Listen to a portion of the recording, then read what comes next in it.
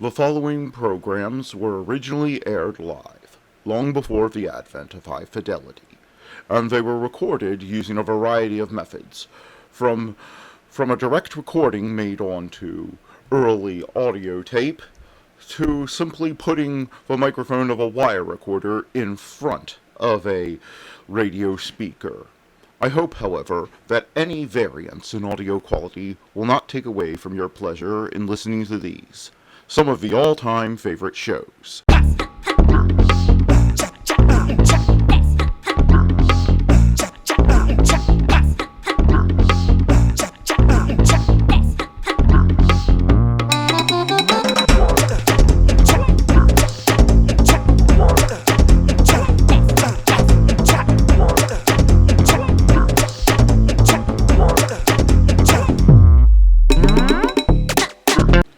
Welcome to another edition of Nightly Old Time Radio Shows, hosted by Matt from the Past. Today is Sunday, January the 28th, and let's take a look at this day in history before getting down to the shows. In 1521, Holy Roman Emperor Charles V opens the Diet of Worms in Worms, Germany. Really? Really? The Diet of Worms. I thought only fish were supposed to subsist on that. Which lasts until May 25th. Doesn't seem like a particularly long diet. And then produced the Edict of Worms, which denounces Martin Luther. 1807, London's Pall Mall becomes the first street lit by gaslight.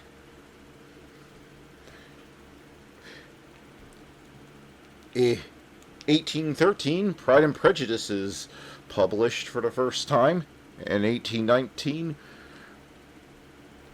British colonial officer Stamford Ruffles lands in Singapore.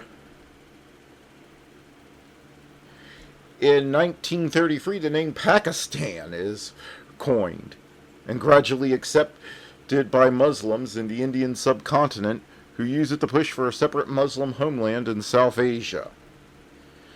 And sadly, in 1986, the Space Shuttle Challenger explodes 73 seconds after liftoff from Cape Canaveral, killing all 7 crew members.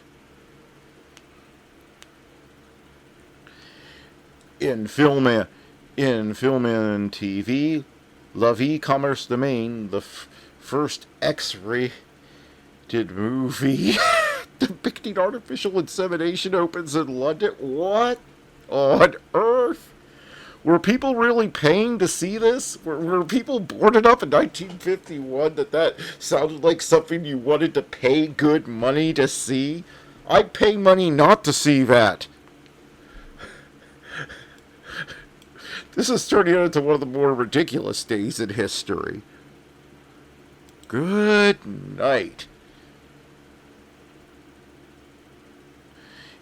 And in sports, in 2017, Australia Open's women's tennis, Serena Williams defeats her older sister, Vanessa Williams.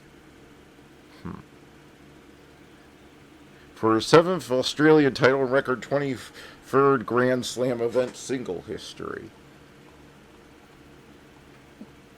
So I guess you couldn't go up to the bookie and just say, I want to put $50 on Williams to win. He'd want more details. Well, at least that's what I gather from this. Well, that was it for today. For Today in History, I want to thank everyone who has been listening, and the response to this show has been far beyond what I ever expected, considering that this is just a hobby I do after work. So, without further ado, let's get on with the shows. It's now time to drop in on Bud Abbott and Lou Costello and see what type of trouble they're getting into tonight.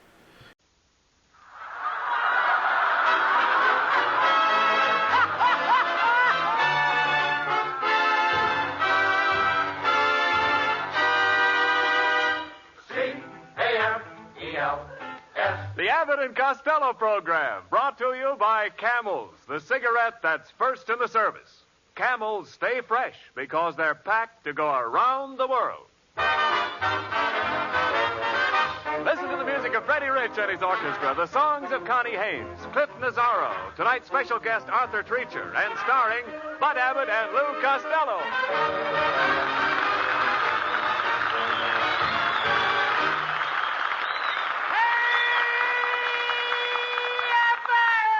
Costello, what are you doing in the bathtub?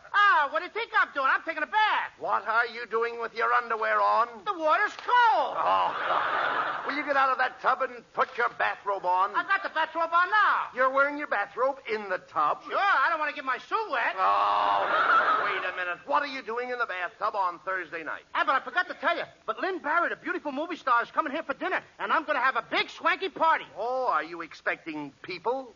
Certainly I'm expecting people. What do you think I'm going to do? Have a flock of cows? Not flock, herd. Heard what? Herd of cows. Of course I heard of cows. I'm no dummy. I mean a cow herd. What I care of a cow herd? I just say nothing to be ashamed of. All right. Let's say no more about cows, please. I'm not in the mood. What mood? A cow mood. Who cares if a cow moves? Maybe it wants its little kittens. All right, look, forget about the cows. You don't know anything about cows in the first place. Who don't? Wait a minute. Do you know what a cow gives? No. A cow gives milk. No, she don't. You got to take it away from her. All right, we understand that. That's the first thing you've said right. You take the milk from the cow's udder. I beg your pardon? The cow's udder. The cow's udder what? Costello, you take the milk from under the cow. You mean the crankcase? Oh. That's the thing that's fastened to the cow's skin. No, not skin. Hide. Why should I hide? I didn't do nothing. No. Hide on the cow. How am I going to hide on a cow? Listen. A cow on top of a cow. Just a minute, please. Listen to me. Hide. A cow's outside. Bring her in. Let her listen to the program. Oh, what? Shh. Wait a minute. Quiet. Here comes Ken and Mrs. Niles. Oh, hello, Miss Rabbit. And you too, Costello. Are you surprised to see me? No, ma'am. I was expecting a cow. What? I mean, another kind of a cow. What? Another kind of a cow. Oh, Costello, I'm not a cow. I'm not going to talk to you anymore. Whoa! Will you stop that, Costello? That's no way to insult Mrs. Niles. You know a better way? Now, just a second, Costello. I'm getting red in the face. Where are you getting the blood? Are you calling my Kenneth anemic? Why, just look how trim he is in that blue suit. Why, he looks like Gainsborough's blue boy. He looks more like Ginsberg's bellboy. A pretty shade of blue, ain't it? You're a fine one to talk, Fatso. Me fat? I just dropped 20 pounds.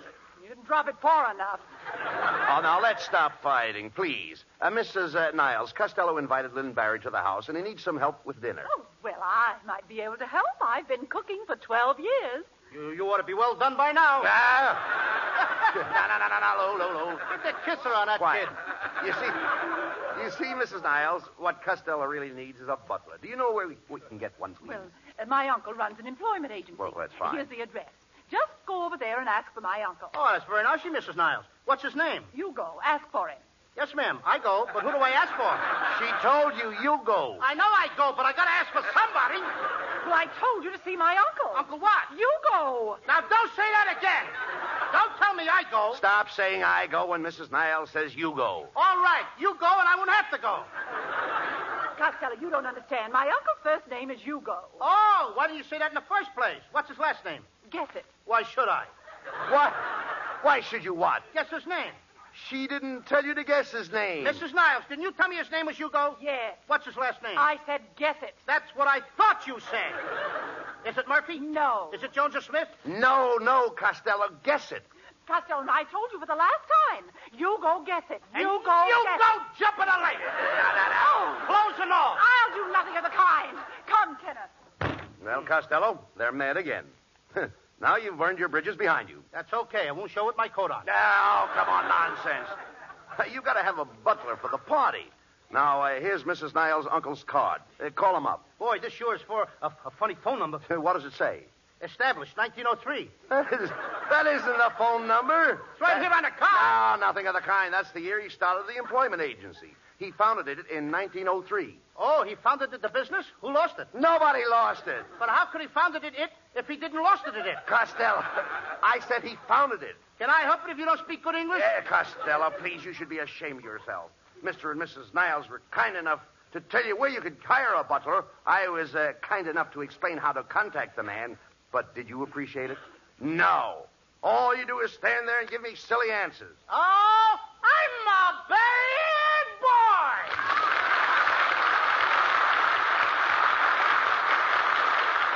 And you certainly are. Don't tell my scoutmaster on me. Well, I should. Oh, if you do, he'll take away my scout pins. Gee, Abbott, anything but that. I have one pin for courtesy. I got one pin for bravery and one for safety. Wait a minute. I can see the pin for courtesy and the pin for bravery. Where's the pin for safety? It's holding my pants up. Oh!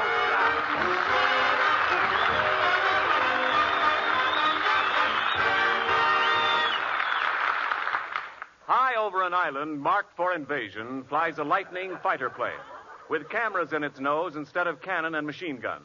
Its only protection, the skill of its pilot. They've got what it takes, those unarmed reconnaissance pilots, and so has their cigarette, Camels. First with men in all the services according to actual sales records. To our island bases go Camel cigarettes by the ton, and we know they'll be fresh, cool smoking, and slow burning because Camels are packed to go around the world. More Camel cigarettes overseas may mean less in your store, but remember, when you get Camels, you always get more flavor, the result of expert blending of costlier tobaccos. Camel's tobacco standard is the same for soldier, for civilian, anywhere in the world. C-A-M-E-L-S. Camel cigarettes, they stay fresh because they're packed to go around the world.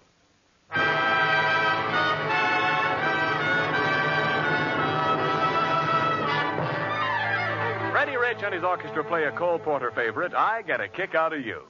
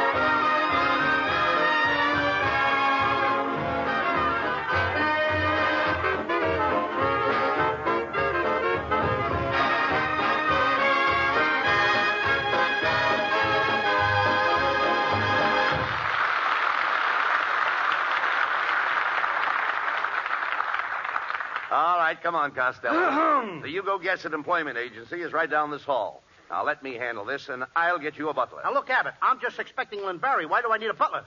But a butler in your house will make you more stable. Stable? Certainly. Just picture a butler in his livery. What I got, a house or a livery stable? Did I? You don't understand. He'll make you distinctive. He'll give your house a certain air. What am I hiring, a butler or a skunk? Oh, come on, shut up. Now, come on in the employment agency, and let me do the talking, please. Oh, please. You've got to get me a maid. My maid quit today after 15 years. I've lost my maid. I've lost my maid. Hey, mister, why did your maid leave? She caught me kissing my wife. Costello, look, please.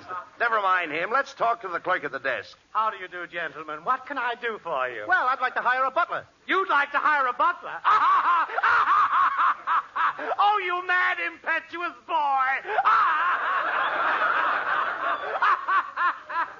All right, brother, don't knock yourself out. I just want to hire a butler. You just want to hire a butler? What am I laughing at? I mean, Oh, you fool! Why don't you ask me for a date with my wife? okay, but one thing at a time. Now, I'll have to ask you a few questions for my file. First of all, do you work in a defense plan? No, I don't. Then how can you afford a butler? Do you own any steel mills? No, Polo ponies? No. Steamship companies? no, I'm in a rut, ain't I?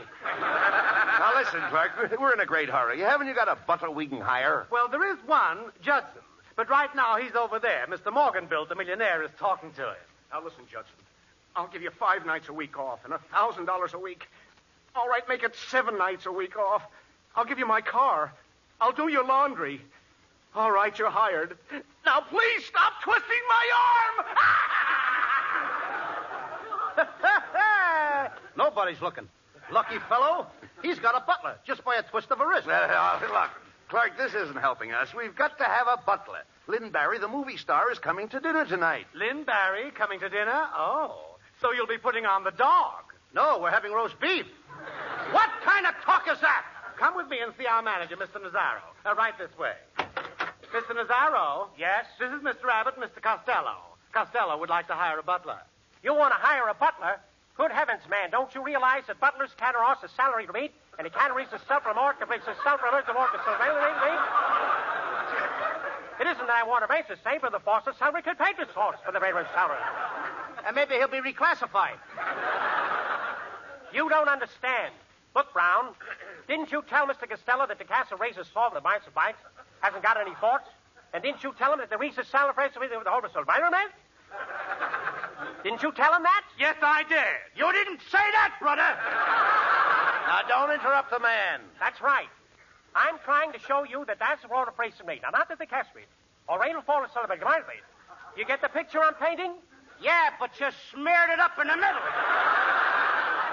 Costello, he's trying to tell you that today most people are doing their own work. Even Cary Grant washes at his house. Yes, Costello. Do you wash? Certainly I wash. What do you think I am, a slob?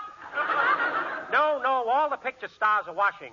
I passed Stan Sheridan's house yesterday, and I saw her washing her calabrese, her Ross's salt for film moments, and even a little filter soap cover.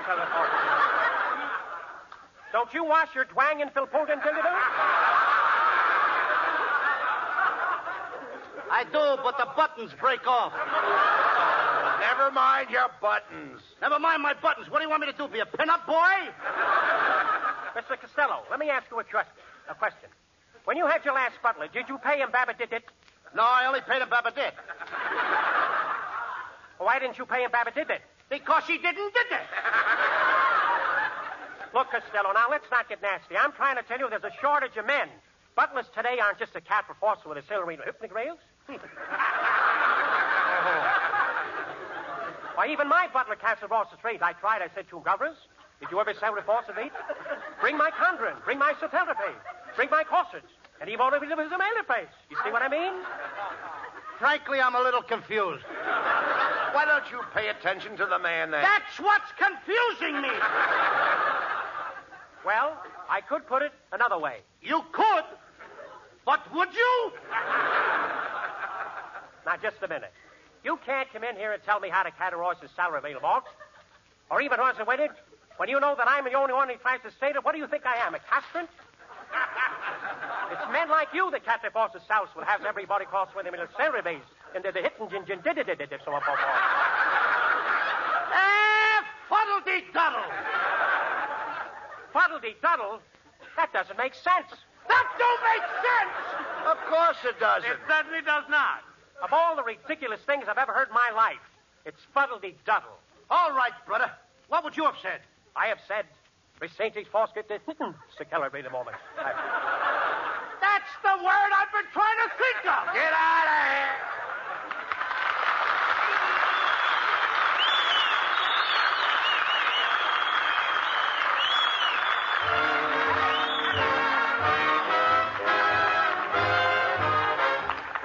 Connie Haynes sings the new rhythmic hit, If That's the Way You Want It, Baby.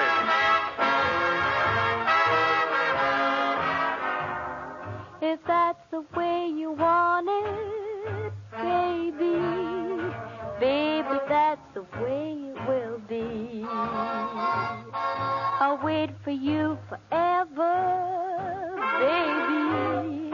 I'll wait because I'm sure that you're waiting for me. The day will come, I don't mean maybe, when you'll be mine, but definitely. If that's the way you want it, baby, baby, that's the way it will be. Time's a wasting, wish that we could hasten to the man with the collar turned around. I'd like to do it right away, but you'd rather wait. So I say, if that's the way you want it, baby, baby, that's the way you will be. I'll wait for you forever, baby. I'll wait because I'm sure that you're waiting for me. The day will come, I don't need maybe, when you'll be mine, but definitely, if that's the way you want it, baby, baby, I'll be waiting, sitting here awaiting, baby, that's the way it will be.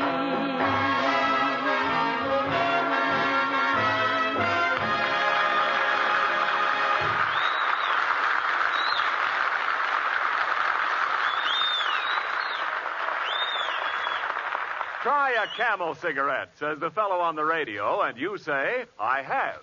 You liked it, didn't you? And yet, maybe you're not a steady Camel smoker. You see, 1 or 2 Camel cigarettes aren't enough to appreciate what more flavor really means. Camels do have more flavor. Ask anyone. It's the result of our expert way of blending costlier tobaccos. This extra flavor is what helps Camel cigarettes hold up, keep from going flat, no matter how many you smoke. Give your second pack of Camels a thorough checkup in your T-zone. That's taste and throat. Your proving ground for flavor. Yes, and for Camel cigarettes, smooth, extra mildness, too. And remember, Camels stay fresh, cool smoking and slow burning because they're packed to go around the world. C-A-M-E-L-S. Camels, they're first in the service. They've got what it takes.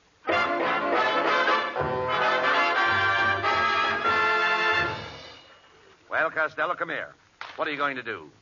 Here it is, the night of your big party for Lynn Barry, and you haven't got a butler. Yes, but we did get a cook. I'll call up the kitchen and tell her what to do. Now, be careful what you say now. Hello, kitchen. This is Mr. Costello. I want to talk to my cook, Mrs. Blank. What? She did? At 4 o'clock in the morning? Wow! How much did it weigh?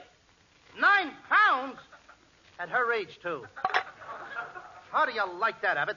Mrs. Blank got up at 4 o'clock this morning and ate a 9-pound turkey. No. I never heard of such stuff.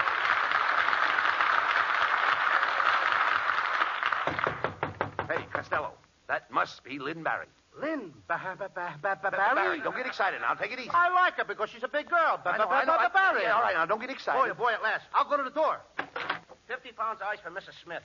Mrs. Smith lives next door. Hey, do you mind if I leave it here? Her husband's home. Right.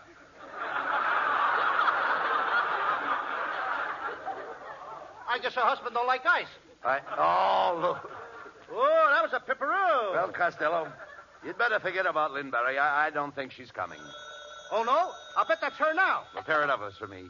Hello, Lynn. Oh, Lynn, my darling. My precious one. My loved one. My own little snooky. I love you. Boy, oh, boy, have I got the wrong number.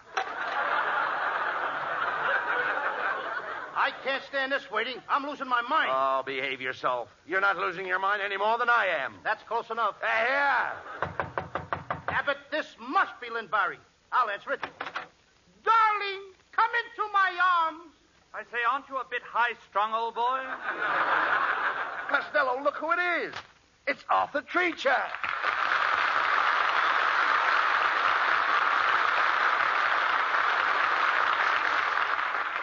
Mr. Treacher. Now, that's my line. Please. I just want to find out his professional business. That's right. How do you do, Mr. Find out if he is a lifesaver. You know what I mean. No. Thank you.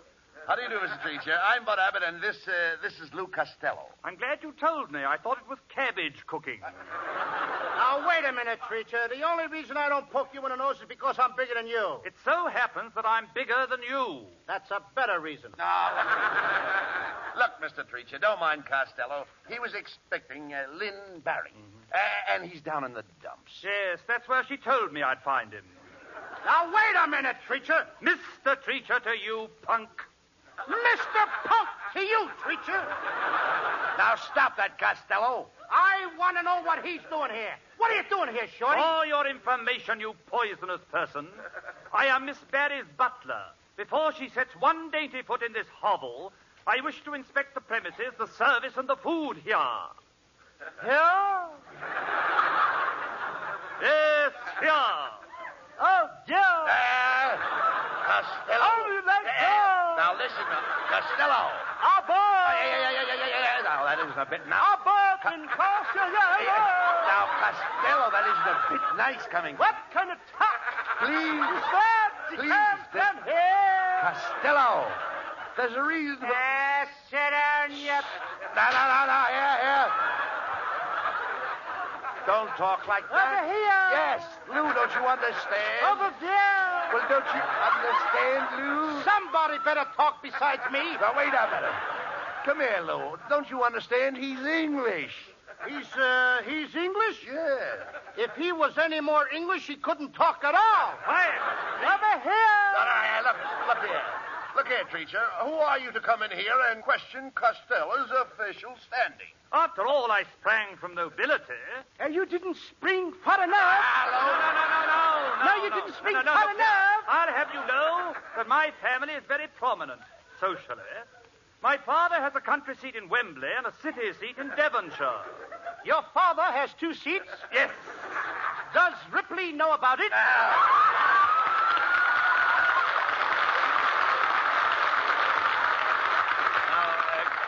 Costello, be careful how you talk to Abbott, don't you start talking like that, Now, brother. wait a minute, please.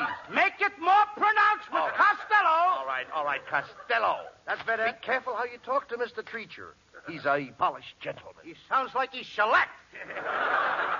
You don't understand. Now, look here. I'm from Eton. You're from Hunger. You're impossible.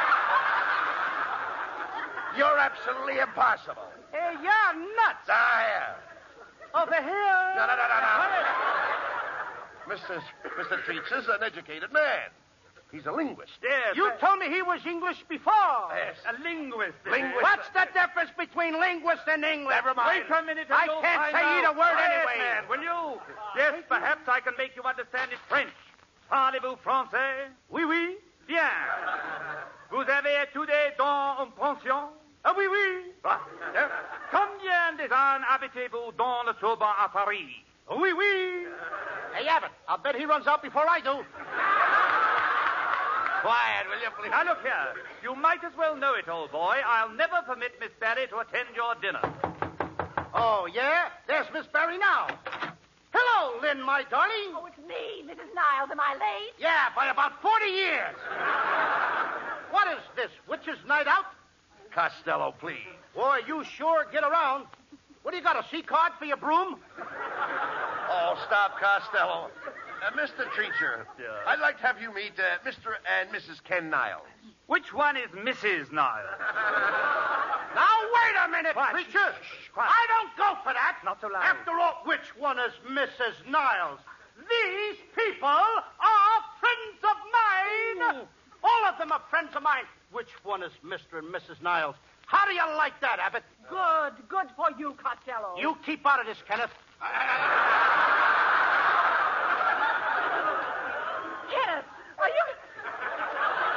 Kenneth, are you going to stand for this? Costello is trying to make a man out of me and a woman out of you. Maybe we'd be happier that way. Will you please stop those fights? I've heard enough, Costello. I could never allow Miss Barry to associate with an illiterate like you. Ah, gee, Treacher, don't keep Lynn Barry away from my house. You don't seem to really know me. I don't seem to really know you. Huh, you corpulent little corpuscle. Do you realize you just split an infinitive? Why? Does it show?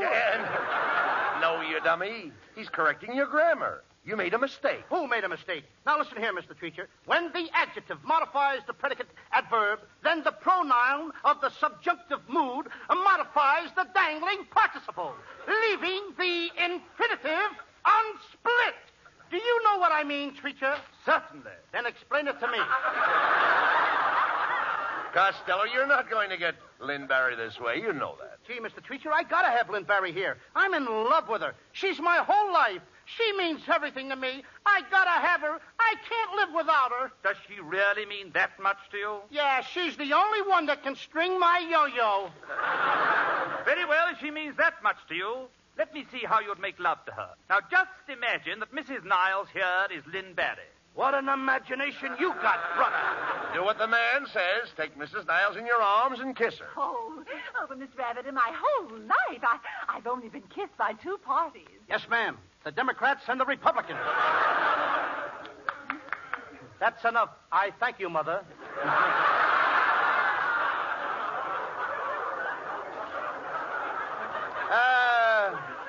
For this, come here, my proud beauty. Oh, I'm not proud. You're no beauty either. Well, Costello, what are you waiting for? Go ahead and kiss her. Not me. Treacher, if you know so much, you kiss her. I kiss her. Now, look here, that is, honestly, you can't really expect... Oh, what have you got to lose? There'll always be an England. Oh, come on, Mr. Over here. Yeah. Quiet. Mr. Treacher, you show Costello the proper approach to kiss Lynn Barry. Take Mrs. Niles in your arm. All right, I'll do it. I have her in my arms. Now, you put your What face... do I do now? You put your face next to hers. Yes. Now you're cheek to cheek. Yes. From where I'm standing, it looks like a dead heat at Bay Meadows. Quiet. Now what do I do? Now, Treacher, you kiss her. And now what do I do? Give her back her teeth.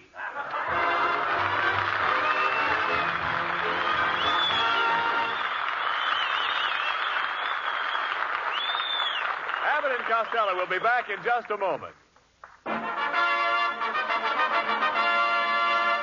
Thanks to the Yanks of the Week. Tonight we salute Marine Private John Perella of Springfield, Massachusetts, whose patrol was cut off behind Japanese lines on Bougainville Island.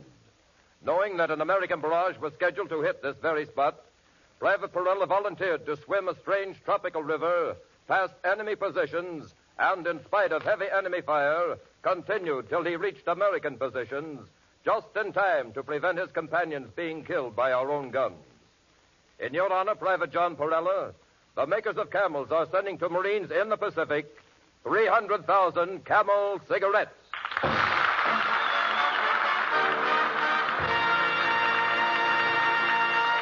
Each of the 4 Camel shows honors a Yank of the Week, sends 300,000 Camel cigarettes overseas, a total of more than 1 million camels sent free each week. In this country, the traveling camel caravans have thanked over 3.5 million Yanks with free shows and free camels. Camel broadcasts go out to the United States 4 times a week, a shortwave to our men overseas and to South America. Listen tomorrow to Jimmy Durante and Gary Moore, Saturday to Bob Hawke and Thanks to the Yanks, Monday to Blondie, and next Thursday to Abbott and Costello with their guest, Miss Lynn Barry. Good night, folks. We're a little late. See you next week. Good night, folks. Be sure to tune in next week for another great Abbott and Costello show with our guest, Lynn Barry. And remember, Camel cigarettes make the best Christmas gift of all.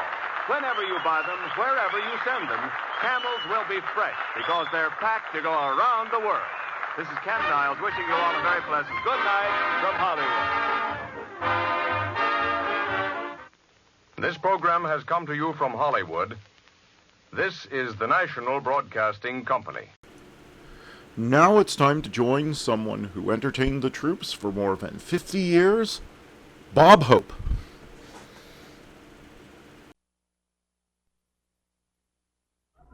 The Pepsodent Show, starring Bob Hope.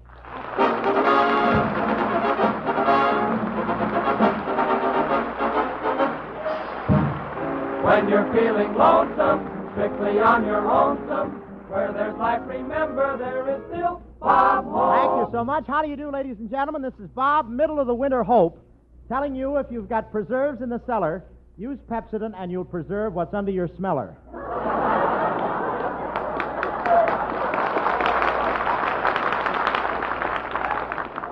Or, this is the Pepsodent Kid, Bob Hope, telling you to always use our product because it's better to have a sweet toot than to have them all go toot sweet.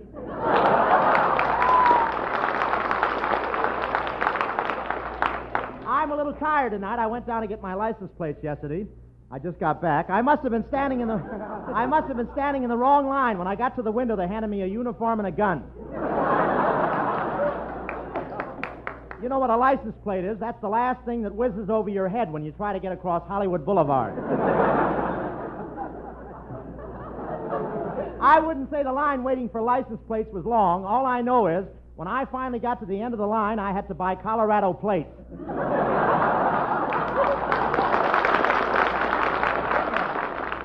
One guy there almost got his license plates in 15 minutes, but his gun jammed.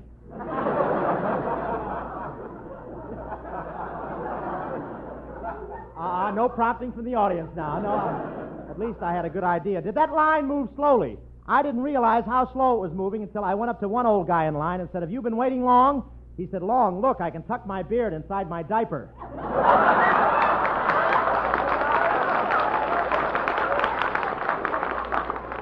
I stood in line 3 days getting my license plates, and it wasn't worth all the trouble, I thought, as I shoved them under the door of the finance company.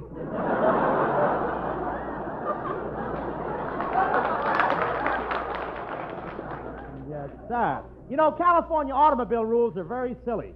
The drivers have to put a license plate on the front of their cars and a license plate on the back, then they run over you sideways. And this year, California has something new in license plates. Besides the numbers on them, they're adding kings, queens, and jacks, so pedestrians can play solitaire while waiting for the ambulance.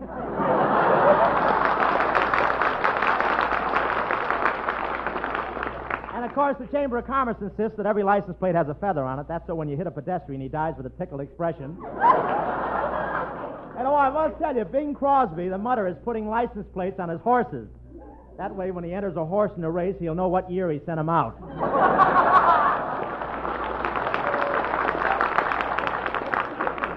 But isn't it wonderful to have every car numbered and cataloged?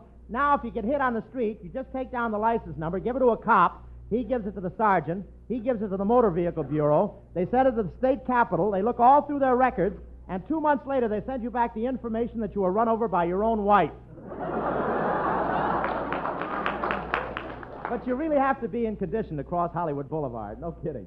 I'm a little flabby lately. I crossed the street this morning, and when I looked back, the rest of me was waiting for the light to change. But I always go for long walks along Hollywood Boulevard. Yesterday, I hiked 26 blocks, but she wouldn't look back once. And there's... You don't get that at first, and after a while, it grows on you.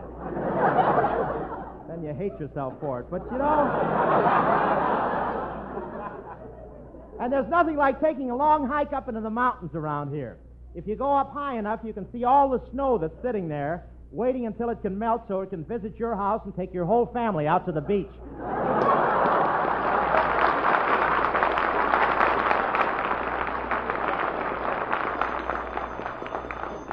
Hello, Hope Lost and Found Service. If we find it, brother, you've lost it. Hello, Mr. Hope. Have you found a beautiful set of girls' teeth all gleaming and white and sparkling? Uppers or lowers, Goodman, or can we sell you a compartment? Look, I'll let Art Baker handle that. He's in charge of our Finding Bright Teeth department. Hey, Baker, teeth, kid, teeth. Oh, teeth. Okay, Bob. Thousands of pretty girls are prettier because they've found Pepsodent tooth powder. And thousands of smiles are brighter because they use it. Now, if you've lost a pretty smile, then here's an easy way to find it again. Just use new high-polish Pepsodent tooth powder. For not only does it contain Irium, Pepsodent's patented super cleanser, but now Pepsodent tooth powder contains a new polishing agent called composite metaphosphate, also patented by Pepsodent and available only in Pepsodent. You see, it's not enough to just wash your teeth. You can get a lot of powders to do that. But if you want a bright, gleaming smile, you have to polish teeth, too. And that's no job for any halfway tooth powder. It takes one that's made for the job. It takes Pepsodent. For now, with its new polishing ingredient, Pepsodent has the power to produce a 32% greater luster on teeth than any other leading tooth powder, actually twice as bright as the average of all other brands. Just try Pepsodent Tooth Powder starting tonight, and in just a few days, you'll begin to see what we mean by more luster. Yes, ladies and gentlemen, to find that smile you thought was lost, just go to your druggist and say, Pepsodent Tooth Powder, please.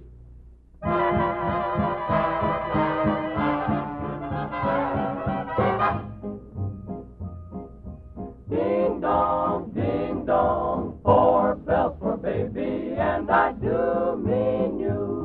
You're a new sensation, a revelation, you're like a glorious view. You're a soft white cloud in the blue, and I do mean you. You're an April shower, a scented bower, a lovely story that's new. You're the top, and I do mean you. Can't find words to tell you how grand you are. You're everything to me, you're my favorite star. You're a 4-bell feature, a gorgeous creature, you're the reason I fell. Babe, you're really swell, and I do mean you.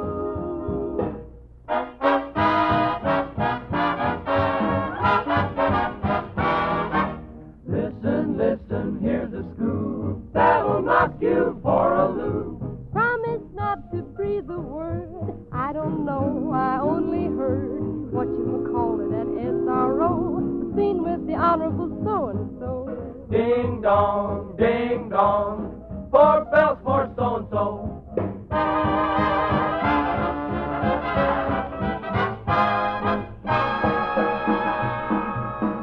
Can't find words to tell you how grand you are. You're everything to me, my favorite star. Whoa, 4-bell feature, gorgeous creature. You're the reason I fell. Babe, you're really swell. And I do mean you.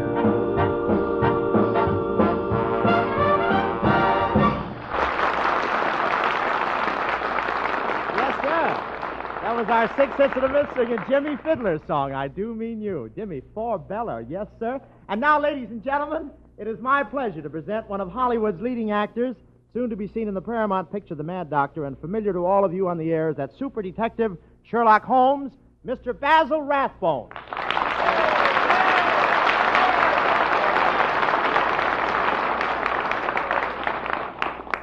Thank you, Bob. Well, I'm really glad to welcome you here tonight, Basil. I've certainly enjoyed you as Sherlock Holmes. The part fits you to a T. Well, thank you again, Bob. You know, I wish I could find my niche in the radio world. What was that? Niche. Well, scratch it, old boy. But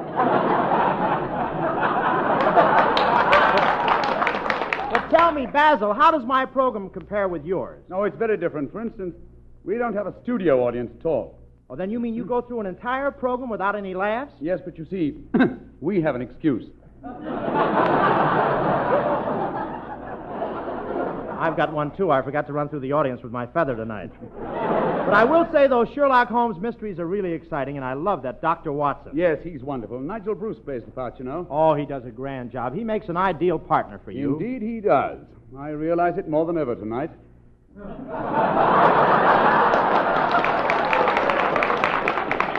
Practically, I'm alone. Look, I appreciate you dropping in tonight, Basil. After all, we both work at Paramount. In fact, I have the dressing room right next to yours. Oh, are you the one that has the dressing room right next to mine? Yes, why? Must you cook?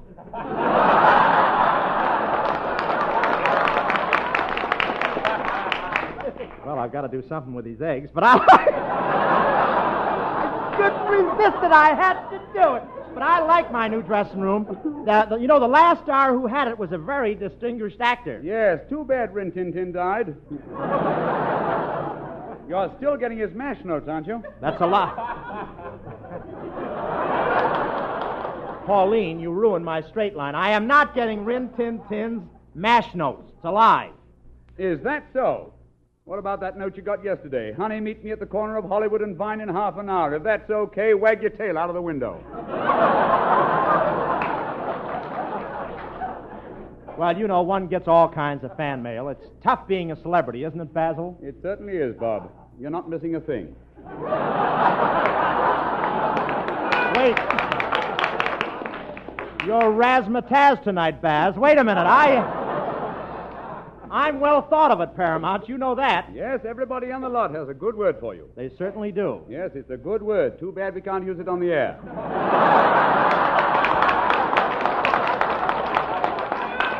I don't know how you got all the laughs. I ought to have my mother look over the scripts. You know, Basil, our listeners would be interested in knowing how you ever learned to turn on such a wonderful, horrible sneer. Oh, that's quite simple, Bob. I used to be a waiter in the Brown Derby. Well, I thought maybe you'd been listening to this program. No, that's where I get my snarl. I used it quite a bit in a picture I just finished at Paramount called The Mad Doctor. I go around killing all my patients. Really? Say, well, how about giving the folks a Let's get together now. Come now. How about giving the folks a preview of The Mad Doctor tonight, Basil? Suppose I were going around selling magazines and I dropped into your office. What would happen to me? Well, let's try it and see. Oh, boy, what a job, selling magazines from door to door. I've been walking all day. Boy, have I got blisters. Doggone, got a flat in my left toe. Gee, this is a big office building. I wonder if I should try this office. That's a lovely sign he's got on the door. Dr. Fennessy. That sounds menacing. Anybody in? Yes, I'm the doctor. Speak up, young man. What's wrong with you? Oh, nothing. I'm selling magazines. I'm working my way through. Through what? They're going to tell me after I sell the magazine.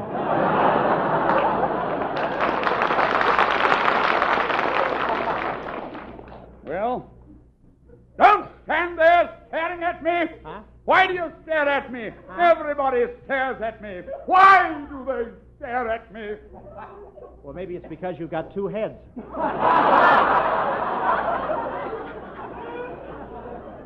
Oh! So that's why I always have the feeling that somebody's looking over my shoulder. Excuse me a minute, old man. I have a patient in the next room with a slight headache. Couldn't let him suffer, you know. I say, young man, would you like to see my latest experiment? Is that part of the 40-cent tour? Yes, you see, my latest experience is very unique. Nobody ever thought of it before. I'm crossing a mouse with a mouse. You crossed a mouse with a mouse? What did it get you? Mousies. Say, you know what? I think there's something wrong with you. Yes, indeed. I was thwarted as a boy. I wanted to go to the circus. They wouldn't let me. I wanted to play baseball with the other kids. They wouldn't let me. Why wouldn't they let you? I had a contract with Hobby Lobby. Do you think my actions are a little strange? Why, no, but if you must foam at the mouth, foam Pepsodent. My friend, I could do a lot for you.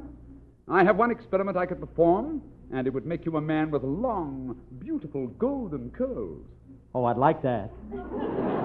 You'd like to have long, golden curls? Why? I want to be the talk of the draft camp.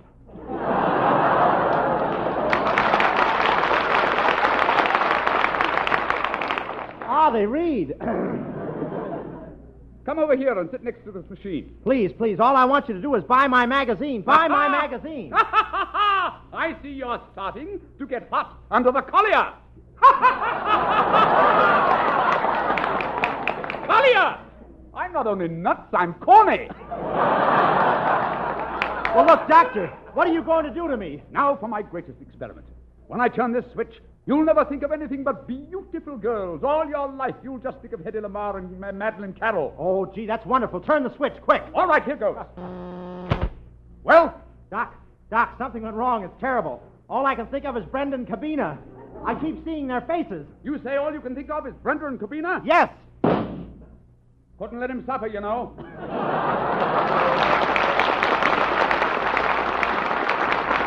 you, Basil. That Sherlock Holmes show you have every Sunday night for Goldmore Quinine Cold Tablets is sure swell. Stick around, Basil. Take it, Skinny, my man.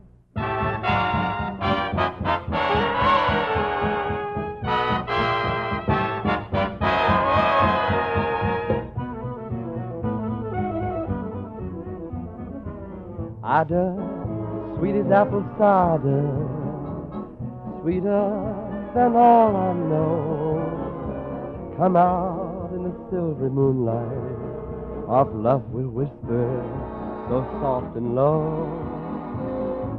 though can't live without you. Listen, oh honeydew, I'd idolize you. I love you, I'd I do.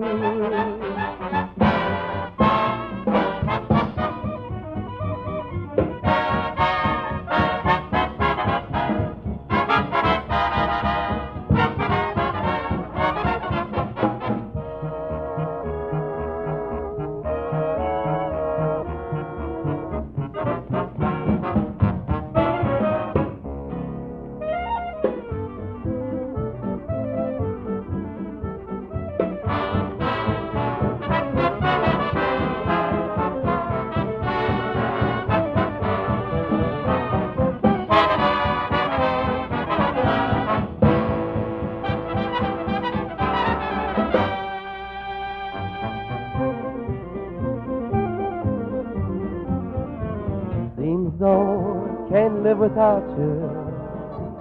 Listen, oh honeydew, I'd idolize you. I love you, I do.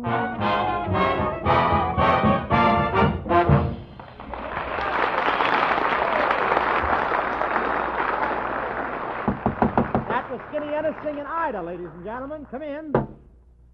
Come in. Dr. Hope? No, you're a week late. I was Dr. Hope last week. Oh, This yeah, week there's yeah. no hope. Oh, I mean, what am I saying? No doctor. I mean, no. Say, what do you want anyway? I ain't got no friends. I can't even influence people. I want to be a Hyman. Oh, just a minute, Bud. Here's a chap who can tell you what to do, or back he goes to time signals. Art Baker, tell him what's the matter. That's easy. Well, the chances are, ladies and gentlemen, that our friend overlooked the greatest friend winner and people influencer of them all, his smile. Yes, the one thing that most quickly draws people to you is your smile. And take it from me, a smile has to flash. It has to glitter. It has to have brilliance. And that's why it's so important to polish teeth as well as clean them. Tooth powders that just wash teeth do only half a job. And that's why it's so important to choose Pepsodent tooth powder. For Pepsodent contains a new high-polishing agent available in no other tooth powder called composite metaphosphate. Scientific tests show that it has the power to produce 32% more luster on teeth than any other leading tooth powder. Actually, twice as bright as the average of all other brands. Now, think of this big 32% margin in terms of how much brighter your teeth can be, how much more charm your smile will have, and I'll bet you'll hurry to your druggist and say, Pepsodent tooth powder, please.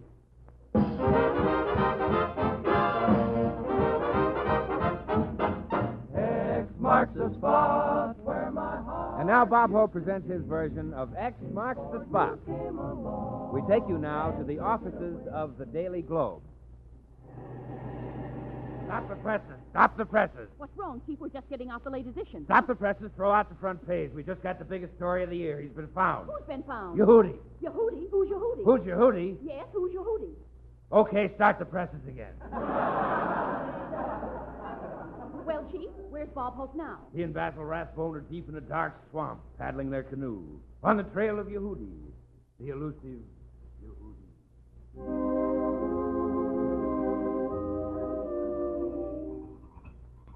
What a job. Paddling this big boat along is some job.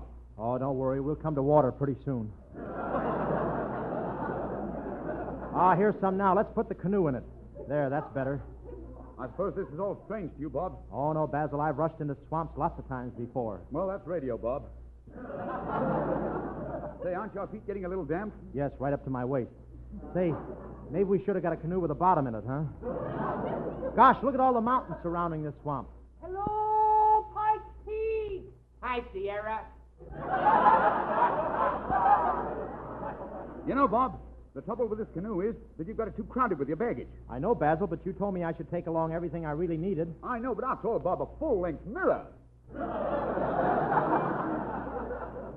Say, you know, it's spooky here in this swamp. Careful how you steer, Basil. Be careful. You're going to hit that tree. Weeping willow. I hear a coyote. I hear a wolf. Going my way, babe?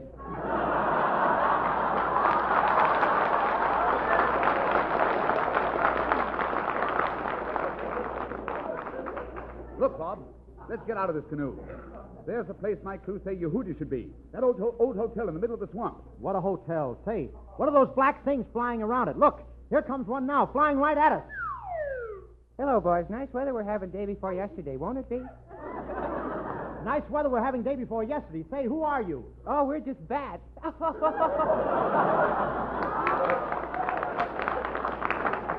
on, Bob. Here we are at the door of the hotel. Basil, I don't like the looks of this place. Let's leave. Oh, don't be silly, Bob. It's just an old hotel. There's probably nothing in it but spiders.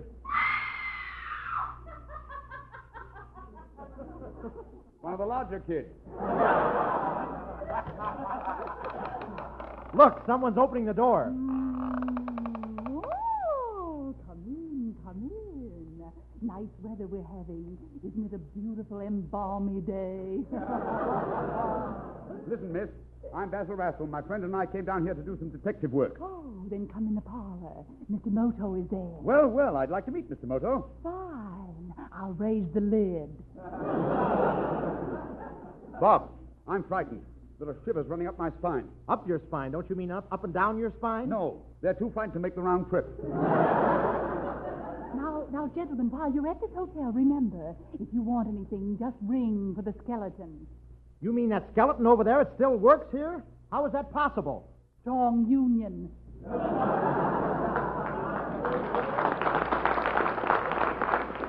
Basil, I'm a little afraid of this place. I'm glad I sent my special investigator, Pinkerton Colonna, on ahead to look for Yehudi here.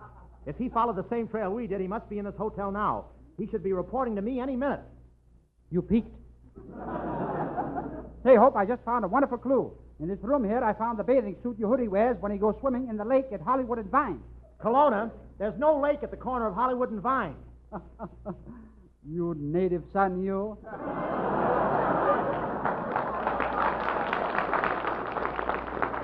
Mr. Hope, while you're talking with Detective Colonna, ask him to solve another mystery. There are 386 girls stopping at this hotel in 386 different rooms. And I just received complaints that in the last 5 minutes, each and every one of them was kissed by a mysterious masher. Colonna, did you hear what the lady said? Ah, yes. I've been a busy little bee, haven't I?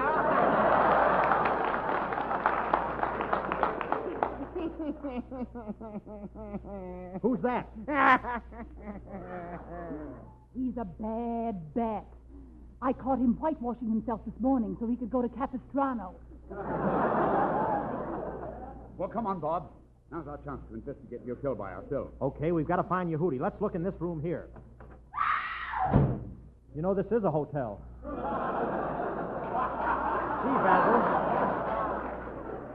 Gee, Basil, I wonder what my right-hand man, Colonna, is doing now. Say, Chief, this is your right-hand man, Colonna, reporting.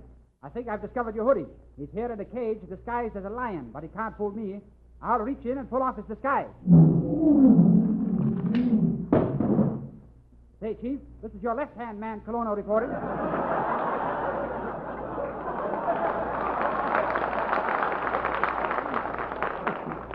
Professor, there's a lion in that room? Yes, and there are also some turtles here I've been talking to. As I was saying, fellas, you don't pull your heads in fast enough. Now get ready to pull your necks in. 1, 2, 3, go! See? I beat you again.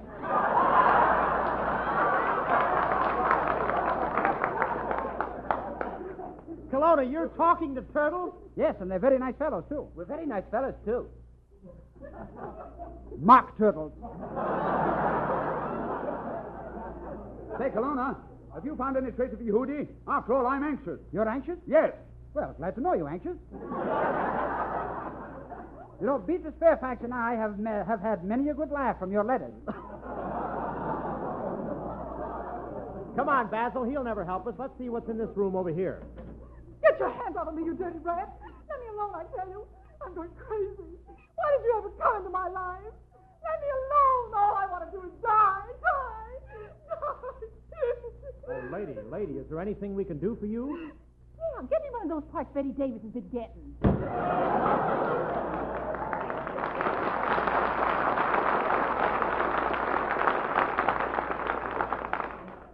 Say, Chief, what's the penalty in the state for resisting an officer? The penalty? A year in jail. See, honey, you wouldn't want to waste a year, would you? Professor, never mind that girl. What about Yehudi? Oh, he doesn't care for me. Well, don't worry, Chief. I'm trailing Yehudi. He's walking across the ceiling, and I'm following him. Kelowna, do you mean to tell me you're walking on the ceiling with your head hanging down? Sure. Listen. Blood rushing to my head. Kelowna, for your information, what you're doing is impossible. It's against the law of gravity for you to walk around the ceiling upside down. You had to open your big mouth. Come on, Bob. Let's look in this next room. Oh, that woman. She's been feeding me ground glass. Ground glass. I've been eating all that ground glass. It's awful, and now I got the hiccup. Oh, that's too bad. What have your hiccups got to do with it? What have my hiccups got to do with it? See what I mean? A very good idea, giving people ground glass. I'd like to give you some hope. What kind of glass do you like? Percolator grind, silex grind, or French drip? Basil, stop coming after me. You're not the mad doctor anymore. Help! I gotta get out of here. Kelowna! You call Kyle? What's wrong? Basil is after me. He thinks he's the mad doctor again. Leave me out of here, quick. All right, follow me through this secret panel. Kelowna, there's no secret panel there. I know, I just found out. I'm on the wrong page. So you're trying to help him escape, eh?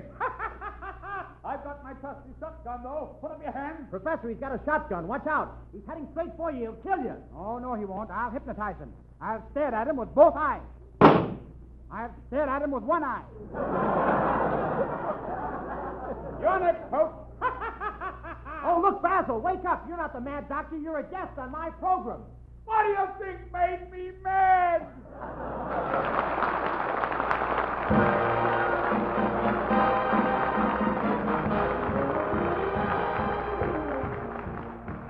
Again we go, and if you like the show, please dial Tuesday again.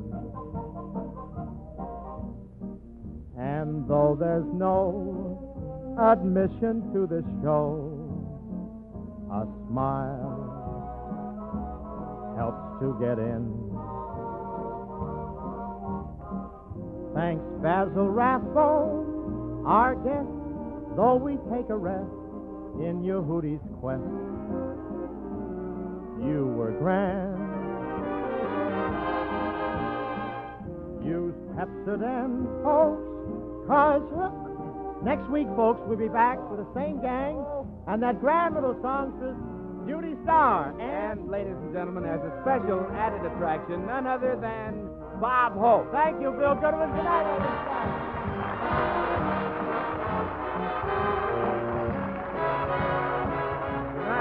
Good night, everyone. This is Bill Goodwin speaking for Pepsi.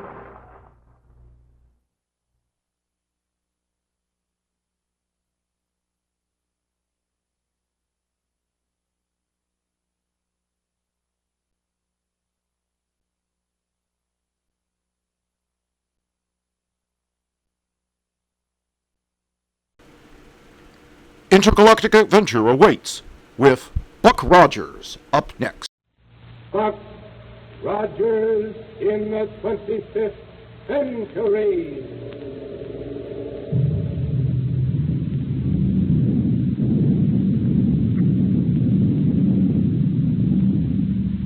Buck Rogers is back on the air. Buck and Wilma and all their fascinating friends and mysterious enemies in the super scientific 25th century. This program is brought to you by the makers of Popsicle, Fudgicle, and Creamsicle, those delicious frozen confections on a stick. Now I have a swell surprise for you. The famous winner of the typical American boy contest has now become Popsicle Pete. And here's a message from him. Hello, everybody. I sure am glad to meet you. And boy, am I glad I was picked to be the typical American boy. Because now I'm Popsicle Pete. I always wanted to be on the radio. And now I have a chance to tell you about some wonderful presents you can get, free. Gee, you ought to see them. Hundreds of them. You get them just for saving bags from nifty Popsicle, Fudgicle, and Creamsicle. Some gifts, even better than Christmas. You can get a wristwatch, a movie camera, table tennis, a wallet, a doll. Gee, lots of gifts. Just save the bags from Popsicle, Creamsicle, and Fudgicle on a handy stick. Boy, did they taste good. Wholesome, too, and nourishing. Made fresh every day of the finest ingredients. The biggest 5 cents worth anywhere. And say, kids, get the free illustrated Popsicle gift list at your ice cream store. A free coupon comes with it, worth 10 bags. And now for Buck Rogers and his thrilling adventures 500 years in the future. As you probably know, Buck was born right here in our own times, in this 20th century. And the story of how he got started on his amazing adventures so far in the future is mighty interesting. But instead of telling you about it, let's turn the dial that'll project us ahead in time and find out all about it that way. Now, the capital of 25th century America is Niagara. And there it is that Dr. Huer, the great scientist, has his marvelous laboratory. In one room of it, he's working on a strange-looking device that sends a peculiar greenish light down onto a human figure lying on a table before him. Shall we join him there? Okay, then, here we go. 500 years into the future.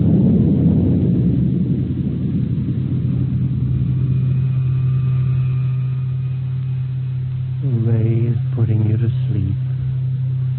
To sleep. Relax and sleep. Sleep. Sleep. Good. The Ray's had its effect. Now I can go ahead. Yes, come in. Oh, hello, Wilma. Hello, Dr. Hewitt.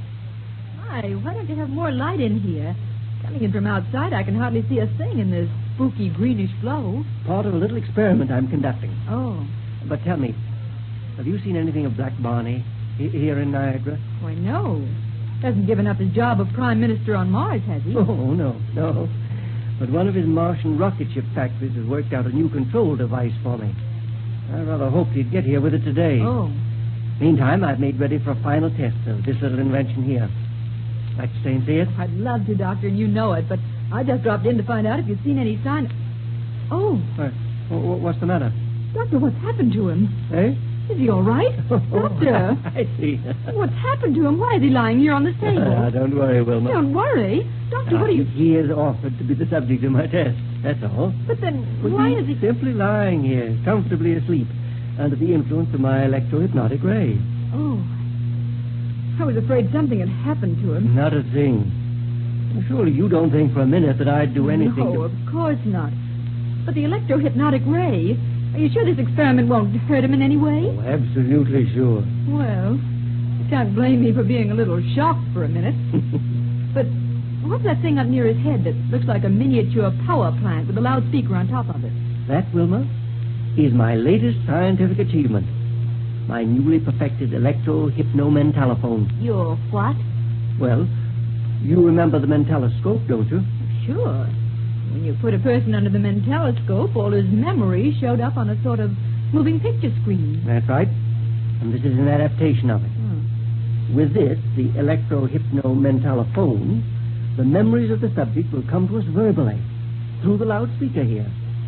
Provided, of course, that my calculations have been correct. Sort of read a person's mind aloud, you mean? Yes, that's it exactly. Where do you ever get ideas for things like this, Dr. Hewer? Surely people don't just barge in and ask you to work them out. Hardly. The scientific research and experimentation that led up to the development of this machine was started way back in the 20th century. Why, I always thought that the people back in the 20th century weren't much better than savages in what they knew about scientific things. Oh, not at all, Wilma. We owe a great deal to the scientists of those days. Were it not for the groundwork laid by men like Einstein, Fitzgerald, Compton, Millikan, and the rest, we'd be without a great many of the things we have today. They never really got anywhere with rocket ship development or anything like that, though, did they? Well, successful rocket flight depends on two things that have been brought into existence only recently. One of them must be a neutron. Yes, inertron. The material that defies gravity and makes it possible to lift a big spaceship off the Earth and away from its terrific gravitational pull without too much waste of power. And what's the other? Impervium. The only metal capable of withstanding the high temperature of rocket blasts for any length of time. But now, let's go ahead with this experiment. Yes, let's.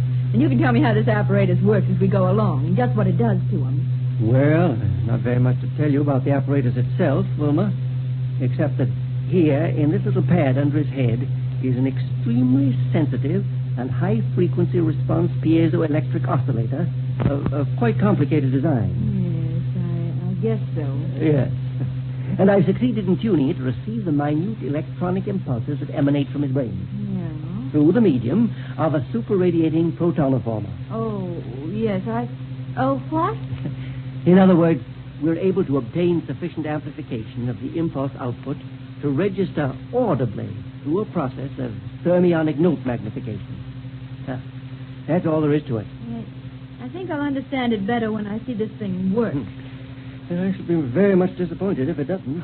Oh, don't you worry about that, Doctor. Your inventions always work. I have been rather lucky in most of my experiments, haven't I? Lucky. Well, now let's proceed with this one. All right. Anything I can do to help? No, thanks. First of all, we'll have to switch in the electronoformer. Gives the electronoformer a sort of eerie sound. Yes. And now, when I switch on this microphone and speak to him, my words will be registered directly on his brain. Not through his ears, you understand, but directly on his brain. Uh-huh. And if we're successful, we'll receive his subconscious response through the loudspeaker. Go ahead, Doctor. Now, young man, what is your name? I said, what is your name? Buck Rogers. Wilma, it works. But, Doctor... My invention's a success. But, Doctor, what happened? It works even better than I thought it would. He didn't move his lips, though. And how could we hear him talk if he didn't move his lips? It read his mind aloud, Wilma. It read his mind aloud. Sounded right like his real voice, though. Well, of course. Because he thinks of speech in the same manner that he utters it. Great day, it doesn't seem possible. Ask him some more questions. Yes, by all means. Listen. Buck, you were born back in the 20th century, were you not? Yes, sir. But this is the 25th century. You see, Wilma, his memory's preserved intact. May I ask him a question? Surely, go ahead. Go ahead. Buck, how did you happen to come to the 25th century? One day in the year 1919, I was in the lower workings of an abandoned mine near the city of Pittsburgh. Yes? All of a sudden, the supports that held up the walls and ceiling gave way and the whole thing caved in on me. Yes? Some kind of peculiar gas was released. It put me to sleep. It kept me in a state of suspended animation for 500 years.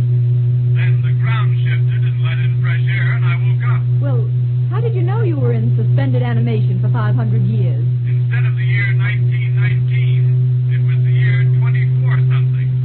To be exact, it was 24... How did you know what year it was? I was told about it by Lieutenant Wilma Deering, a beautiful girl soldier I met when I first did it. Oh, then you knew Wilma Deering. Oh, I certainly do. She's the finest and bravest girl who ever lived. Why, Wilma... Buck Rogers? Yes? Did you find anything new and different when you first came into the 25th century? Oh, a great deal, thanks to Dr. Hewer. Dr. Hewer? The greatest scientist who ever lived. What's that? Nowhere in the universe is there a scientist who's done so much good for humanity, or done anything that can even Now, wait. Wait a minute, Buck. Yes? Just forget Dr. Hewer and go on with what you were saying. But he's the man who invented the first rocket ship that took us to the moon. And it was that trip that proved the practicability of interplanetary flight. Practicability of interplanetary flight? Nothing wrong with this machine, Doctor. Where else have you gone by rocket ship, Buck? First to Mars, where we helped King and Aldo put down an invasion by the Martian Tiger Men. Yes? Then to Saturn and the Saturnian moon, Venus, Jupiter, and even far-off Pluto. Which planet did you find most interesting? Well, that's hard to say. Jupiter has the biggest field for exploration simply because it's so much larger than the rest of the planets. Very true. Do you expect to do any more rocketing around through outer space? Well, there's nothing else I'd rather do, sir. Well, Wilma, do you like my little contraption? Oh, it's wonderful, Doctor. I told you it would work. Well, is there anything else you'd like to ask, Buck, before I turn off this green ray? Let's wake him up and see if he remembers anything that happened during the experiment. All right. Go ahead. All right. Come on, Buck. Wake up. Huh? I say, wake up. You've been asleep. Sleep? Uh-huh. Oh, hello, Wilma. Hello.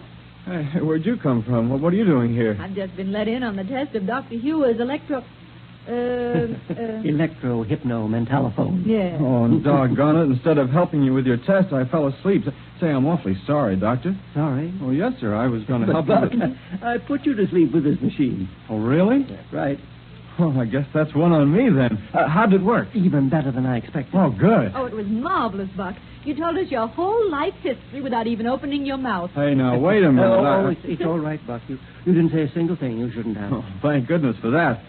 Let's put Wilma under it. Oh, no, you don't. Oh, you have to do something for excitement around here. Come on, Wilma. Oh, you're never satisfied unless there's something exciting going on, are you, Buck? Oh, it's not as bad as all that, Doctor, but things have been sort of slow around here lately, and... Wait until we start making tests of the new type of gyrocosmic relativator I've just devised. A new one? Isn't that the equipment on a rocket ship that makes it possible to take off without much loss of time for pickup? That's right. And without the usual physical effects of too quick acceleration. It removes from your ship the normal effects of weight and inertia and momentum and the like. Well, how have you improved the relativator, Doctor? Buck, if this new instrument does what I hope it will, there'll be practically no limit to the speed of a rocket ship immediately upon taking off. Good night.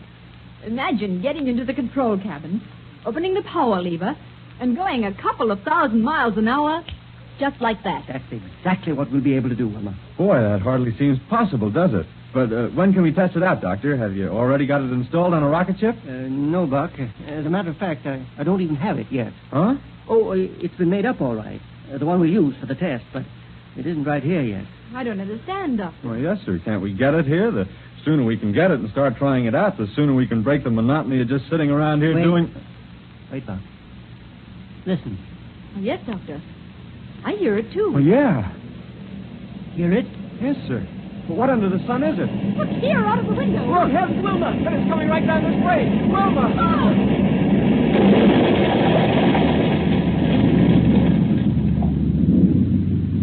Say, Buck's wish for excitement certainly came true in a hurry. Great day. I wonder what that was. I certainly hope he and Wilma and Dr. Hewer are all right. What do you say, Pete? Well, I know what would make me feel all right.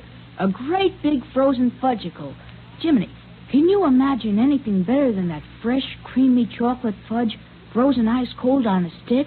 Fellas and girls, what's the best, purest, biggest nickel's worth you can get?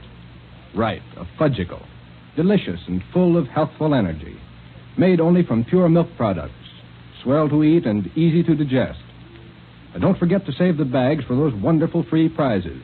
Exciting gifts like cameras, dolls, sweatshirts, gorgeous jewelry, and lots of other things. Now listen, kids. Be sure to get your free popsicle gift list at your ice cream store. Don't take no for an answer.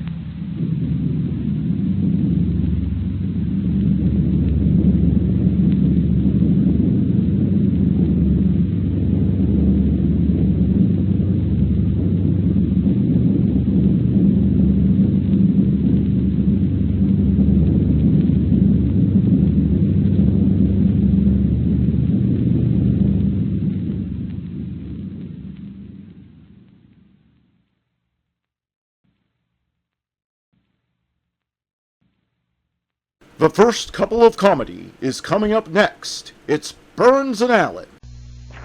It's Maxwell House Coffee Time, starring George Burns and Gracie Allen.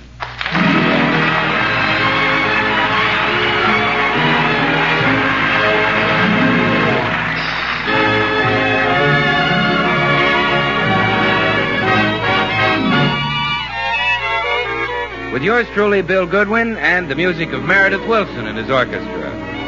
For deep down laughs and listening enjoyment, it's George and Gracie. And for deep down coffee drinking enjoyment, it's Maxwell House. With extra flavor in the blend because of choice Latin American coffees skillfully combined.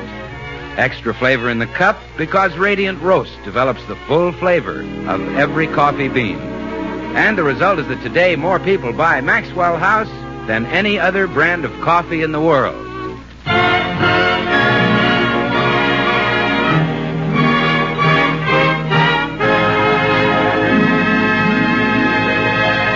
Now let's look in for our first visit of the new year at the Burns home. I'm so proud of you, George. You've kept your New Year's resolution for 3 whole days. Well, that's because I've got a strong character. Oh, and such a difficult resolution. To smile and be pleasant to everybody and not let things upset you. I just made up my mind, that's all. Ah, you've been wonderful, dear. When I asked you if I could buy a new hat, you said no with such a sweet smile. That's right. And when I bought it anyhow, you just went quietly into the bathroom and ran cold water on your head. Yeah, I'm a changed man. Nothing seems to bother you at all. Not even last night's terrible dinner. The soup was too salty, the potatoes were raw, and the chops were burned. It was pretty bad, all right. Oh, yeah. But did you get angry? No. You just took off your apron and said, well, I'll do better next time. Well, I just resolved that nothing will upset me. I'm going to smile no matter what. Well, I'm glad to hear that. Even when I stutter, I smile. Yeah. Oh, George, I have some news for you. What? My mother's coming to visit us. Well, George, where's your smile? I'm smiling. But, George, would you rather my mother didn't come? Well, don't be afraid to tell me. Ours isn't that kind of a marriage. If you don't want her here, just say so. I'll understand. Well, as long as you feel that way, Oh, yeah? Well, she's coming anyway. Look, honey, we don't get along. Your mother hates me. Oh, she does not. There are just a couple of things about you she can't stand. Now, if you changed them, she'd be crazy about you. What couple of things? Your looks and your personality. She's mad about me. Oh, my goodness. All this fuss because my dear, sweet mother wants to visit us. Don't you know that I'm her own flesh and blood? Make it just her blood. When you get her flesh, I'm leaving you. George, I promise you Mama will only stay with us until the painters finish her new house. When will the painters finish? Well, they can't stop painting until the house is built. They haven't built the house yet? Well, they will as soon as they find a lot. You folks haven't even got a lot? Well, you can't buy one without money. And when will they get the money? Papa should get a job any day now. In other words, your mother drops in on us for around 30 years. I'm sorry, Gracie, but it's either your mother or me. If she comes, I go. You mean I've got to choose between my mother and the man I love? That's it. Well, there's only one choice I can make. Naturally. I'm going to miss you, George. You mean Tata? Well, I won't go. I'm not leaving. Well, I'm sure there's room for both of you. We'll fix up the den for Mother. Honey, look. Los Angeles is filled with returned servicemen looking for a place to stay. Now, if we're going to fix up the den, let's fix it up for one of them. Well, are there really a lot of homeless servicemen? Well, just listen to these ads in the morning paper. Discharged soldier needs home for family. Discharged soldier desperately needs room. Discharged soldier must have lodging. Oh, those poor men. No place to live, and the Army has fired them from their nice jobs. Gracie. Oh, George, you go down to the draft board and see if you can get those men their jobs back. Believe me, that they don't want. Just a place to live. All right. I'll tell Mama to stay in San Francisco, and we'll fix up the den for a serviceman. Now, that's the spirit. Gracie, when the den is fixed... Yeah, come in. Good morning, folks. Good morning, Meredith. Hi, Meredith. What's new? Well, I've got a new haircut, George. Went out for one this morning. Well, that's interesting. Yes, I enjoyed it. I usually cut my hair in the house, but it's such a nice day that I went out and cut it in the yard.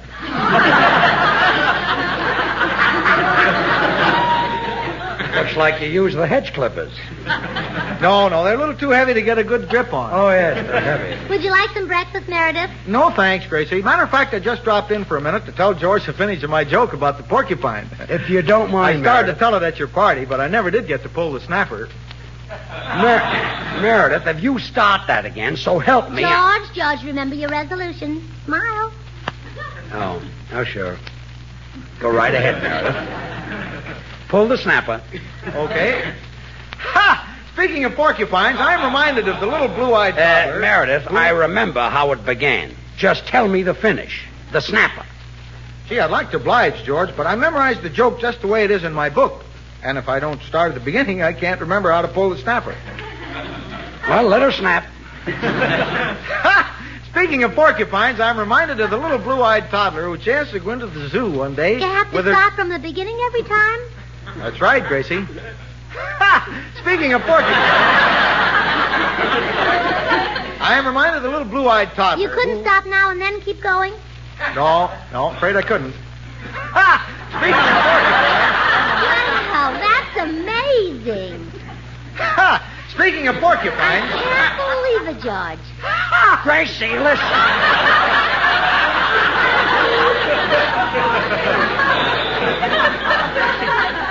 Let him finish before the little blue-eyed toddler grows up and gets married. Oh, I'm sorry. I won't say another word, Meredith. Speaking of porcupines, I'm reminded of the little blue-eyed toddler who chanced to go into the zoo one day with her governess. As they passed the porcupine cage, the little tyke was heard to exclaim, "My, what a strange-looking beast. What do you say to that?" interrogated the curious governess. Whereupon the child replied, "Because he has such a...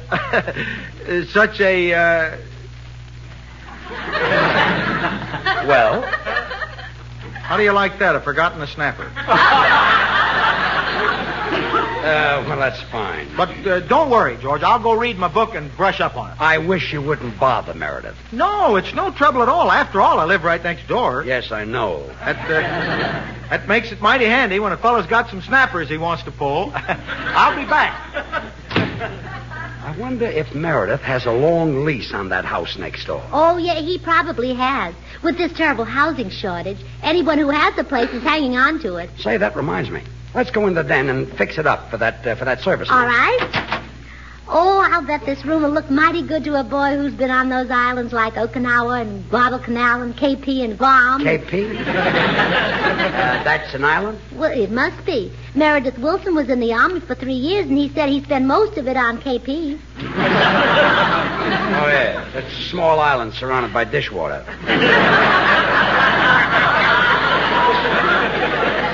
I started to hang these pictures here the other day. Do you think the serviceman will like them? Oh, yes. And I'll run to the market and get some tomatoes to scatter around. What for? Well, I heard dozens of returning servicemen say the first thing they want to do is find a beautiful tomato. Yes, they like vegetables. Just hand me the hammer and nail. Oh, please, George, don't do any hammering. We haven't any iodine to put on your finger. Don't be silly. Give me the hammer. Oh, all right, here. And I'm not going to hit my finger. Who are you calling? Phil Goodwin, to bring over his first aid kit. You're wasting your time. I'm not going to hit my finger. Hello, Bill? Would you rush right over with your first aid kit? George just hit his finger. Ouch! With a hammer.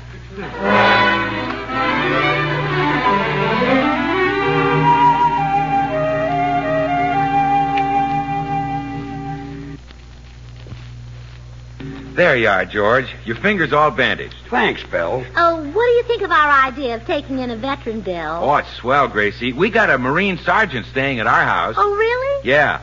And boy, when they've been overseas for a while, how they love to celebrate. Every night I take the sergeant out and we make the round. Well, it's nice of you to do that, Bill. Oh, well, I don't mind, Gracie. She's very pretty. I should have known. Well, I don't think we'll have a service woman. It's too dangerous.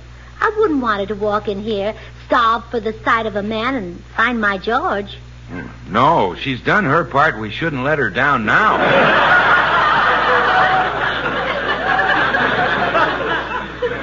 There goes the comedian.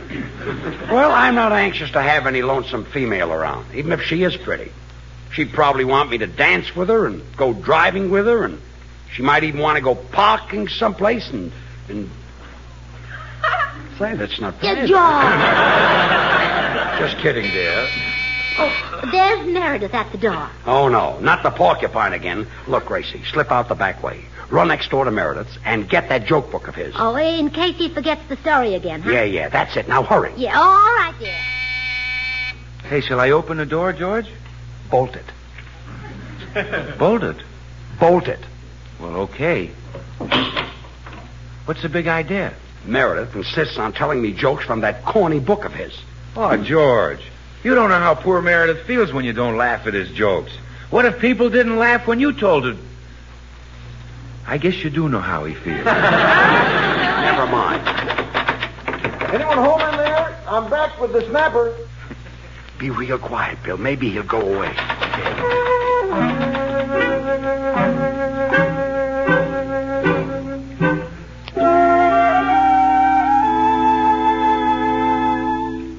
The coast is clear, George. Meredith left. I wish we could get him to leave that house next door. If I hear, ha! Speaking of porcupines, once more, I'll blow my top. Well, George, I got it. Here's Meredith's joke book. Oh, wonderful. You know, I've been reading some of the stories in it. They're silly. You said it. Especially the one about porcupines. Ha! Speaking of porcupines...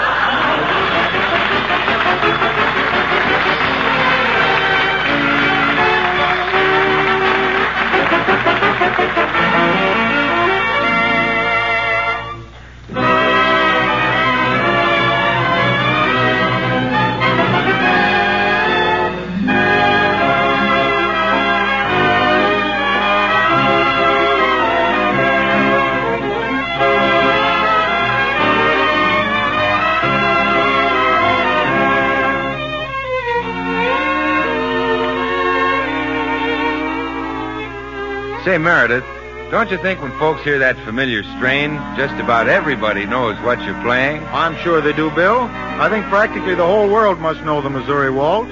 Listen just for a moment.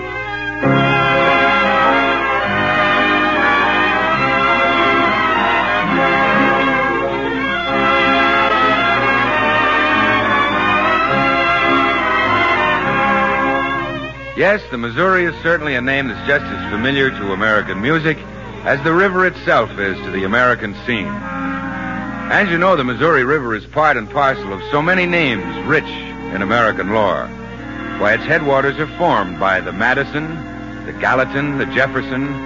Then as it winds across the Great Plains, it picks up the Big Sioux, the Kansas, the Osage, all names so familiar to our American scene. And I can't help thinking, too, how today there's another name that's become part and parcel of our American scene, of so many American homes.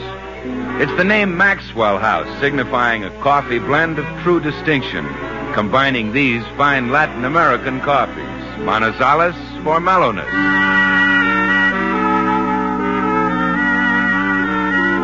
Medellins for richness, other choice Latin American coffees for vigor,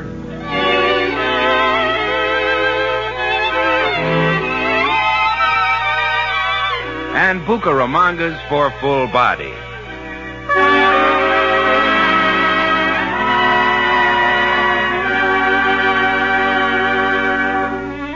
So it's no wonder that the famous name Maxwell House is known all over this great land of ours for full-flavored, fine coffee.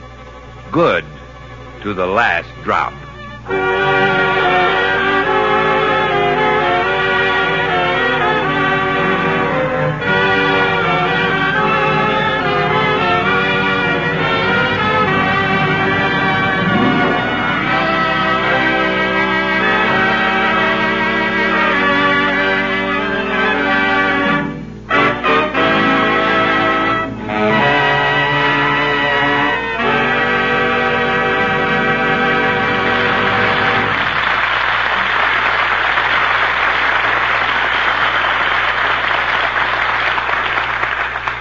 Oh, George, I'm so glad you talked me into fixing up the dent for a serviceman. I had no idea the housing shortage was so bad. It's bad, all right. And there seems to be more people looking for houses in Los Angeles than any place else. I wonder why. Well, it's our famous California climate, of course. As long as we have this weather, there'll never be enough houses to hold the people. There won't, huh? No, they keep washing away. I hadn't thought of that. Oh, yes. Los Angeles has the biggest housing problem of any city. Do you know there's actually a family living in the balcony of an all-night movie theater? That must be a strange life. Yeah, but they're getting used to it. They go to sleep at 10 minutes to Mildred Pierce and wake up at 1:30 spellbound. Well, it's a good time to wake up. The fella can borrow Gregory Peck's razor and shave himself. Yes. And then there's a young married couple I know. They finally found a place. Just one closet. Well, one closet ought to be big enough for their clothes. Not after they got the bed and stove in there. Oh, the closet is all they have. Yes. Oh, but they have lovely neighbors. Well, that helps. Yeah. The people who live in the bathroom are very friendly. Well, let's decide on the serviceman who's going to get our dent. All right. I don't care who he is as long as he's not a sergeant. What's the matter with the sergeant? Oh, nothing, but they don't need our help. They're all taken care of. They are? Oh, yes. All the soldiers say, the minute I'm out, I'm going to take care of that sergeant of mine. Yes, the boys love those sergeants. Look, Gracie, why don't you read all the ads in the paper and pick out the serviceman who needs a room the most? Yeah, that's a good idea. And then I'll pick out a serviceman just as soon as I see who's at the door. Good morning, Mrs. Burns. Oh, good morning, Mr. Postman. How are you today? In fine fettle, Mrs. Burns. Under my glowing skin, my red and white corpuscles are calling Happy New Year to one another. Oh, how nice of you. You know, I'm sorry I got you into trouble last week by telling you to bring Mamie to our party. I thought Mamie was your wife. No, her name is Bertha, but I usually call her Butch. Oh. And what does she call you? Oh, you're much too young to hear that. Well, when your wife found out about Mamie, I'll bet she really made a fuss, huh? You know, Mrs. Burns, I didn't hear her say one cross word. You didn't? No, I was unconscious for 2 days. Well, you know, it's so unfair the way she bullies you. You're the breadwinner, but she acts like she gave you the roof over your head. If she could lift it, that's where I'd get it. Well, Mr. Postman, why don't you leave her? Where would I go? There's such a housing shortage. Yeah, that's true. We just fixed over our den for an ex-serviceman. My wife's brother, an ex-serviceman, is living with us. But there was no room in the house. We had to put some gunny sacks in the corner of the garage. Oh, how uncomfortable. Yes, I hardly sleep a wink. Well, Mr. Postman, look at it this way. You owe him something. While he was over there fighting and risking his life, you were home with your wife where it was safe. Goodbye, Mrs. Burns. Remember, keep smiling.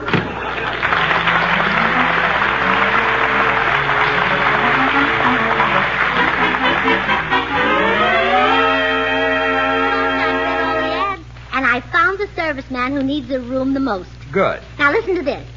Place to live urgently needed by returned soldier with wife, small daughter, baby son, and parrot. But, honey, where would they all sleep? Oh, don't worry about that, dear. I figured it all out.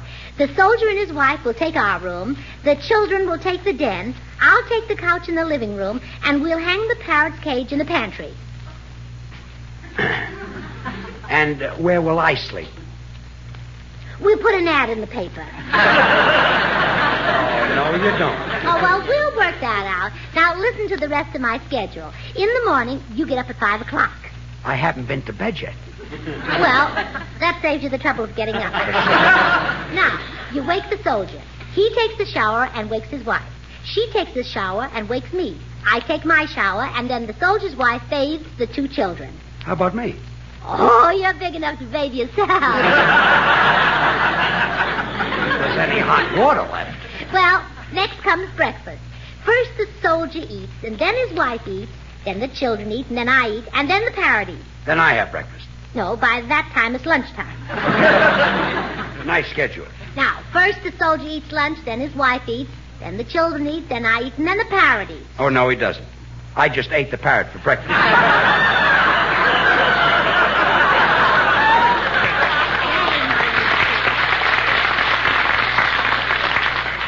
Now, look, honey, as much as I want to help that family, this just won't work. Oh, well, you answer the door. I'll go and try to figure something out. Yeah, do that. Come in. Hello, George. Should have looked first. Say, I was over here a little while ago, but the door was locked. Really? Care to step outside and see if it'll happen again?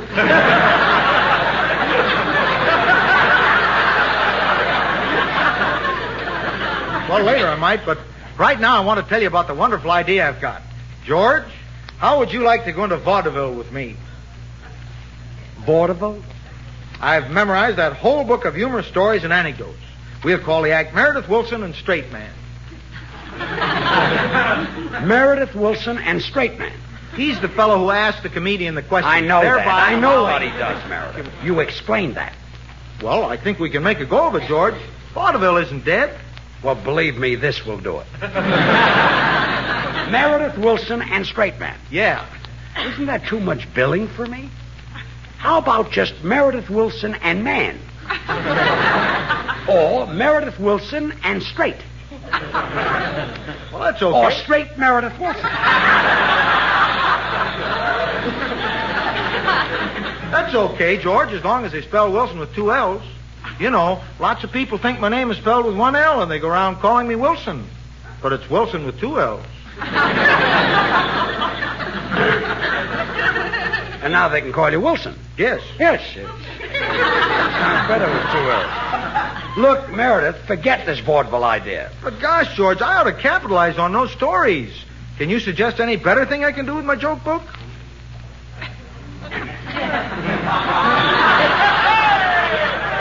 Meredith, believe me, no one wants to hear that Joe Miller collection of yours. Oh, I made up some new ones myself to sort of sprinkle around among the others. Oh, you got a few sprinklers? Yes. For example, I say to you, say, George, do you know what the Marine said when he landed on the island of Caledonia and tried to take it from the Japs? No, Meredith. What did the Marine say when he landed on the island of Caledonia and tried to take it from the Japs? He said, Caledonia, Caledonia, what makes your beachhead so hard? Meredith, you make a nice living playing music on our show. Why don't you let it go at that? Because, George, I feel that no opportunity should be lost to bring a smile or a chuckle to this glum old world. My mother's that way. She gave the world something to laugh at.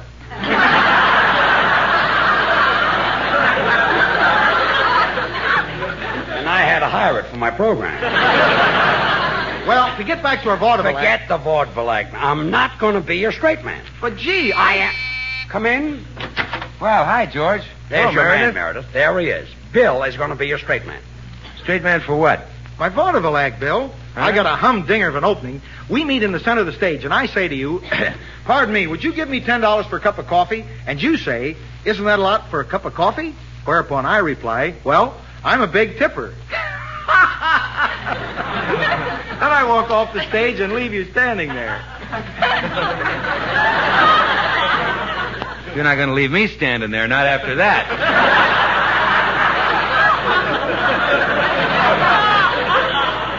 Well, I think we can work that out, but just let's run through the joke and see if you've got it. Pardon me, would you give me $10 for a cup of coffee? I give you $100 for a cup of Maxwell House coffee. Well, I'm a big tipper.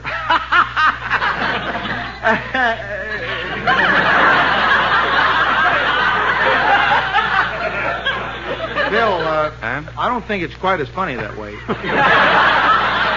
Well, Meredith, I can't help it. You see, that's the way I feel about Maxwell House. I'd give anything for it because Maxwell House is so appetizing, rich, full-bodied, and mellow. Coffee at its full-flavored best, always good to the last drop. Meredith, knowing the way Bill feels about Maxwell House, I'd suggest you change cup of coffee in the joke to donut. Okay, we'll try it that way. Pardon me, would you give me $10 for a donut? I would if I knew a cup of Maxwell House coffee went with it. You know, more people buy and enjoy Maxwell House than any other brand of coffee in the world. Well, I'm a big tipper.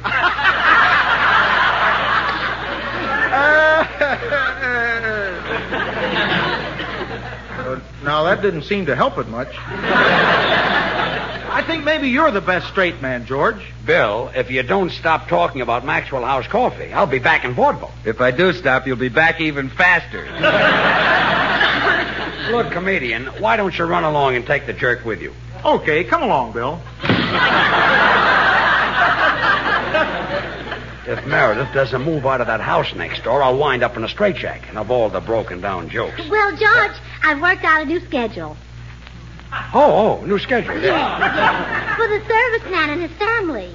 We'll put the parrot on the back porch, and you get the pantry. How could I sleep in the pantry? Well, you thought it was good enough for the parrot. This may surprise you, Gracie, but men don't sleep like parrots. Have you ever heard of a man spending the night hanging on a bar?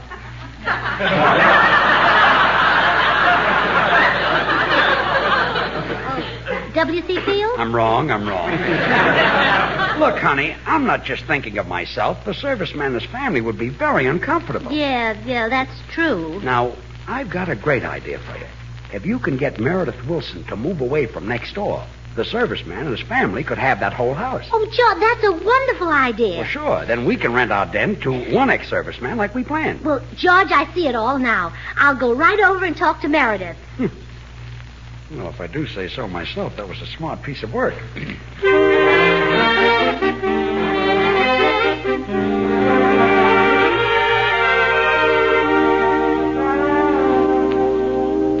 Well, George, I did it. Meredith loved the idea, and he's turning his house over to that veteran and his family. And Meredith is moving out. He's already moved. Gracie, you're a genius. A great, big, gorgeous genius. Oh, I'm not so tall. Now, how can we turn our den over? Now we can turn our den over to some unmarried ex-serviceman. Yeah, well, I'm taking care of that, too. He's out front now. Why don't you help him carry his things in? Okay. Can I help you? You sure can, George. You can carry the trunk, and I'll bring my flute. Meredith, what are you doing here? Well, didn't Gracie tell you? I'm the ex-serviceman who's going to live here. What? Yep, and I know we'll get along swell and have a million laughs. Now, look, now I can tell you the snapper of that story. But, Meredith... Speaking of...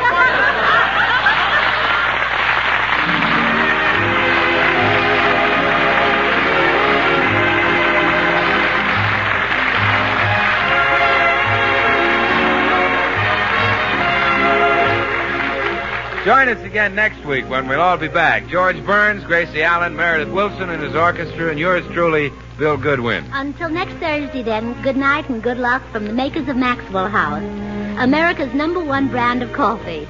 Always good to the last drop. And by the way, folks, although we had some fun today talking about the housing shortage, it really is a serious thing. That's right. And if anyone listening has a spare room or two that might accommodate a serviceman and his family, it couldn't be put to a better use. Good night. Good night, everyone.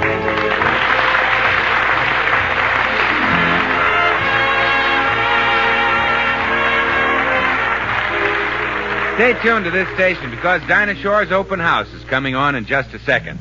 Dinah's special guest tonight is Charles Lawton. Oh, goody, goody, Jell-O pudding tonight. It tastes like Grandma's, only more so. You ain't kidding. That's right. And just as Jell-O's 6 delicious locked-in flavors can't be beaten, so the proof of Jell-O pudding's in the eating. The Jell-O twins are hard to find, but keep on looking in your store. When sugar shortages are over, there'll be more. Just a taste of Jell-O pudding or of Jell-O and you know it's the one and only J-E-L-L-O.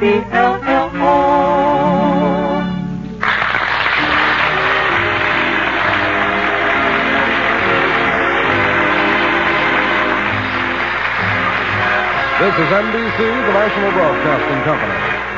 NBC, the National Broadcasting Company. NBC, the National Broadcasting Company. NBC, the National Broadcasting Company. Orson Welles presents his adaptation of yet another classic tale as part of the Campbell's Playhouse.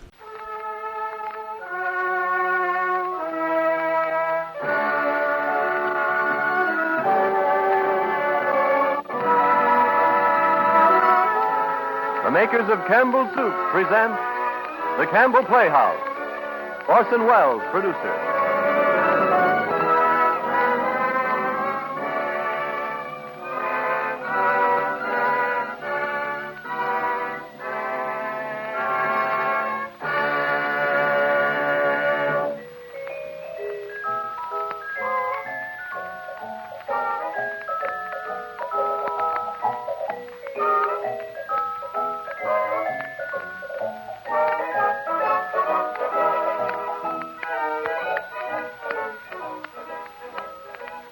Good evening, this is Orson Welles. The motion pictures and even the radio and the living stage have made it clear by now that the female of the species is not only more deadly than the opposite sex, more desirable, but also more durable in times of stress and more to be relied on for the solution of even the bloodiest murders. And in case these observations may seem as irrelevant as they are certainly irreverent, let me break down right here and admit the subject of tonight's broadcast is the bloodiest of bloody murders. Now, as to the ladies. Time was when all the girls used to do in a mystery story was to scream loudly, and be grasped at by horrible, clutching claws. But all that's been changed. And the heroines of these modern romances are ladies of parts. They are not the ones to find themselves clad only in something filmy and feminine, being carried off by a gorilla whose identity you will be subsequently requested not to divulge. They are not susceptible to hypnosis, to the blandishments of sinister Latins, and they never faint. They are accomplished in the use of firearms and can escape from anything, including suspicion. But the gentlemen, I am sorry to say, have degenerated in our new fiction into a pretty pathetic low among human things. There seems to be no excuse for us. I say us because tonight I am fated to attempt before this microphone the portrayal of one of these wretched beings. No, the lady bloodhounds could do without us if they didn't still insist, just for appearances, on the old traditional turnout of likely suspects. There's Always a Woman, which is tonight's story, contains no less than 2 murders and Miss Mary Wilson. Miss Wilson is one of the most promising of the talented and personable young women whom Hollywood has discovered in recent days. Her frequent appearance as what is called a dumb and dizzy blonde is, let it be noted, an outstanding example of what is known to the entertainment world as casting against type. In There's Always a Woman, Miss Wilson demonstrates again that dumbness and dizziness can be surface disguises of infinite resources and a far-seeing purpose. But before our story of the evening, Mr. Ernest Chappell has a question to ask us, the answer to which I'm pretty sure will be unanimous. Mr. Chappell? Thank you, Orson Welles. And ladies and gentlemen, the question is simply this. What one soup would you say most deserves to be called a family standby? As Orson Welles suggested, I'm pretty sure of your answer. Isn't it vegetable soup? Bowls of homemade vegetable soup, I imagine, are among the very earliest memories of nearly all of us. Maybe we also recall the time and trouble Mother took to make that soup, simmering the stock and preparing the vegetables. Yet, as mothers will, she always felt rewarded when she saw how much the family enjoyed it. Today, most of us still have a keen liking for vegetable soup. But wives and mothers increasingly are giving up making it and instead are serving Campbell's vegetable soup. Are you at your house? Of course, it will save much kitchen time and trouble, but a far more important reason is that one taste of Campbell's will convince you that it's made in the time-honored, good home way. Grown-ups and children alike enjoy the 15 different garden vegetables and the rich beef stock that together make Campbell's vegetable soup so stout and hearty and nourishing. You'll realize why women everywhere agree that it's almost a meal in itself. Wouldn't piping hot bowls of Campbell's vegetable soup just hit the spot with everyone at your house tomorrow? And now Orson Welles in There's Always a Woman with Marie Wilson.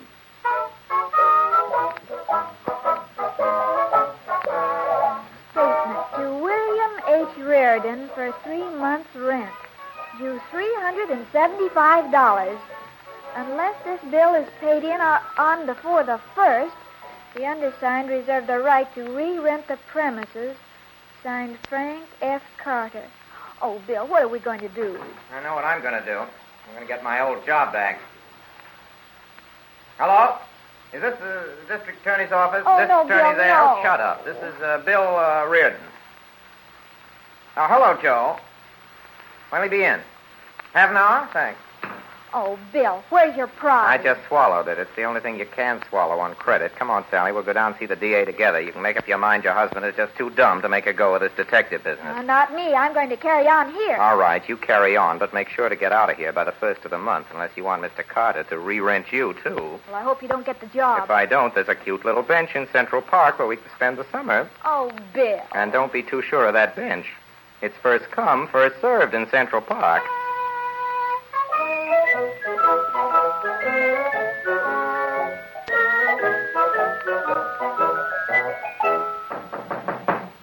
Come in. Pardon me. Is Mr. Reardon in? No. Could you tell me when he'll be in? I want to see him on business. Business? Won't you sit down? Thank you. Mr. Reardon is out right now on a very important case, but if there's anything that's,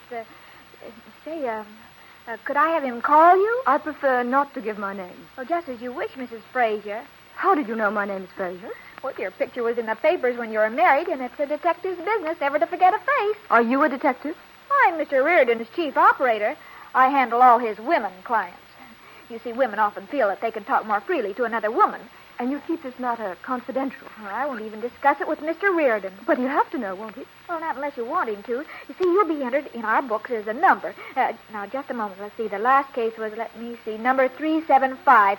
Your case will be number 376. And now then, what can I do for you? Well, there's a person I'd like to have shadowed. Her name is Calhoun, Anne Calhoun. Here's her picture. Oh, thanks.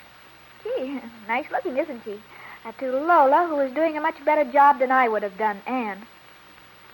Has this inscription anything to do with the case? Anne Calhoun was engaged to my husband before I understand. Well, there hasn't been anything to understand until a week ago. Then quite suddenly, Mr. Fraser began getting letters and phone calls from her. I haven't spied, but I know her handwriting and I know her voice.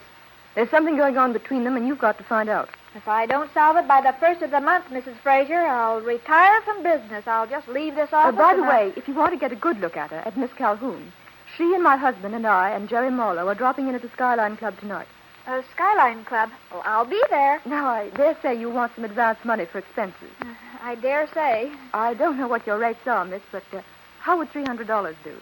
$300? Why? I'm sorry. It's all I happen to have with me. Of course, if you insist. Oh, no, that's all right. Of course, it's less than our usual rates, but I'm delighted to make the exception. Oh, thank you, Miss... Operator 7. Just call me that. Goodbye, 376. Reardon Detective Agency, Operator 7. What's that? You sound awfully happy. Oh, I am. I got my job back. Let's celebrate. What's the salary? I said celebrate. What do you get paid? $75 each and every week. Oh, isn't that nice? Hey, what's wrong? Oh, I said, isn't that nice? Say, what did you say about celebrating? Let's start packing. But what's the hurry? We got until the 1st. Okay, if you don't mind being lonesome. Tell me, how's the Reardon Agency coming along under its new management? Splendidly, thank you, splendidly. Customers are popping in all over the place. Customers? Name one. The Reardon Detective Agency never reveals the name of its clients. That's part of the Reardon policy. That's an easy policy. There aren't any Reardon clients. Any more bills come in? Several. 3 great big ones. Say, didn't you say something about celebrating? Sure. Where'll you meet me? Well, how about the Skyline Club, Bill? We can afford it, can't we? No, we can't afford the Skyline Club. Oh, just this once. It's always just this once. Oh, Bill, I just love the Skyline Club. Sally, we can't afford the Skyline Club. I just love the Skyline Club. Don't you, Bill? Well, don't you, Bill? No, it's too expensive, but it is pretty, and this man wants to take your order. He's not waiting to ask you to dance. Excuse me. Let's see. After the puree mongol, I think I'll take the filet mignon. Ixnay. You mean instead of filet mignon? No, I'd really rather have the filet mignon. And some sliced tomatoes. Sliced tomatoes, yes, madame. And some potato salad. And some potato salad. Strawberry parfait. How about that, dear? Oh, yeah, and some coffee. Does strawberries go with martinis? Madame will find out. Too sweet, madame. And you, Monsieur Reardon? A small glass of water and the hard roll. Toasted? If you insist. With the regular dinner, sir? If you insist. Any wine, sir? No, thanks, sir. I mean, no. Wait a minute. I might want some. Why don't you ask No me? wine, waiter, and make it quick. Very good, monsieur. Conscientious scruples? No, just mathematics. All I have is a $20 bill. You don't, by any chance, have a couple of dollars in your purse. Money? Well, why didn't you say so? Now, let's see. I've got a $50 and 4 pennies and 3 sticks of chewing gum. Give me the $50. You can keep the chewing gum. Oh, wait a minute. Mr. Shane. Hello, Mr. Reardon. Just the man I want to see, Mr. Shane. Will you cash a check for me, Mr. Shane? Sure. How much do you want? Not much. $25. Better make it 50 in case you want some champagne. That's all. It's Mrs. Reardon, Mr. Shane. Oh, how do you do, Mr. Shane? Nice to meet you, Mrs. Reardon. My wife. Here's your 50. Thanks. Got a pen? I'll write you a check. Here you are. Oh, you're taking an awful chance, Mr. Shane. I don't think he's got $50 in his account. Well, I'm sort of used to taking chances.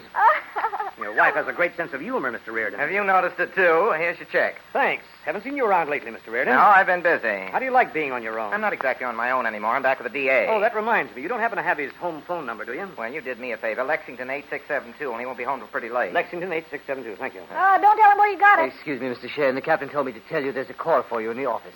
Excuse me, folks. Oh, certainly, Mr. I'll probably see you around later. Oh, sure. Goodbye. Nice personality. Yes, most gamblers have. Gambler? I thought you said he owned this place. Well, he also happens to own the casino across the river. Why couldn't I have married a man like that instead of a prohibitionist? Say, I'll bet he could have got us a better table than this one, too. We're lucky to have a table at all. Do you remember way back, Sally, on the phone when you promised if I brought you to the Skyline Club, you'd go light on everything? But that was before you made the $50. What's $50? The $50 you just got from Mr. Shane. Oh, excuse me. I forgot about that. Of course, there's always a chance that he might deposit that check. Well, even if he does, you still have $50 more than when you started out. And that's certainly a profit. Certainly is. But do me a favor, will you, Sally, and don't mention it to the income tax people. They don't understand finance as well as you do. You know you can trust me, Bill. Sure, eat your soup. It's not soup, it's puree mango. Try not to eat so noisily, even if you had a couple of martinis. That's quality, folks, the next table. Oh, Pew, that's not quality folk either. I'll bet they're just as unimportant as you and I. For your information, Mrs. Reardon, they are people that anyone pretending to be a detective ought to know at first sight. They're Mr. and Mrs. Fraser. Faber? F-R-A-S-E-R. Oh, I get it, Fraser. I get it. This other man is Jerry Marlowe, Transcontinental Copper, and the girl's Ann Calhoun. You know Ann Calhoun. He's engaged to her. You're Glamour just girl. showing off again, Bill Reardon. I don't think you know anything about Be them. quiet. Not so loud, Sally, please. I'm not talking half as loud as they are. Now, Why should we listen? But, Jerry, I just promised this dance to Walter, didn't I, Walter? Certainly did. Say who's engaged to Ann anyhow. Don't be jealous, Jerry. If you two think you're going to put anything over. Jerry, come on and dance. Oh, all right. Turn around. They'll notice you're staring at them, Sally. I'll bet they love it. Oh, Why, if I was society, I'd want everybody to stare at me all the time. I wonder if you'd answer me one question. What question? How did a smart guy like me happen to marry a dumb cluck like you? Oh, I don't know. I don't think there's any explanation. No, probably It's not. just one of those things, you Yeah. know. Say, you know, this filet mignon is delicious. It's delicious. Glad you enjoy it. Aren't you eating your lamb Not chop? hungry. Well, you paid for it. Don't be I extravagant. don't want anything more to eat. Waiter, bring me something to drink. Champagne, one glass. But, one madame. glass. 2 glasses, waiter. Oh, yes, madame. Had more than enough to drink, Sally. Not while I can still spell Mississippi. M-I-S-I-P-I. Correct? It's as close as you'll ever get. Let's go back to the table. Shh, quiet now. What is it now? We're going to get another chance to learn how to talk when we you get can't into society. sit there and just listen in on a lot of Well, people can I help it if I want to be Behave yourself, cultured like Sally. Mr. and Mrs. Fraser Oh, and Miss Calhoun? Now, quiet. This is for when I've been dancing with somebody else's husband. Stop that. Well, it wouldn't be the first time he lost you, Ann. What do you mean by that, Jerry? I'll tell you what I mean by that. Ann's engaged to me now, and I'll kill the first guy that tries to take her away from her. Bravo! Bravo! That's your spirit. Just a minute, Sally. madam. Our conversation is no concern of yours. Oh, I know, but you were expressing yourself so beautifully, I couldn't help but listen in. Sally, will you please shut Oh, up, dear, if Sally, I knew darling? this gentleman's name, I'd be glad to Listen introduce here, him. young lady. Bill, but you don't. Walter, let's pay the check and go. Oh, you think Mr. Fraser means our check, too? Sally, you better shut up. What, do you think so? Come on, let's go. Look, mister, would you like me to shut Ann, are you up? coming? Yes, I'm coming. See, Bill, you are wrong. They won't even answer me. You're lucky. Waiter. Yes, Mr. Reardon. You can give Mrs. Reardon the check, please.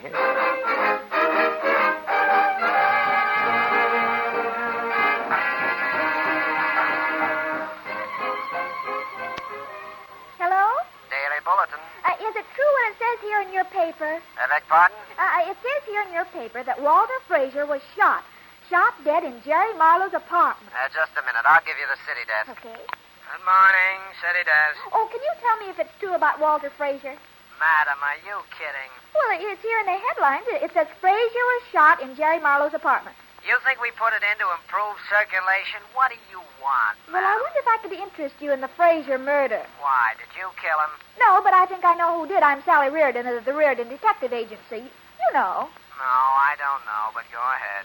Well, if you don't want to know about a threat that Marlowe made, I can call the Globe. You know, there's more than one paper in New York. Yes, okay. We'll send somebody over. What's the address?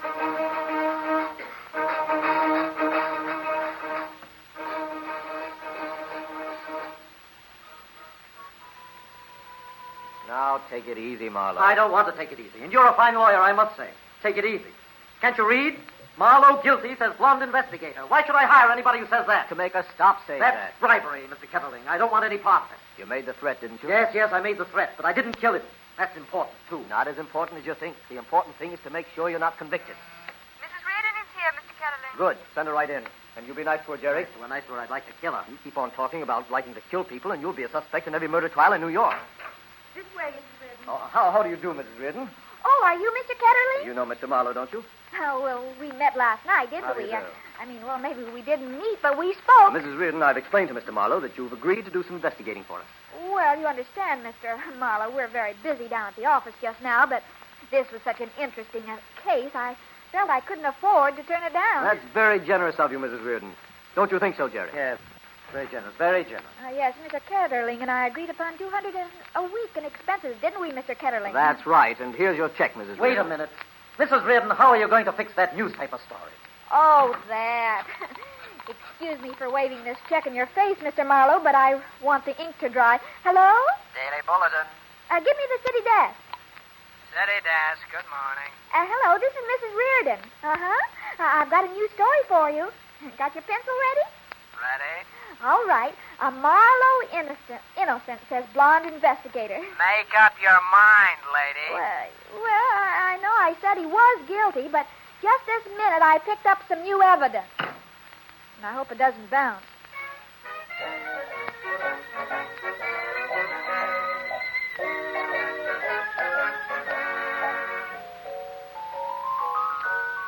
Hello, Bill. Are you home? I'm home. Why'd you repeat that crack of Marlowe's to the reporters? Which crack? When a man threatens to kill a rival in the nightclub, you know he's not going to do it. Why did you repeat it to the reporters? Oh, I didn't repeat anything. I just happened to be talking to the Daily Bulletin, and one way or another, Sally Reardon, you tell me the truth, or so help me, I'll kill you. Everybody wants to kill somebody lately. Have you noticed? Sally. Well, I told him I was going to get some publicity, or rather, I told you I was going to get publicity. And, well, after all, Marlowe did say But it. he was drunk, and I'm supposed to be working for the district attorney, not trying cases in the newspapers. Oh, gee, I didn't mean to do anything wrong, Sally, Bill. I appreciate what you're trying to do, but I've told you before, it's the man's place to make the money for the home, and it's the woman's place to take care of the man when he comes home, Sally. Bill, you're perfectly right. And to prove it, I'm going into the kitchen right now, and I'm going to get you the best supper you ever had.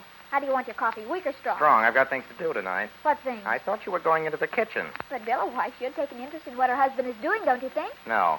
Are you and the DA going to arrest anybody tonight? No, but I'll tell you who the DA would like to arrest. Who? You.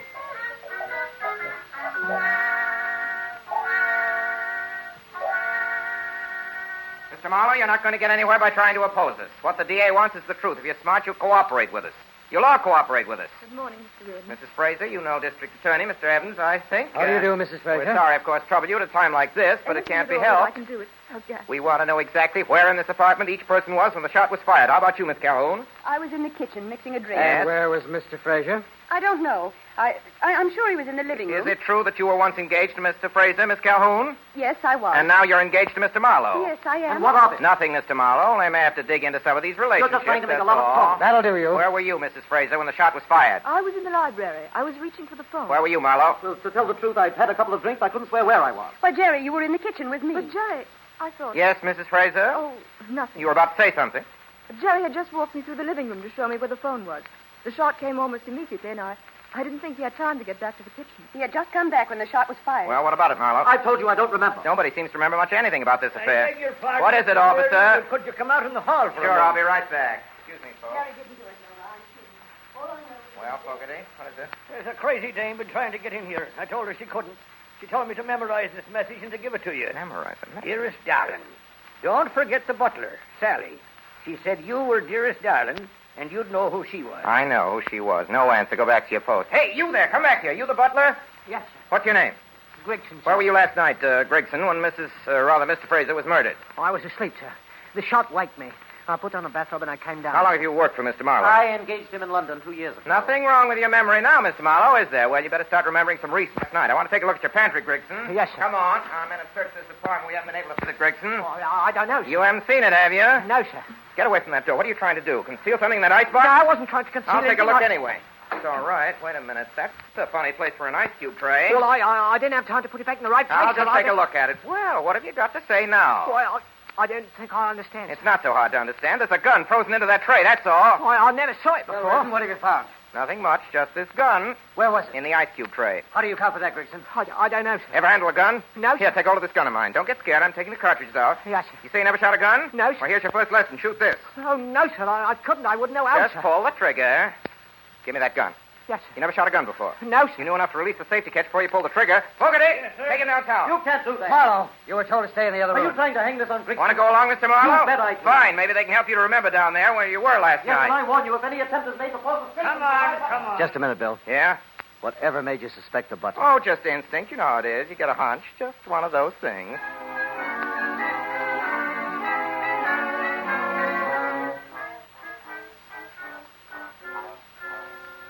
Sorry, miss.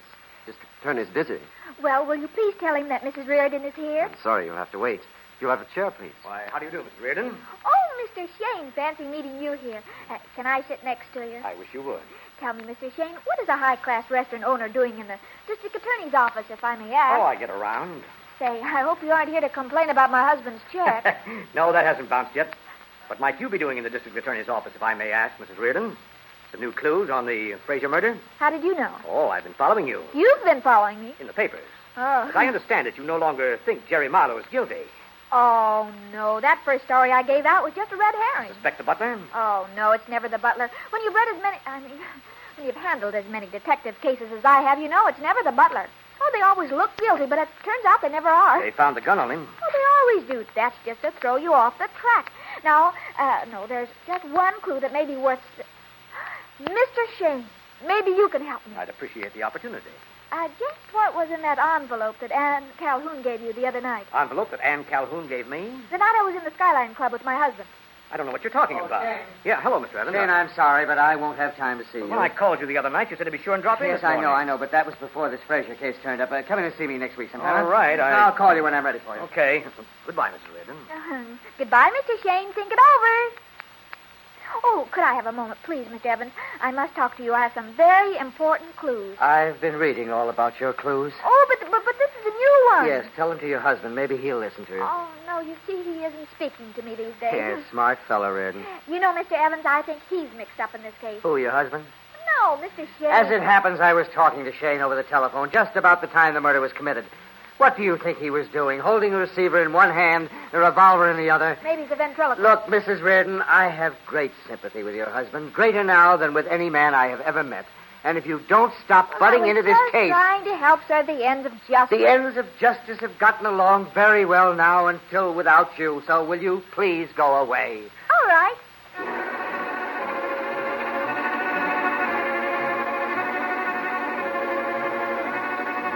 Alan Grigson, if you've got any sense at all, you stop pretending you're dumb. We've been here for 3 hours talking to you, and we're prepared to stay for 30. It's up to you. I don't know anything, Mr. How did that Reardon. gun get into your pantry, Grigson? I don't know. How did that gun happen to have your fingerprint? I don't know.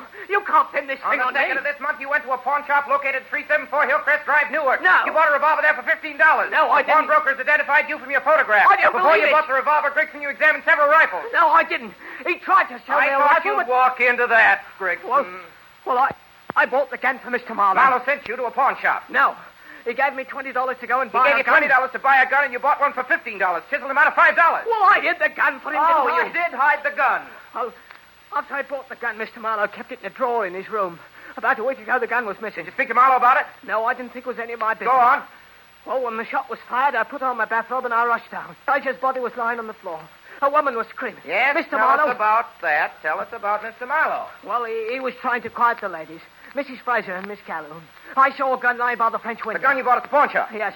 I picked it up and I slipped it in my bathrobe and I hid it in the pantry. Marlowe told you to hide it. No. What did he say when you told him where it was? I didn't tell You expect us to believe that? I don't care what you believe. It's the truth. Mr. Marlowe, I read you the statement we got from Grigson. What have you got to say about it? All right. I did have Grigson buy a gun. What of it? The gun disappeared about a week The gun just walked out of your desk. I don't know what happened to it. Did you ask Grigson about it? No. When I saw it was missing, I was glad. Why were you glad, Mr. Marlowe? I was afraid I might use it on Fraser. You bought it to use on Fraser, didn't you? Yes. Why? Because he was up to something with Anne. With Miss Calhoun, I mean. She's been worried to death about something, and she's been writing. How do you know she was writing to him? I was with him in his apartment one day when a maid brought his mail in. I know Anne's handwriting.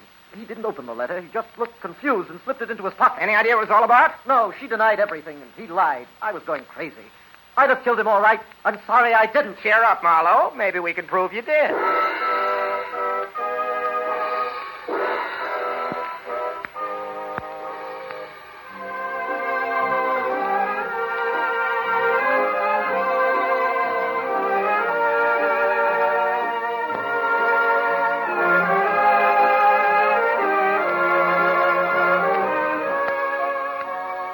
You are listening to Orson Welles in the Campbell Playhouse presentation of There's Always a Woman with Marie Wilson. This is the Columbia Broadcasting System.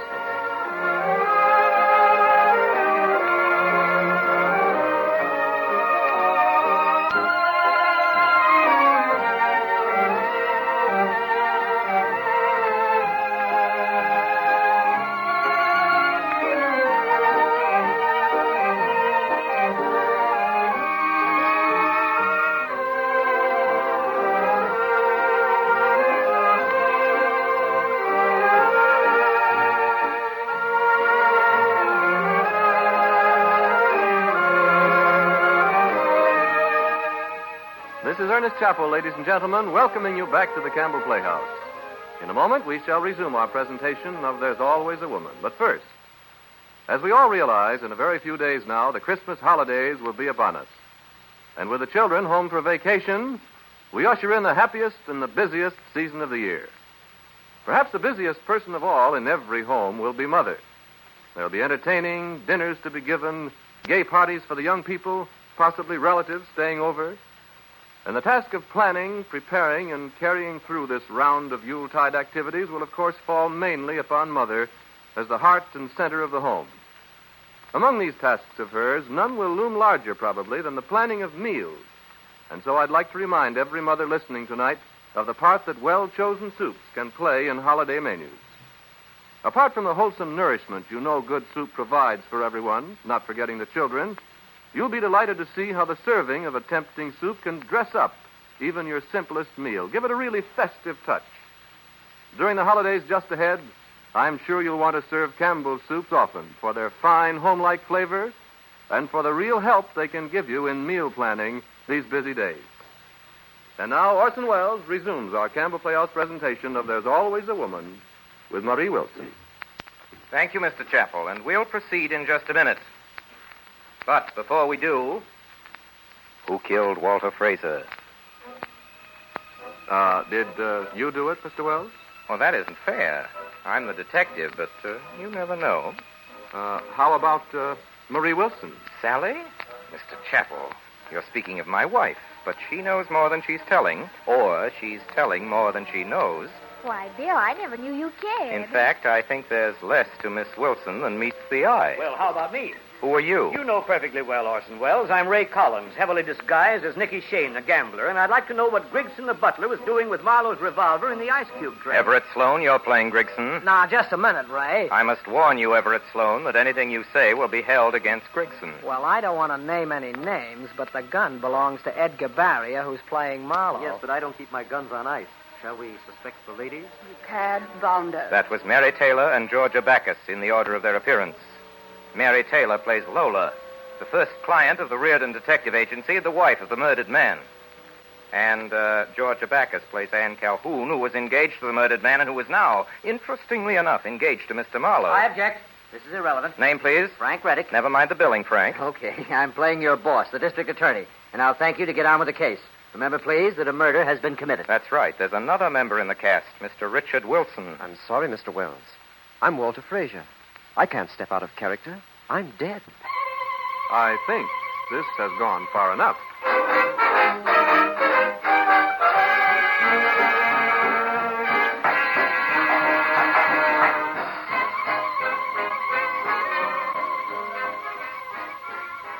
Hello? Mr. Ketterling, please. Oh, hello, Mr. Ketterling. Oh, I've marvelous news for you. I tried to get you earlier, and then later I was out myself shopping. I just got in this minute. The good news, well, it's not exactly good. I mean, well, it looks pretty bad for our client, poor Mr. Marlowe. Yes, but don't you worry. I have a plan if I can get rid of my husband. I'm starting out at 8 o'clock, and... No, I can't tell you yet. Well, because I'm not quite sure what the plan is. Goodbye, Mr. Ketterling. All right, you dirty little double-crosser. You heard the phone call? I heard part of it. I wasn't interested much. Oh, you weren't interested much. No, after a man has discovered his wife is double-crossing him, nothing she can say can interest him. And besides, the man at headquarters is listening in and taking down the full conversation. You mean these wires are tapped? In a way. Then you know everything? No, I'm not that good, but I do know that Ketterling and Marlowe have hired you. How did you find that out? I'm the smartest detective in town. You told me so yourself once. Of course, that was before you thought you were the smartest detective in town.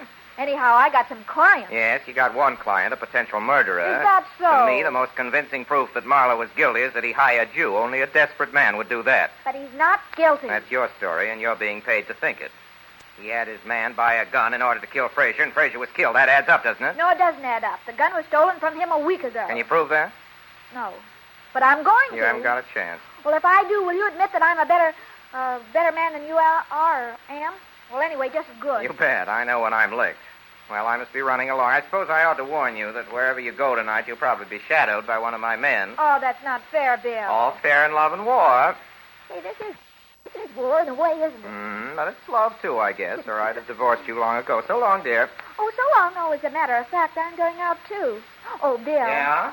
Doesn't this remind you of the Civil War stories, you know, where the northern captain falls in love with the beautiful southern spy? A little. Oh, and when you get back home, if you're not too tired, dear, I wish you'd go through my dresser and look over my socks. I think some of them need mending. Oh, that's what I like about you, Bill. You're so romantic.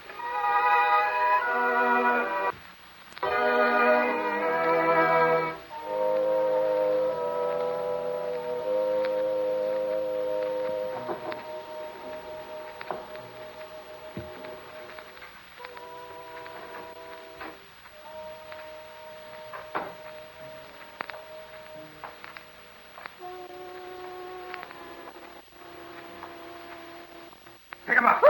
One move and I'll fuck you.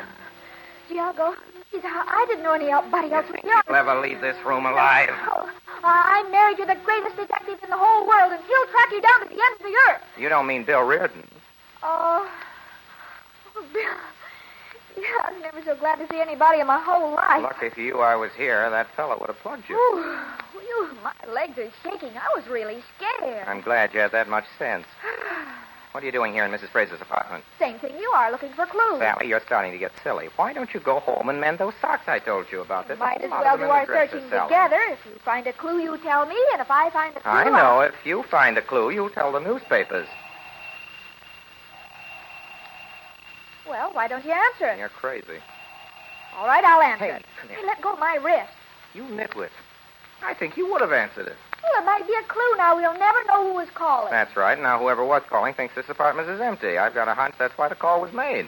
Oh, I never thought of that, Bill. Sure. Now, from now on, every time I hear a phone ring, that's the first thing I'll suspect. You talk too much. Oh, this is Mrs. Fraser's dresser, all right. Look, Bill. Her stockings aren't any better than mine. Are you searching or are you sightseeing? Look at that perfume. Isn't it lovely? That's lovely. That's the kind she wears, all right. Wonder what it is. Embarrassment number 5. Oh, buy some from me for my birthday, will you, Bill? It's only $25 an Will ounce. you stop drenching yourself in that perfume, you little thief? All right. Hey, where are you going? Going back in the living room. Well, I'll stay here. I'm going to take a crack at that wall safe. I'll bet there's a lot of clues in it. Suit yourself. Take a crack at the wall safe. You never open it. 3, 69, Never open a wall safe. 90, 100, 101, 200. Hey, what's that? It's a radio. Radio. Well, turn it off, you idiot. A radio. Oh, I thought it was a wall safe. A radio. I almost feel sorry for Marlowe having to work for him. Well, anybody can make a mistake. Not as many mistakes as you make, I promise. What's that?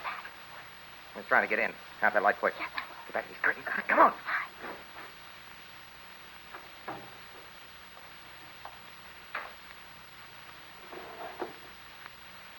Good evening. Oh, why, it's Miss Calhoun.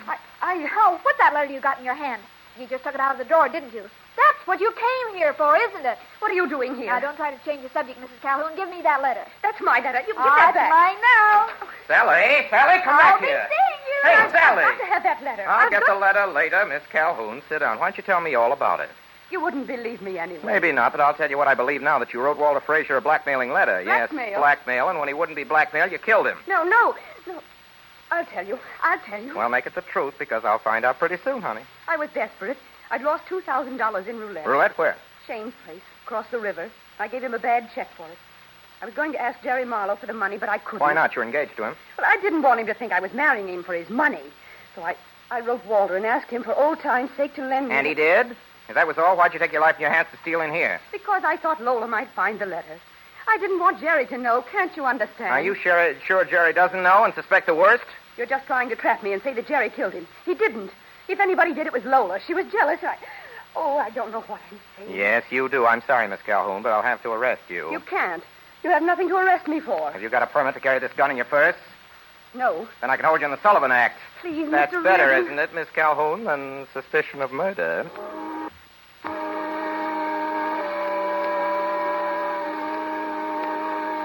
Hello? Cartwright Apartments? Miss Lola Frazier, please. Just tell her operator number 7 is calling. Oh, hello. 376? I'd like to make an appointment to see you. Well, I've come across a letter that I feel sure will interest you. 9 o'clock is fine. At your apartment? Thank you. 376. I'll be there.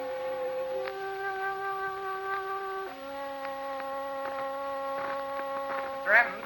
Yeah, Bill? I had a dictograph put into Mrs. Frazier's apartment early this morning. Well, She's I talking did. to somebody right now. Now, listen. All right. There it is. See? How's that? Yeah, a little higher. All right.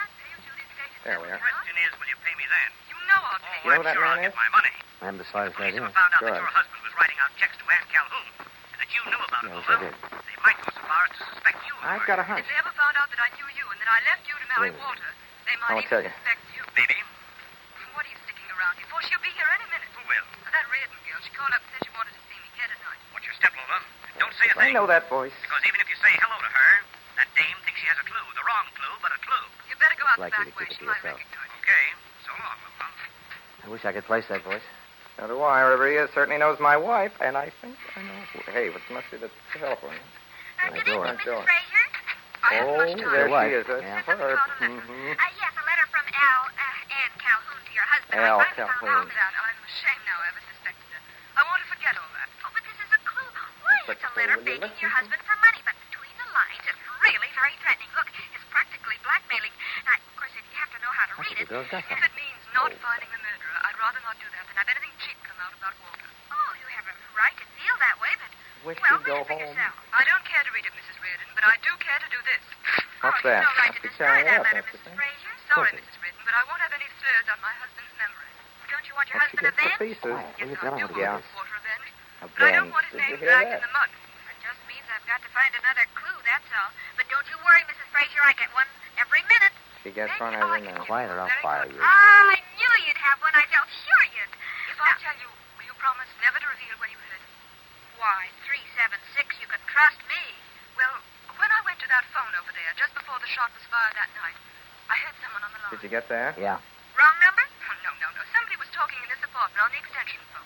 Someone was talking on the phone. You mean in this apartment? Yes. But there was nobody in here except you, 4, and the butler. Oh, the butler. I knew Yes, it the was the butler butler. all the time. It wasn't the butler. I know his voice. Well, then who was it? I don't know. Oh. But I do know who he was talking to, and I do know what he was talking about. Wait a minute. That wire doesn't belong under those drapes, does it? What wire? Oh, I know you don't think I'm much of a detective, That's but us. I am, Mrs. Frazier. And Our there's a wire. dictaphone. That's Somebody's about been it. listening Got to it. you. The district attorney's office, Yes, probably. the district Look, I'll attorney's just office. rip it out, Yes, and then don't you can rip tell it. all I hear this you, to Bill. me alone. There it goes. Well, what do you know about that? Just as we were about to find out who it was that talked Bill. on that. Yeah. Your wife is either the smartest woman or the biggest fool in America. She could be both. In fact, I think she is both.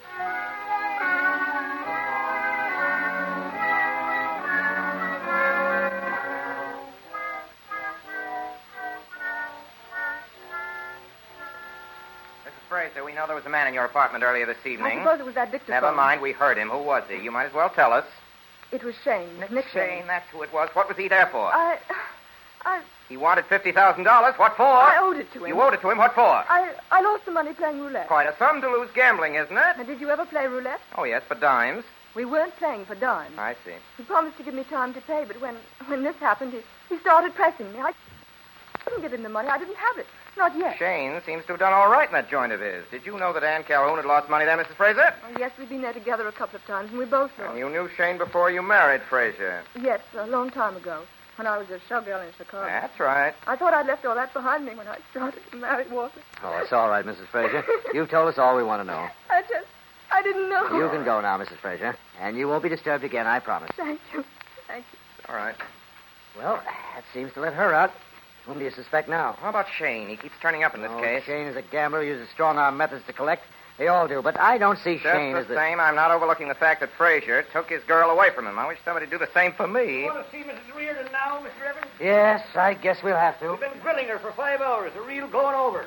The works. And we can't get a thing out of her. Good morning. Isn't it a lovely day?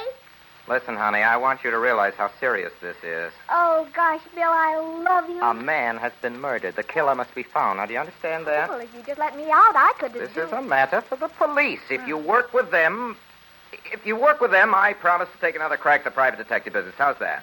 Well, cross your heart? Well, I hadn't expected to promise as strong as that, but all right, cross my heart. Now then, what did Mrs. Fraser tell you after you ripped out that dictaphone? Well, Lola told me that a few minutes before the shot was fired, Yeah? she picked up the phone and a man somewhere in her apartment was talking to the district attorney. The DA? Yeah, about gambling. Shane. Of course, I told that fathead boss of yours so at the very beginning, but he wouldn't listen. Hello, Mr. Evans. Hello. Well, Mr. Evans, there you are. Lola Fraser heard your conversation with Shane. She did, huh? And she heard it on the Milo telephone. But you checked their phone. No calls came out of There's there. no record of one. I don't know where Shane phoned from or how the wires got crossed, but that call to you was planned in advance as an alibi, and that means that Shane is the murderer. You see? I certainly do. Now, can I go now? Certainly not. You're going back to jail. Oh, I don't want to. Well, we're going to keep you locked up before you get another clue, honey. I like this one, and I don't want it spoiled. Arrest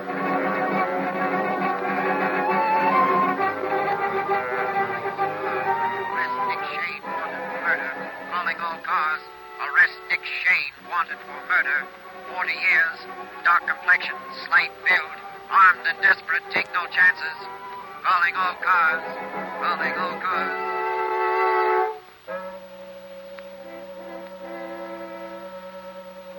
I've got to get out of here. I phoned my lawyer. Why doesn't he do something? Sometimes your lawyer can't get here right away, dearie. I've been here in this jail 4 months waiting for my lawyer. But I've got a job to do.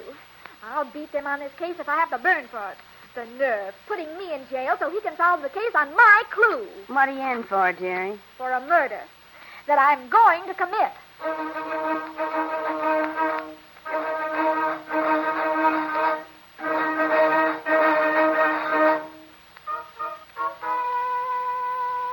Hello, this is Bill Reardon. Give me the DA's private wire. Hello? Hello, Mr. Evans. Listen, I busted the Fraser murder wide open. I think I've got the whole case cured. And I'll bet you can't guess where I'm phoning from. No, I can't. I'm in Shane's apartment, and I found a phone That's extension. very interesting. Yeah? You better get home. Shane was just found stabbed to death in your apartment. In my apartment? Why? Where's Sally? Where's my wife? The police are holding her. She's in your apartment, too.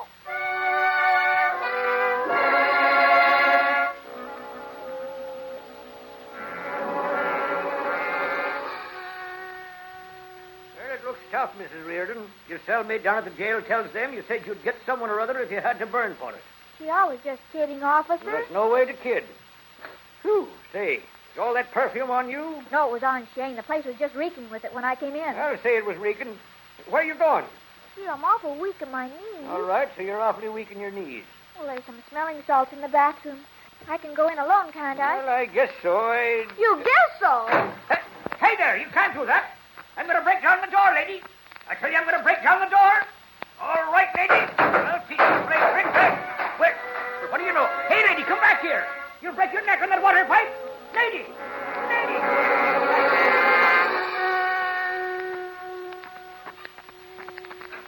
Hello, Mrs. Fraser. Why did you kill Nick Shane? What? You're crazy. You don't seem very surprised that he's dead. Well, I'm not, as a matter of fact. Aren't you going to ask me in? You aren't surprised. People were afraid of him and hated him. Well, I'm coming in. You feared and hated him, too, didn't you, Mrs. Fraser? Yes, I did, but I didn't kill him. Maybe not, but did you ever see this handkerchief before? Where did you get that? I'm sorry, Mrs. Fraser. I found it beside his body. All right. I killed him. I'm not afraid now. Well, there's nothing to be afraid of. Can I use the phone? Yes. Thanks. Oh, don't worry. We'll plead the unwritten law. Say, what is the unwritten law?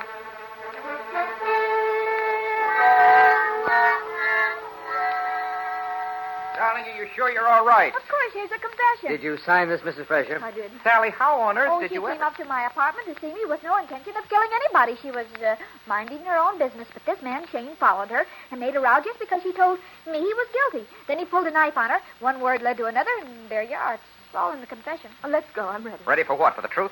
Oh, Bill, darling, I just told I know you just told me. Now I'll tell you. Walter Fraser wanted a divorce. His lawyer will swear to that. Mrs. Fraser wasn't satisfied with the settlement he offered, much less than a widow would receive. Mrs. Fraser, you offered Shane $50,000 to kill your husband. That was a gambling. Yes. The books show that you never lost more than $200 at roulette. Shane shot your husband standing on the window ledge outside your library. Shot him in the back while you were talking to him. The others were in the kitchen. 2 days ago, Shane started pressing you for the money, threatening you. You began to realize the $50,000 would only be the beginning. You killed Nick Shane deliberately. It was premeditated murder. No. He had a knife. He found out somehow that I told him about the phone call. His alibi. I had to kill him. All right, take her out, Fogarty. Yeah, take her out. Come along now. Come along now. What a client. Congratulations. And now, Mrs. Reardon, if you don't mind telling me, how did you ever suspect her? Come on, let's have it, Sally. Well, when I got home, the apartment was still full of her perfume, and then when I accused her and she didn't ask any questions, how he was killed or when, well, I just knew she'd done it. And you got a confession out of her with no more to go on than that? Well, I pretended I'd found her handkerchief beside the body. Where did you find it? In her purse. I resign. From now on, Mr. Evans, I'm her office boy.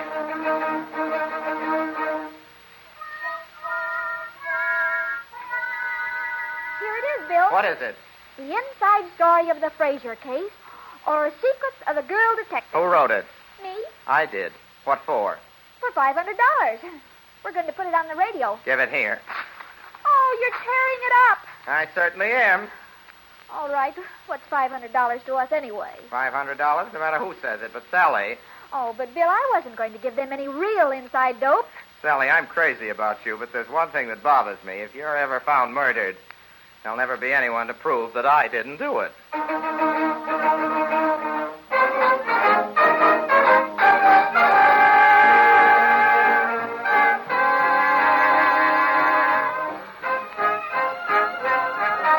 You've been listening to Orson Welles in the Campbell Playhouse presentation of There's Always a Woman with Marie Wilson.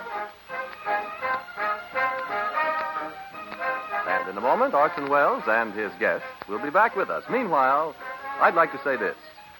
Our play tonight told the story of a woman who helped her husband to success. Sally Reardon's methods of doing this were not exactly conventional. Still, in the end, things turned out all right. But seriously, helping a husband to success, isn't this what every good wife is doing every day? Inspiring and encouraging him, keeping him well and well-fed? Now, I'm sure that you, among the wives listening tonight, realize that the success of the work your husband does can be influenced by the kind of meals you serve him. And in these meals, you realize, too, the importance of good soup. Particularly a soup as hearty and nourishing as Campbell's vegetable soup. As Campbell's make it, it's always a special favorite with men. They like the rich, rugged beef stock, thick with a variety of tender garden vegetables. Have you tried it at your house? If not, won't you get some tomorrow and serve it?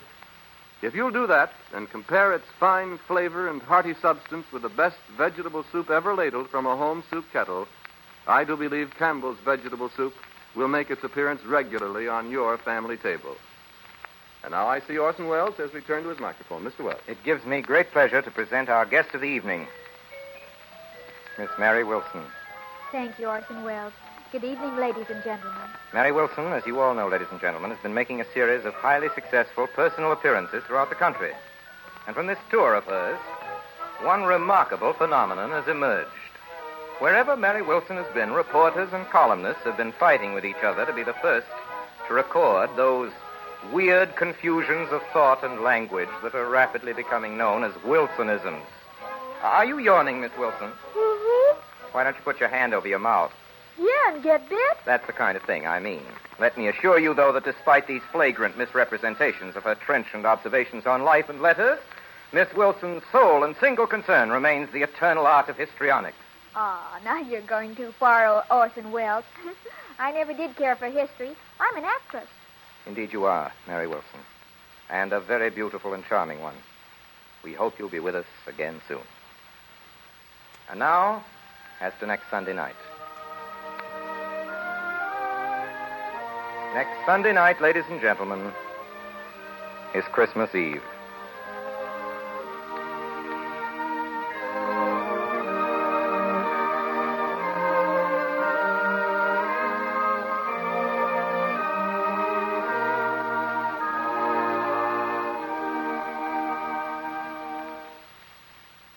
And it came to pass in those days that there went out a decree from Caesar Augustus that all the world should be taxed.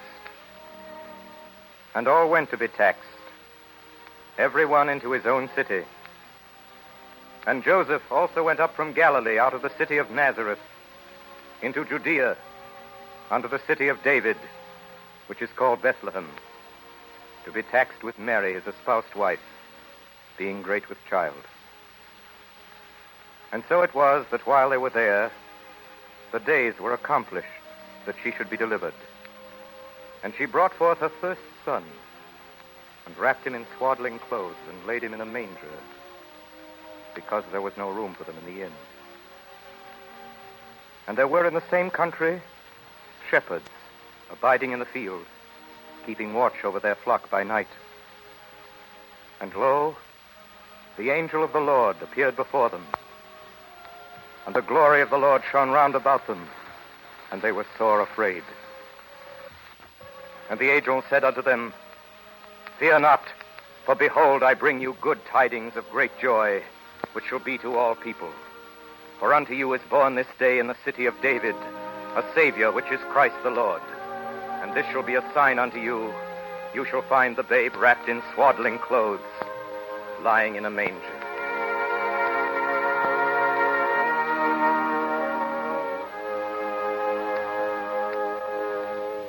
Since the days of Caesar Augustus, all people have celebrated by joy the great joy which shall be to all people. For unto us was born this day in the city of David a Savior, which is Christ the Lord. And on this day, at least, in the calendar of our year, we affirm the glory of our God by the laughter of our children. Every nation, according to its character and its taste, by some gift of gaiety has enriched the tradition of this our solemnest festival. And because America is what it is, we are the fortunate heirs of the accumulated customs of almost 2,000 years of keeping Christmas. The best songs that have been sung are sung by us. The best games that have been played, we play, and the best stories ever told are ours to tell. For storytelling has persisted as a Christmas ritual in spite of the printing press. A ceremony as hilarious and as serious as hanging the stocking, dressing the tree, and kissing under the mistletoe.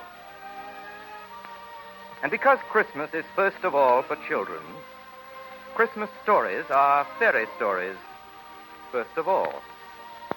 It's mildly surprising that the best of them all, which we're telling again for you next week, is for everybody and turns out to be a ghost story. I've endeavored, writes its author on its title page, I have endeavored in this ghostly little story to raise the ghost of an idea, which shall not put my readers out of humor with themselves, with each other, with the season, or with me. May it haunt their hours and houses pleasantly, and no one wish to lay it. It is signed your faithful friend and servant, Charles Dickens. And Charles Dickens, as everybody but our newest friends will know, is the author of next week's story. And our star, as all our old friends will know too, is that best-loved of American actors and the special favorite of all of us on the Campbell Playhouse, Mr. Lionel Barrymore, who will be keeping an engagement with us on that night that he has kept for a number of years. An engagement to play Scrooge in that most human and heartwarming of Christmas stories, A Christmas Carol by Charles Dickens. This will be the 5th Christmas that Campbells have chosen this good old tale as their Christmas present to their friends. But I think that this year, perhaps more than ever, it becomes clear how direct and how all-important is the message that Charles Dickens gave the world in that little story. Wherever, anywhere in the world, people pause next Sunday night to listen to Lionel Barrymore and A Christmas Carol, there will be people a little kinder, a little happier, a little more at peace with themselves and their neighbors.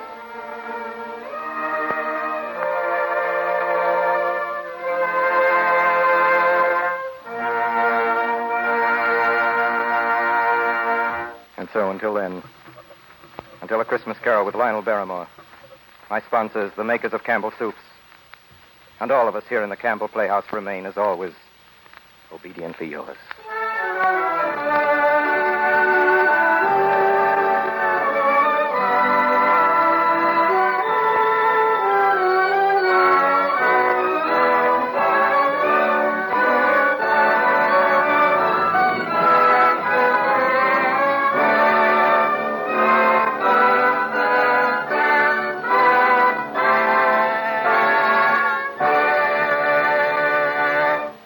The makers of Campbell Soups join Orson Welles in inviting you to be with us in the Campbell Playhouse again next Sunday evening when we bring you our 5th annual presentation of Charles Dickens' immortal story, A Christmas Carol, starring Lionel Barrymore in his favorite role as Ebenezer Scrooge. In the meantime, if you have enjoyed tonight's Playhouse presentation, won't you tell your grocer so tomorrow when you order Campbell's vegetable soup? This is Ernest Chappell saying thank you and good night. This is the Columbia Broadcasting System.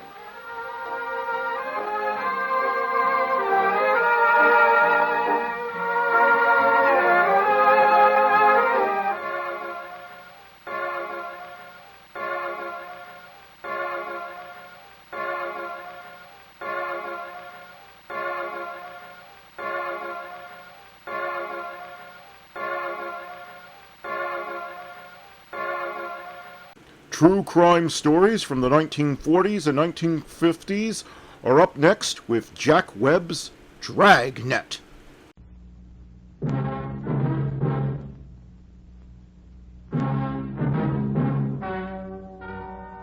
Ladies and gentlemen, the story you are about to hear is true. Only the names have been changed to protect the innocent. NBC brings you Dragnet.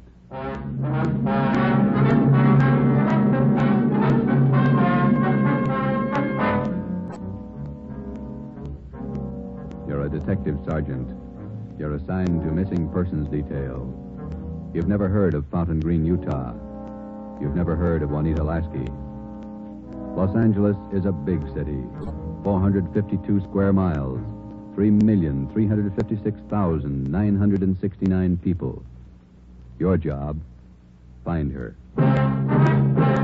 Dragnet, the documented drama of an actual crime investigated and solved by the men who unrelentingly stand watch on the security of your home, your family, and your life. For the next 30 minutes, in cooperation with the Los Angeles Police Department, you will travel step by step on the side of the law through an actual case from official police files.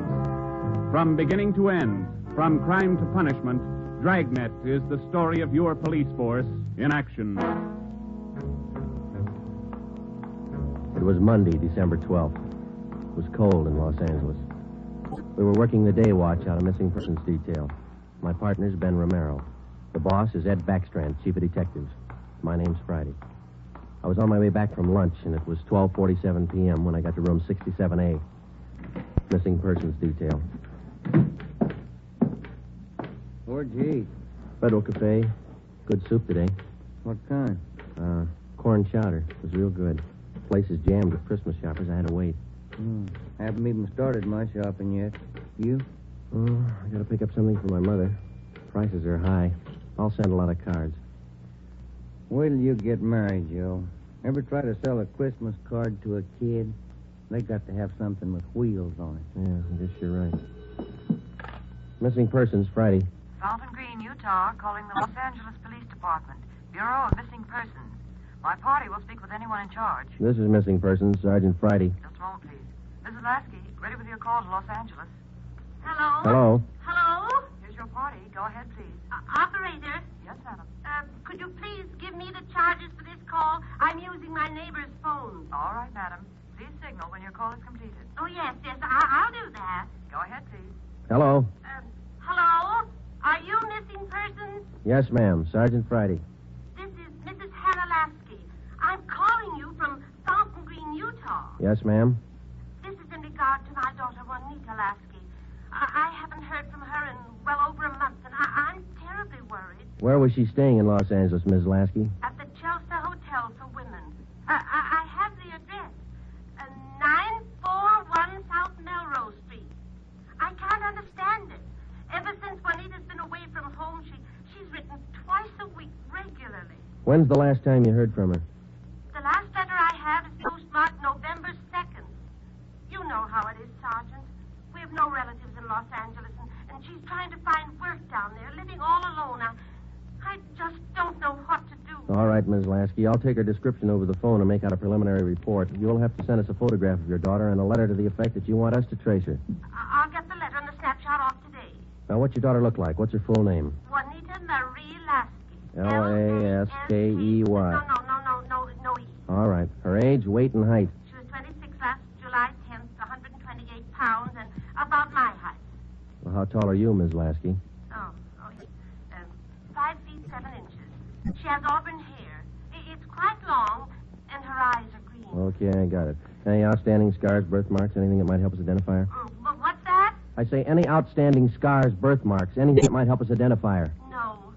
Juanita's a pretty girl. Nice disposition. Oh, that's about all, Sergeant. Where can we contact you, Ms. Lasky? 122 Brigham Young Street, Fountain Green, Utah. When you find Juanita, I wish you'd have her call me right away. I'll pay for the call. We'll do that, Ms. Lasky. What's your number up there? This is a neighbor's phone, but they'll call me. It's Fountain Green 14R2. Yeah. You will try to find her as fast as you can. We'll go to work on it. Well, Juanita always comes home for the Christmas holidays. Do you think she's all right? I wouldn't worry about it, Ms. Lasky. We'll call you just as soon as we get any kind of a lead on her. Thank you so much, Sergeant. And if there's any charge, I'll be glad to pay it. No charge. If your daughter's in Los Angeles, I think we can find her. Oh, if there's anything wrong, you'll let me know right away? Yes, ma'am. You're very kind. Goodbye. Bye. What you got, Joe? Some girl owes her mother a letter. Come on, Ben.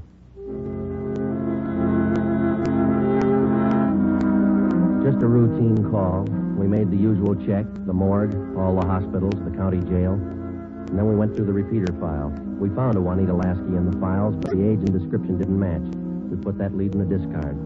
After the usual paperwork, the next step was to check her last known residence, the Chelsea Hotel for Women. Here it is, Joe. Chelsea Hotel. Yeah. 55 rooms, all outside. You're home away from home. Now let's go in.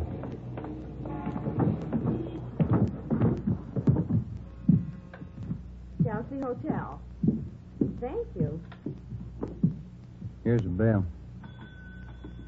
Yes, sir. May I help you? We're looking for a Miss Juanita Lasky. I'll ring her room. Whom shall I say is calling? Is she in? I believe so. I just saw her about an hour ago. Okay, would you ring her room, please? Yes, sir. And whom shall I say is calling? My name's Friday. All right, Mr. Friday. Just a moment.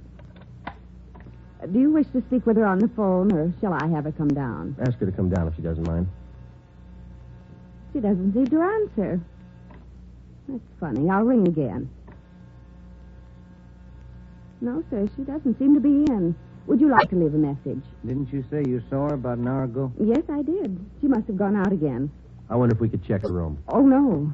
Gentlemen are not allowed above the main lobby. I'm sorry, ma'am. We're from the police department. Missing persons. I'm Sergeant Friday. This is Sergeant Romero. Oh. You men are from missing persons, did you say? Yes, ma'am. Well, I'm sure Juanita's just stepped out for a moment if you'd care to wait here in the lobby. We haven't got much time, ma'am. We'd appreciate it if you'd show us her room. Certainly. I'll get the pass key. That's 215. The elevator's right this way. Thank you. What seems to be the trouble? Some friend of Juanita's missing? No, ma'am. Juanita. Juanita? I don't understand. Her mother's a little worried about her. Down this way. Here we are.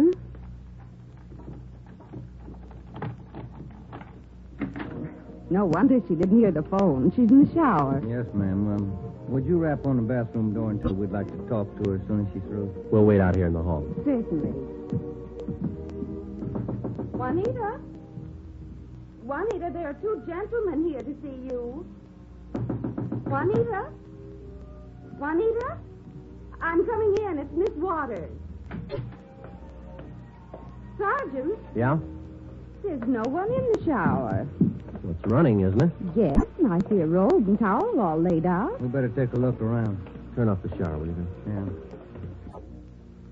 She must have left in a hurry. Say, here's a fresh change of clothing on the bed. Where's the closet, ma'am? This door? Yes, that's right. Closet full of clothes. There's a couple of pieces of luggage in there. This isn't like Juanita. Funny, isn't it? You say you saw her about an hour ago. Yes, I did. Coming in or going out? Oh, coming in, I thought. You have room service here? Yes, we have a coffee shop downstairs. Uh-huh. The tray of food here on the table hasn't been touched. Coffee's still warm. Shut that radio off, will you, Ben? Yeah. Could she have gotten out of the building without you seeing her? No, we don't have a rear entrance. You sure you didn't see her go out the front door just before we got here? No. No, I did not. How about her mail? Has she been picking it up lately? I think so. We can check that down at the desk. Yeah, here's some letters. Postmark Utah. Return address. Mrs. H. Lasky. Mother. Now, let me see that one, Ben. This is one of your telephone message forms? Let me see. Yes, that's right. Says long distance call operator 2, Fountain Green, Utah. According to this slip, this call was received at 1:25 today. May I see that, Sergeant? Certainly. There you are. Yes, that's Edna's writing. Mrs. Tollefson took that call. She relieves me for lunch. Well, do you know whether she returned this call? Well, if she did, there'll be a record down at the desk. Uh-huh. Now, you're positive that you saw Juanita Lasky an hour ago? Yes, how? I'm sure. Just about an hour ago. 5 feet 7, 128 pounds, green eyes, red hair. Red hair? Oh, no. Juanita's a blonde. Her mother told us that Juanita Lasky had red hair. Now, we weren't too surprised. A lot of women change the color of their hair. It would make identification a little more difficult, but not impossible. We checked down at the desk. Juanita Lasky had picked up all her mail, but she had not answered that long-distance phone call to Fountain Green. The next step was to question some of the people in the Chelsea Hotel who knew Juanita. We tried room 217. Yeah, oh, Gloria, these men are police officers. They want to ask you some questions. Oh, yes. Is it all right for them to... Yes, of course. This is an exception. Won't you come in? Thank you. What's your name, miss? Gloria Edgerton. You know Juanita Lasky? Yes, I know her. She has the room right next door to me. Have you seen her today? No, I haven't. I've been out doing my Christmas shopping. Why? We were trying to locate her, Miss Edgerton. Wasn't she in her room? I thought I heard her shower going. Yes, she did, but she wasn't in there. When was the last time you saw her? Last night at dinner. We always eat dinner together. Did she say anything that might lead you to believe that she was going anywhere today? No, she said she might do some Christmas shopping today, so I suggested she go with me. She agreed. She said she'd let me know this morning. Did she? No, she didn't. I just assumed that maybe she was sleeping in, so I went on alone. Are you sure she hasn't just slipped out? We don't know. If you're just going down to the corner, it's a little unusual to leave the shower running, the radio on, and let your lunch get cold. Did she do that? How long has Juanita had blonde hair? Well, ever since I've known her, about 6 months. We moved in here together. We work at the same place. Where's that, Miss Edgerton? At the Paget building. We're elevator operators. I see. Who's your immediate superior down there? Darlene Kemp. She's chief starter. Mm-hmm. You got that, Ben? Mm-hmm. She have many dates? No, not too many. Juanita likes to go steady. Who was her steady boyfriend? Paul Matthews. He works in the Paget building, too. He's in the dental lab for Dr. Welty, 6th floor. Well, is there anything else that you'd like to add that might help us find her? Well, are you sure she's lost? The Claggett building is in the heart of downtown Los Angeles. It's a business and professional building. The cornerstone says erected in 1924, and it stands 12 stories high. The main entrance is on Hill Street. Going up. That's all in the car, please. All right, Marion. Going up. Get back in the car, please. Are you Darlene Camp? Yes. Just a moment, please. Going up. All right, Dora. Can I help you? I'm Sergeant Friday, Police Department. This is Sergeant Romero. Yes, sir. Juanita Lasky work for you? Yes, she does. She's one of my operators. When's the last time you saw her? Anything wrong? No, we're just trying to locate her. You just missed her by 45 minutes. All right, Sylvia. She was in to pick up a check. Do you know where she cashes her check? Most of the girls cash them down at the bank on the corner. There's only one around here over on 8th. You say about 45 minutes ago? Yes, that's right. Thanks very much, Miss Camp. Come on, Ben. Going up. All right, Marion. The bank's not far from here. Yeah, it is kind of funny, isn't it? What's that? Her room, the shower, the radio, that lunch. Sure pulled out in a hurry. What do you think? I don't know what to figure. It's a new one on me. she's alive. We know that. She was 45 minutes ago, anyway. Christmas is here. Santa Claus in his chimney. Yeah. No. I beg your pardon, sir. That's all right. Merry Christmas. Same to you. Here we are, Joe. Guess we better check with the manager, huh? You the manager? I'm the assistant manager. Can I help you? Police department. Yes, sir. I'd like to find out if a check has been cashed here within the hour. Yes, sir. And what's the party's name? Lasky, Juanita, payroll check, Claggett Building. Yes, sir. I know Miss Lasky. If you'll step behind the counter, I'll get the check. Thank you. If you'll just wait right here. Okay, thanks. Wonder why she stopped writing to her mother. It's a good question. When we find her, we'll ask her. Wonder if anything was wrong where she worked. No, it didn't seem to be. We'll check back there when we finish here. Yeah. That boyfriend, Paul Matthews, too. Yeah. Oh, here's our man. Yes, sir. Here's the canceled check. I okayed it. You sure it's the same girl? Blonde girl, elevator operator in the Claggett Building. Was she alone? Oh, I think so. Did she appear normal? No, she didn't seem to be as friendly as she usually is. Now, does she have an account here? She did have a small savings account here, but she closed it out about a month ago. I see. Well, here's our card. If you should happen to see her again, give us a call. I'll do that. Thank you very much. Entirely welcome. Merry Christmas. Merry Christmas. We went back to the Claggett Building. Ben called the Chelsea Hotel from the phone booth in the lobby of the building. Miss Waters, the manager, was keeping a sharp lookout, but Juanita Lasky had not been heard from. Paul Matthews worked in a dental lab for a Dr. Welding. His office was number 637.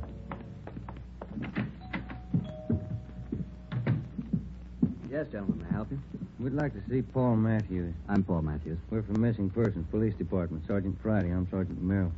Yes, sir. Do you know a Juanita Lasky? Yes, sir. When's the last time you saw her? Saturday night. We went to a show. Is there something wrong? We're trying to locate her. Do you see a lot of each other? Yes, we do. I don't understand. Miss Lasky disappeared from the hotel a couple hours ago. Thought maybe you might know where she is. No, I don't. Today's her day off. Maybe she's out shopping. Has Juanita done anything wrong? No, it's just that her mother hasn't heard from her for quite some time. I can explain that. Juanita's an elevator operator here in the building. That's how I met her. They don't make much money, you know. Yeah. She was having a hard time making ends meet. She sends money home to her mother every month or so, and besides that, she's got to pay rent and buy clothes and eat. It's pretty rough. She seemed despondent over all this? No, I wouldn't say that, but she was kind of unhappy about not getting a raise. Do you have any outside job? No, sir, she didn't. What kind of a girl is she? What do you mean? Cheerful, good-natured? Oh, sure. Fine girl. We get along swell. I still don't get it. Well, maybe there's nothing to it. Just a routine check. I hope she's all right. When did all this come up? A couple of hours ago. We might have to check back with you. If I can help. Okay. Thanks for the information. Here's our card. If you hear from her, well, give us a ring. You don't suppose anything's happened to her? That's what we're trying to find out. Goodbye, Mr. Matthews.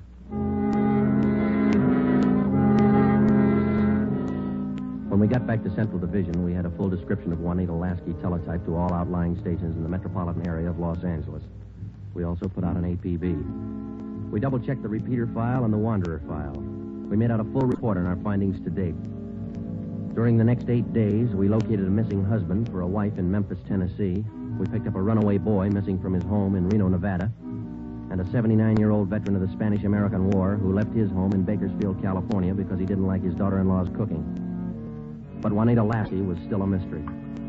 For 8 days, we checked and rechecked all her known friends and habits. We went back over the course a dozen times, but no trace. It was almost as if she had ceased to exist that day in the Chelsea Hotel. The letter and photograph from her mother had arrived, and we circulated it to cities all over the country. Her mother wrote that during the war, Juanita was a whack corporal. We put a tracer through to the War Department. That way, we'd have another photo and a full set of fingerprints. Well, where do you want to start today? I'll get it. Missing persons, Friday. Joe, this is Spencer over in the morgue. Yeah, Archie. You still looking for that girl? What's her name? Ramona Lasky? Juanita, yeah. Just had one brought in. Looks like your girl to me. The city morgue is located in the basement of the Hall of Justice on West Temple Street, across the street from the city hall. A lot of missing persons cases end right here. Archie Spencer met us at the door. Hi, Joe. How's the wife been? Oh, fine, Archie. Over here, Joe. Cooler 23. Give me a hand, huh? You bet. That's her, isn't it? When's she going to be posted? As soon as your fingerprint man gets here. Yeah. That's Ramona Lasky, isn't it? Juanita. Juanita, I mean. No. No, that's not her, Archie. You sure? Yeah. Oh, I was almost positive. Sure looks like this picture in the bulletin. Yeah, she looks a lot like the picture, but it's not Juanita Lasky. 5'7", green eyes, blonde hair, about 130. How close can you get? And look at the face. You sure that's not her? Yeah, I'm sure. Look at her hair, the roots. Yeah. They're blonde all the way down. They ought to be dark. Our girls are bleached blonde. Yeah, I see what you mean. Look at her right hand, index and middle fingers. Heavy nicotine stains. Our girl didn't smoke, Archie. Yeah, I see what you mean. Well, guess I was wrong. That's not Ramona. Juanita. Come on, Ben.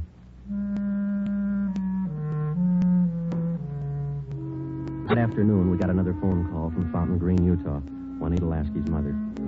We told her we hadn't found any trace of her daughter. It was a hard job. We had answered calls like this before, but maybe it was just the season of the year. Somehow, we felt that we had to find Juanita Lasky by Christmas. We covered every angle we could think of. We kept close watch on all incoming reports. We stayed in close contact with her friends and Miss Waters at the Chelsea Hotel. Regardless of the name on the incoming reports, we checked every set of fingerprints against those we had received on Juanita Lasky from the War Department. Still, no trace. December 23rd, we checked in for work at 8:30 a.m. Chief Ed Backstrand wanted to see us.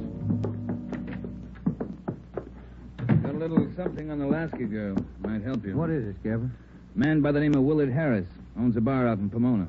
Phoned in this morning. Yeah? Found a woman's handbag left in the bar. Driver's license made out to Juanita Lasky. Why'd you think to call us?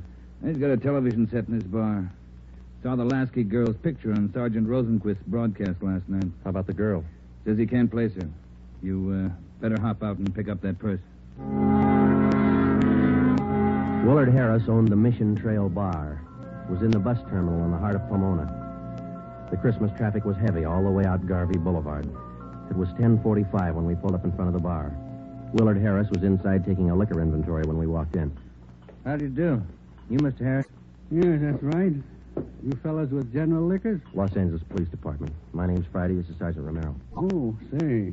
Glad to know you boys. Yeah, I called Los Angeles this morning. We came right out. Say, how about a little eye-opener? Got some fine Irish whiskey. No thanks, Mr. Harris. How about your partner there? No, thank you. All right, boys. Guess you want that purse, huh? Yes, please. Yeah. Here you are. Just as I found it. I opened it up to get the owner's name, but that's all. Didn't touch a thing. Okay. Thanks, Mr. Harris. You said that you didn't remember seeing a woman who left this. No, I don't. Herb works with me here. He might have seen her, but he didn't.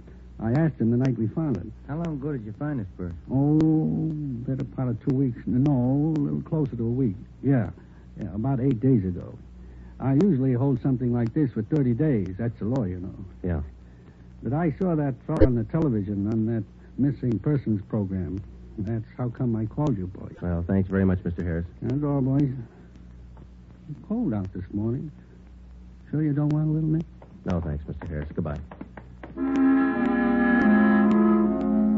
We checked the personnel at the bus terminal, but none of them seemed to recognize Juanita Lasky's photograph. We checked the contents of her purse, but we found nothing unusual. 4 $1 bills and some change and the normal things women carry. Since there was money in the bag, we felt sure that Juanita Lasky had lost the purse herself. That meant that she was alive 8 days ago, 2 days after she walked out of the Chelsea Hotel. We checked Chelsea Hotel. We checked Chelsea Hotel. We checked Chelsea Hotel. We checked Chelsea Hotel. We checked Chelsea Hotel's license thumbprint. That's the only print carried on a California driver's license. It matched the same print on the War Department record. It didn't prove anything except that all the evidence tied in and belonged to the girl we were looking for, Juanita Lasky. The next morning, December 24th, we checked in for work at 8:30. Morning, Ben. All right, Joe, here's the daily report. You want to check them? There's a mess of them. Let's get at them. You looked through any of them yet? No, not yet. I figured I'd wait for you. All right, I'll take half, huh? Got any shopping done? No, you? Some. Lunch hour mostly. Mm-hmm. Found some nice cards. Be sure to send me one. Yeah, I'll hand it to you in the morning. Let's trade shaving lotions like we did last year. If I get any. You can get some. My kid's got a bottle all picked out for you. It's called South Pole for that cool feel. Yeah. Just like Just like it. Yeah. Just like it. Yeah. Just like it. Yeah. Just like it. Yeah. Just like it. Feeling, wasn't it? Oh, he's only a kid. Feeling, wasn't it? Oh, he's only a kid. Feeling, wasn't it? Better when he gets older. Uh-huh. So he'll do it. Tell us that, Friday, on the Lasky case. Thanks, Holmes. Oh, Ben, listen to this. Yeah? Bureau of Criminal Investigation, Sacramento. Here's a kickback on our APB. Yeah, what they say? Reading your APB number 43 on 12/12/48. Our records disclose that Juanita Lasky applied for a position of civilian clerk at Marchfield, California, U.S. Army Air Base, using alias Gene Davis. How about the fingerprint classification? Yeah, let me find out. Yeah, FPC. Key 19, primary 32/32, inner over outer, final 15/17. Prints check out. That's our girl, Joe. The Sacramento report stated that Gene Davis had applied for government work at Marchfield, California. Well, a couple of things dropped into place. Her purse had been found in Pomona. That's right on the main highway from Los Angeles to Riverside. And the application for a job at the Army Air Base a few miles beyond Riverside. We put through a long-distance phone call, and they told us that Gene Davis was employed there as a civilian clerk, but failed to show up for work that morning. Just seems like we run fresh out of luck every trip, doesn't it? We get so close, and then she's gone again. What you think she's on the go for? If I could figure that, I could find her. I'll get it. Missing persons Friday. Yeah? We'll be right over. We didn't find her, but she's been found. Juanita Lasky just walked into the Chelsea Hotel. We went over to the Chelsea Hotel. Technically, our job was completed now. Juanita Lasky had been found. We went over to make out a routine report. The streets were pretty jammed with last-minute Christmas shoppers, so we walked the last block to the hotel.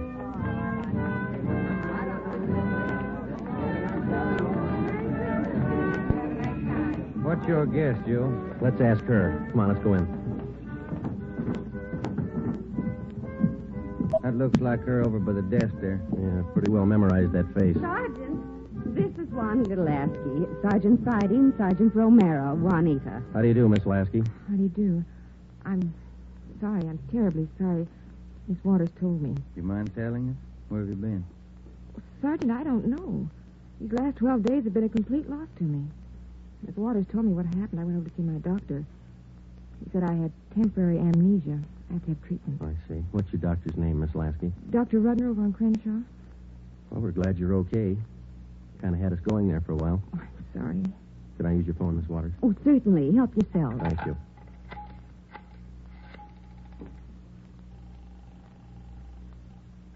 Long distance? I'd like to place a person-to-person call to Mrs. Hannah Lasky, Fountain Green, Utah. That number is 14R2. Fountain Green, Utah, 14R2. That's right. Your name and number, please. Joe Friday, and this is Hempstead 8594. Thank you. Rate operator. Fountain Green, Utah, route and night person rate from Los Angeles. TC Mount Pleasant, Salt Lake, night person 140. Through Salt Lake. Salt Lake. Mount Pleasant. Mount Pleasant. Fountain Green. Fountain Green. Fountain Green, 14R2. Mrs. Hannah Lasky, Los Angeles, California, calling. Thank you. Ringing operator. Hello? Mrs. Hannah Lasky, please. Los Angeles, California, calling. Oh, yes. Hang on. I'll get her. Waiting on your party, sir. Thanks. Getting through all right, Joe? Yeah. Lucky. Christmas Eve. Yeah. Hello? Hello? Hello? Hello, Ms. Lasky. Yes? Just a minute, Ms. Lasky. Juanita, Yes? you're wanted on the phone. Oh, who is it? Just say hello. She'll take it from there. Let's go, Ben. Hello? Yes? Hello, Mother. Come on, Ben. Yes, I'm all right. Mother, it's so good to hear your voice.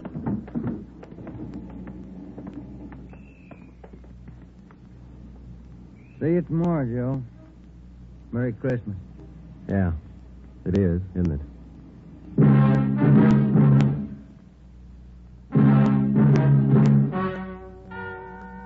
The story you have just heard is true. Only the names were changed to protect the innocent. Upon further examination by competent medical authorities, Juanita Lasky was found to be suffering from periodic spells of amnesia. She was given treatment, and a complete cure was effected.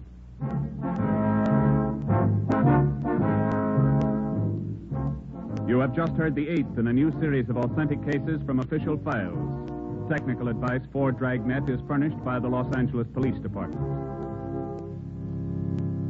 Tonight's program is dedicated to Corporal Grady A. Beecham of the 9th Precinct Metropolitan Police Force, Washington, D.C., who, on the night of December 2nd, 1948, gave his life so that yours might be more secure.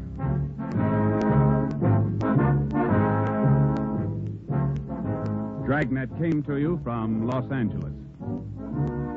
This is NBC, the national broadcasting company.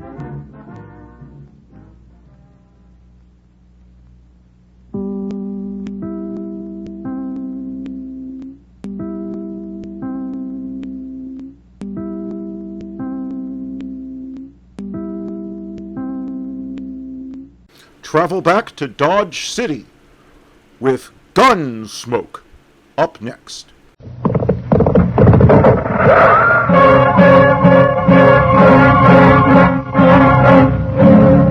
Around Dodge City and in the territory on west, there's just one way to handle the killers and the spoilers, and that's with a U.S. Marshal and the smell of gun smoke.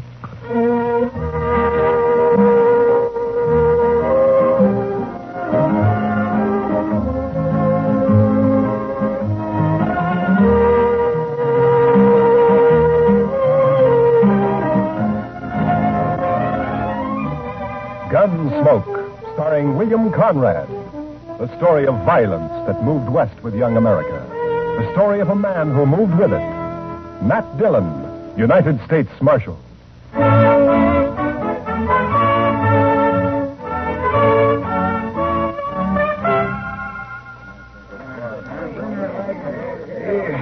Howdy, Marshal. Hello, Mr. Biggs. Can I give you a hand? No. This is the last batch here. Hey, wait till the flies get to these buffalo hides in the morning and be enough vultures overhead to keep the place in the shade for a week. Yeah. You'll sure have your hands full by tomorrow night. It looks that way. When these boys turn them hides into cash, they'll bite the corks out of every bottle in town. And some of them look mean enough sober. Yeah. Well, you better bed down and get some sleep, Mr. Biggs. Where are your boys? I don't know. Jeff had some trouble with a dry axle up near Pawnee Rock, and Boaz stopped to help him fix it. But they shouldn't be this long behind me. Well, if I see him, I'll tell him where to find you. You can tell Jeff, but Boaz ain't even going to hear you. Why? What's the matter with him? Oh, he's riding higher than an eagle. You know that white buffalo you've been hearing about? The albino? Mm-hmm. Well, it's just Indian talk. Oh, you think so, huh? Well, if it is, Boaz sure shot himself a mighty scared buffalo. White as borax. That ought to fetch a price. Hey, anybody seen Marshal Dillon? Over here, Chester. You better saddle up, Mr. Dillon. What's the matter, Chester? Indian trouble. 2 men dead and a couple of wagons burned up out there. I found this. A war rattle. Made out of buffalo toes. Arapaho. Well, they haven't been making any trouble. Well, these did. I was topping a hill when I saw the wagons go up in fire. It was Indians, all right. I saw one ride off. That's funny. I never heard of Arapahos attacking at night. How far out, Chester? 10 mile, maybe. Toward Pawnee Rock. Pawnee Rock? Marshal, my sons was coming from there. Easy, Mr. Biggs. Lots of wagons in the territory. Marshal, I didn't see another wagon between here and Pawnee except the ones we had, but the Indians killed my boys. There's only one way to make sure, Mr. Biggs. Saddle up and ride over to my office. I'll be with you as soon as I can get my horse.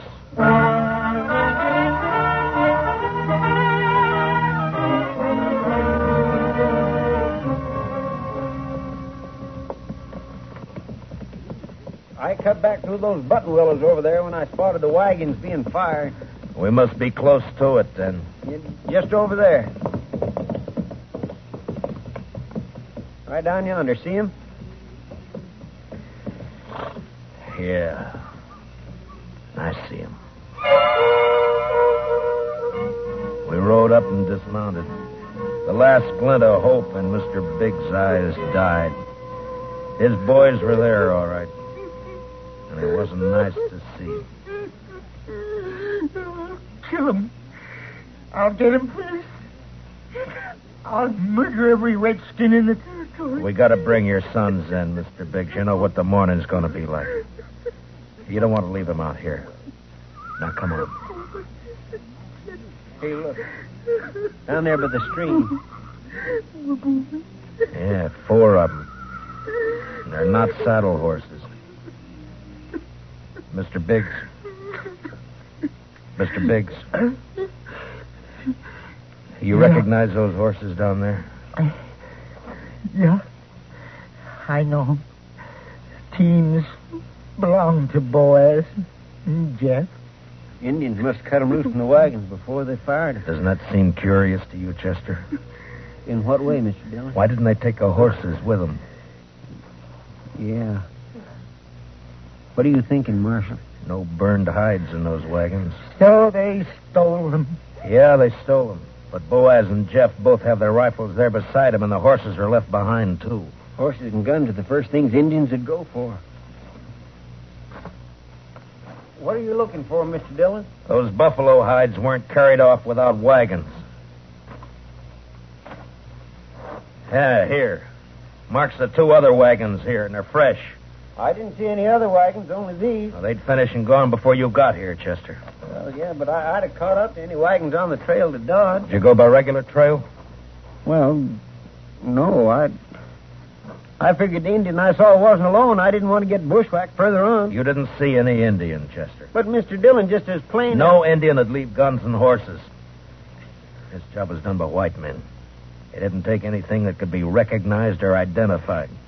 You mean that somebody's in Dodge by now? With the hides my boys worked and sweated to get? I'm afraid so, Mr. Biggs. Well, there'll be more than 300 buffalo hunters there by morning. It could be any of them. We'll find the right ones. Oh, how? The albino. Whoever killed your sons will have that white buffalo hide.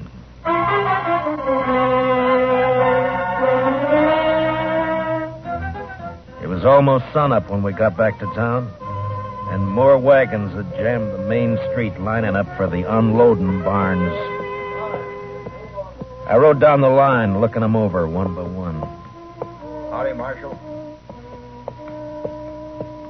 Some of the men would take their money, drink it up, and drift away.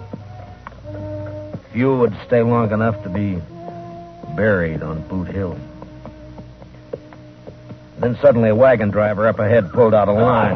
Oh, hey, wait a minute. Oh, hold it there. Take your hands on that key. I'll take my hands off as soon as you get back to your place. Oh, I'm tired of waiting now. Let go of that bit, mister. Don't do that, stranger. Get your hand away from that gun.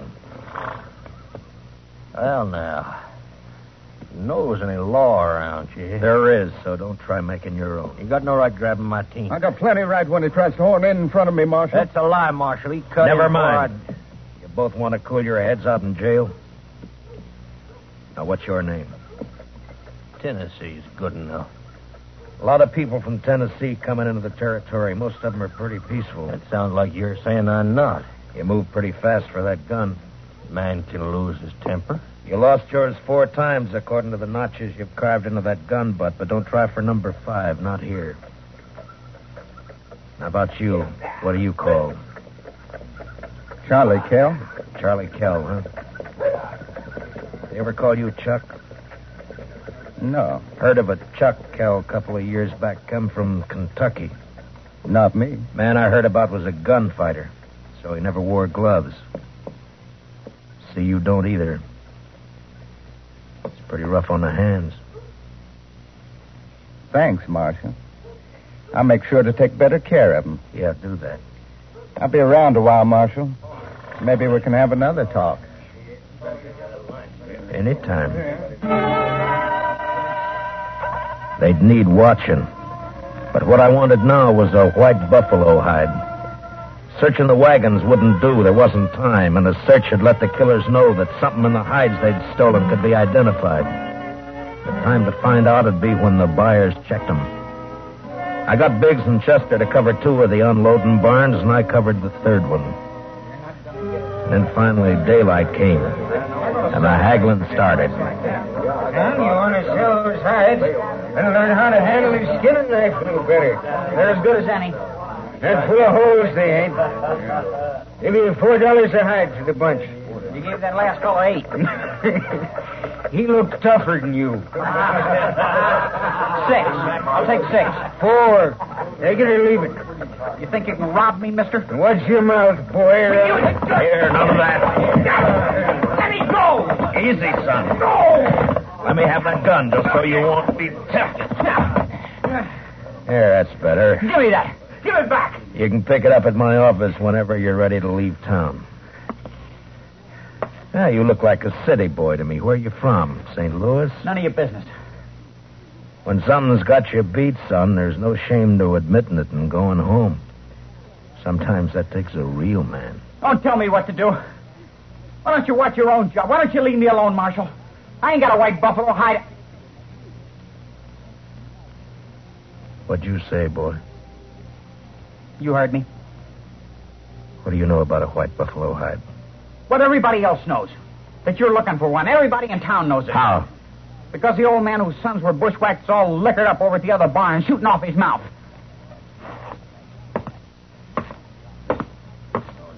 Don't go away mad, Marshal.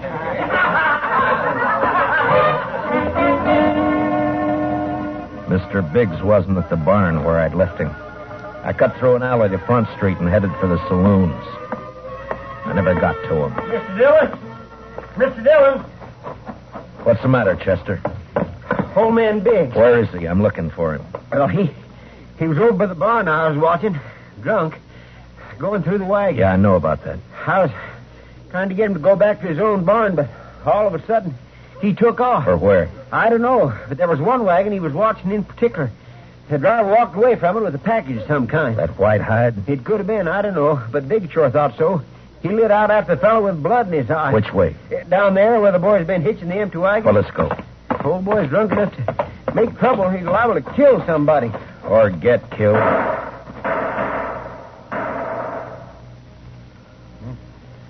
Too late, Mr. Dillon. Yeah. It came from there behind that row of wagons. You stay here, Chester. Be careful, Mr. Dillon. When I rounded the corner wagon, Mr. Biggs was sprawled across a wagon tongue, his eyes dead and open, staring at the ground. And standing over him was Tennessee, a smile on his face, and his gun extended to me butt first. Looks like I'm in the mighty trouble, Marshal. He's dead, Tennessee. That's more than a mite. You take my gun for a while. You mean until after you hang? Wasn't figuring to be that serious. Not when a drunk follows me out here and throws down on me. If you're figuring on self-defense, forget it. Look at his gun. It isn't even cocked. Well, it's out of his holster, Marshal. That's enough. Law don't say I have to wait till he kills me. You'll have to make a jury believe that. No, You shouldn't have much trouble doing that, Marshal. What are you doing here, Mr. Kell? Oh, I just happened to follow Tennessee out here. Why? Well, you broke up our little argument in town. Thought I'd get him alone here. See if maybe he was still nursing a grudge he wanted to settle. But the old man beat me to it. Now, Tennessee here ain't exactly a friend of mine, as you know, but I hate to see any man hang when he ain't guilty. Is that your personal verdict, Mr. Kell? That's right, Marshal. The old man threw down on him, and Tennessee had to kill him in self-defense.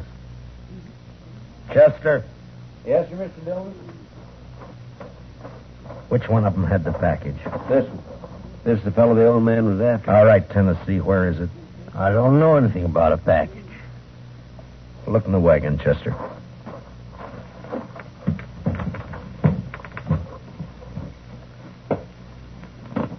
See anything?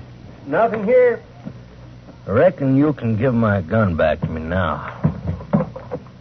All right, Tennessee. Here. Thanks. But if you decide to use it again while you're in Dodge or any place else in Kansas, I hope I'm there when you do. Well, now, don't you fret, Marshal. I'm sure you will be.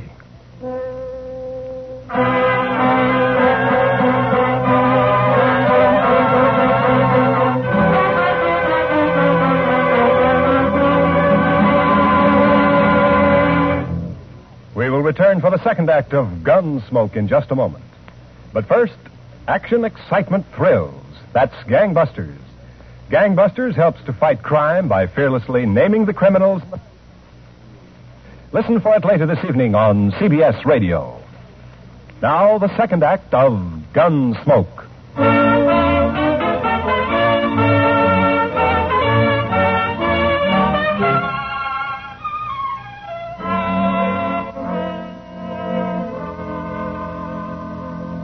Just before sundown, we buried old man Biggs and his 2 sons up on Boot Hill. By the time the service was over and I rode down, darkness had fallen, and everything was going full blast. The town was roaring. Seemed like a good man, old Biggs. He was, Chester. So are his boys. Yeah, but there are too many men like Tennessee and Cal coming in, Mr. Dillon. They won't last, Chester. They'll keep coming, but they won't last. They'll take a gun and go against a man, but they won't sweat. They won't take root and build. We still going to look for that hide? Yeah. Well, just what do you want me to do, Mr. Dillon? Tennessee and Cal will be in town, but their wagons are back there with the other empties. Ride back and look them over. Well, they might have had somebody carry that package off for them. It might be, but they don't seem like partners, Mr. Dillon. From what I heard, you stopped them from gunfighting. Took more than one man to kill the Biggs boys, and more than one man and more than one wagon to cart the hides in. Well, you mean they staged that trouble just for you? Just for me. After they heard I was looking for that white hide. Well, why do you figure that, Mr. Dillon? When gunfighters start for their guns, nothing stops them, Chester. They both started, but they both stopped. I reckon you better take a look through those wagons. Yes, sir, Mr. Dillon. Where'll I meet you? I'll be checking the saloons.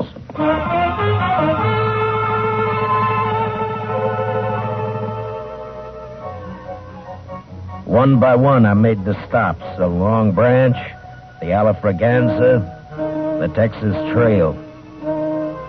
And one by one, they got quieter as I went in, as though each place was holding its breath, waiting for something to happen. The last place was a Mexican hangout. A long, dark walk.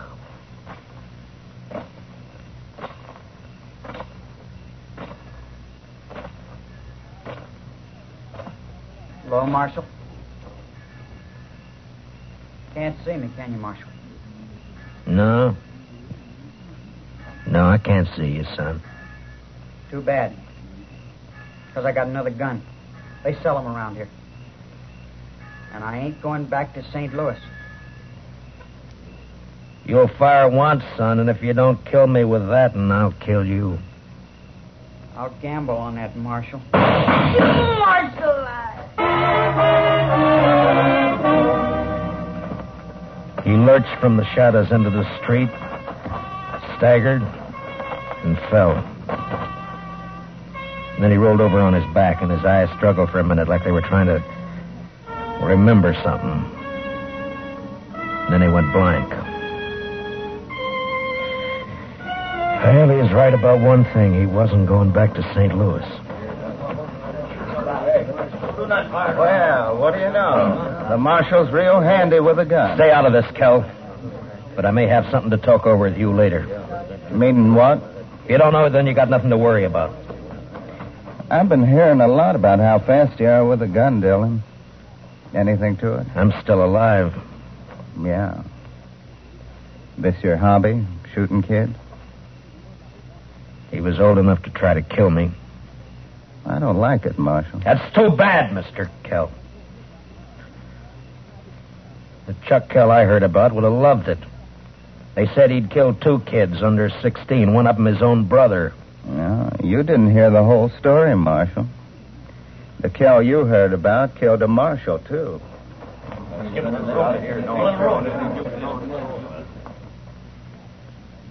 You made the bid, Mr. Kell. And you got a gun. Use it or I'll take it away from you. come and get it? Anytime. Here it is.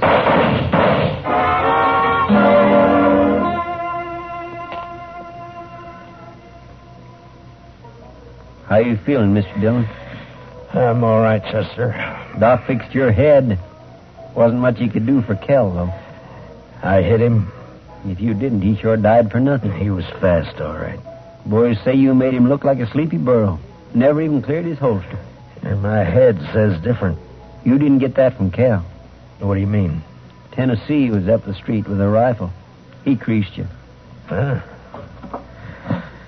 Where is he now? I don't know, Mr. Dillon. He rode out of town before I could stop him. I was the only one who saw him. I was coming up street to find you. All right. Let's get out of here. Did you find anything in the wagons? No, sir. But I found Tennessee's wife. Wife? That's right, Mr. Dillon. In a small wagon next to his. He's a squaw man. His wife's an Indian girl. Well, let's find her.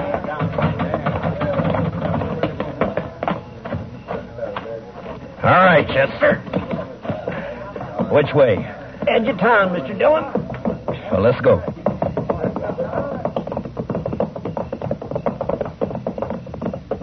You talked to the wife? Yes, sir. Found out Tennessee and Kell were friends, all right.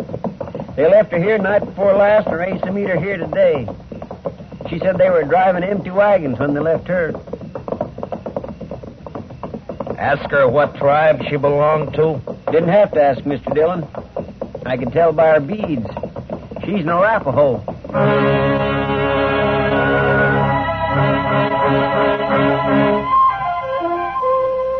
She was there, all right.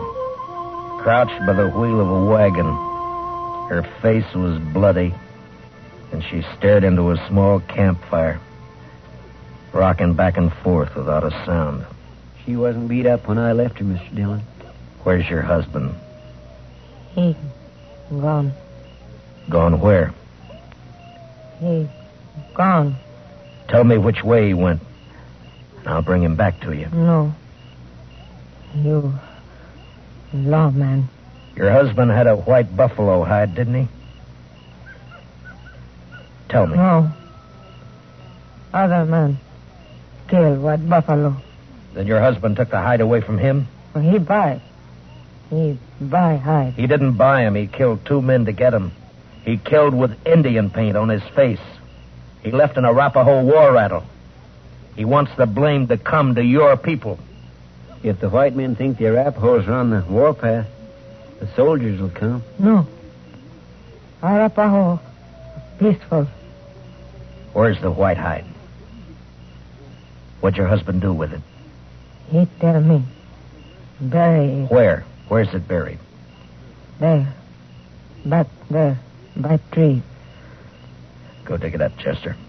And then stay with her till I get back. You going after him, Mr. Dillon? As soon as she tells me which way. All right, Mr. Dillon.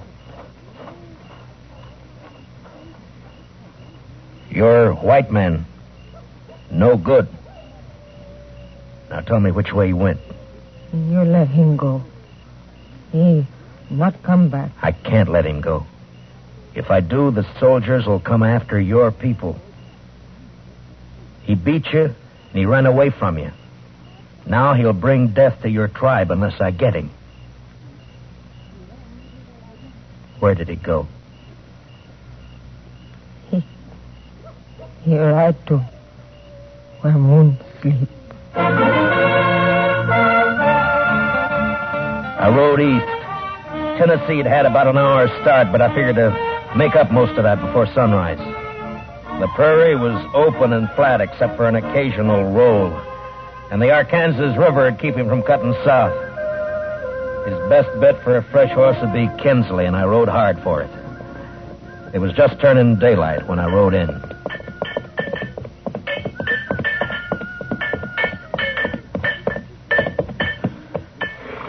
Well, howdy, Marshal.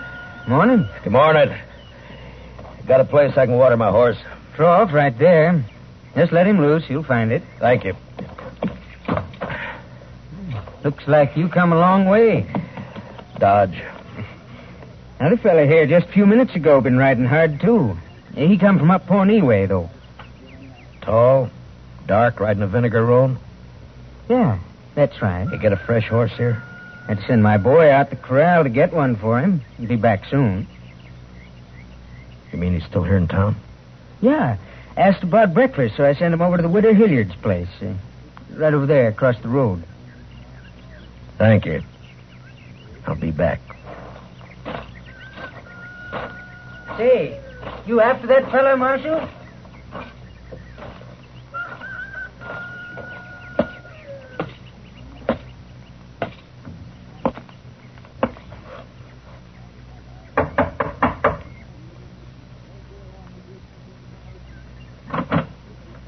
Yes? Understand you're serving breakfast, ma'am. Why, sure thing, Marshal. Dillon! That's right. Give me a clear way out the door, or I'll kill you. Come by me, Tennessee. I'll come shooting. That's all right. But just be sure you get me this time.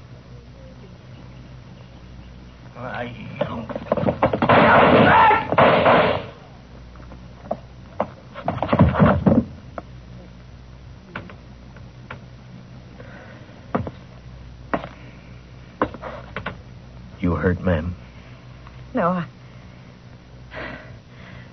I'm all right, Marshal. He looks kind of dead. Yeah. Bad one, Yes'm. Gunfighter. Thief. Killer. What's your name, Marshal? Dillon, ma'am. Matt Dillon. I'm sorry about... Marshal. When my husband brought me out here 15 years ago, Indians burned this place down 3 times. I'm used to killing. You want to carry him out? I'll go fix you that breakfast.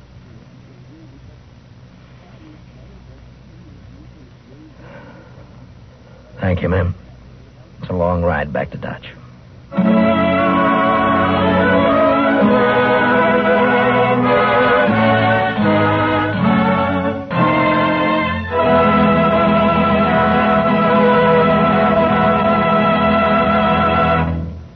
Gunsmoke, transcribed under the direction of Norman MacDonald, stars William Conrad as Matt Dillon, U.S. Marshal.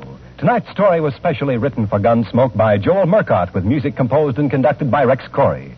Featured in tonight's cast were Stan Waxman, John Daner, and Larry Dobkin, with Sam Edwards, Lillian Baeff, Tom Holland, and Mary Lansing.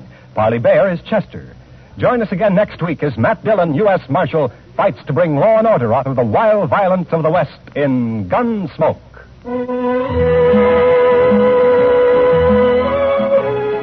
Something new in CBS Radio Newsroom coverage, World News with Robert Trout presents as a special weekly feature an interview with a crack CBS Radio News correspondent. This correspondent flies in from his post overseas to give you his authoritative eyewitness viewpoint on latest developments. Tomorrow afternoon on most of these same stations, World News with Robert Trout. This is Clarence Cassell speaking. And remember, from now to November, you'll find intensive, impartial campaign coverage on the CBS Radio Network.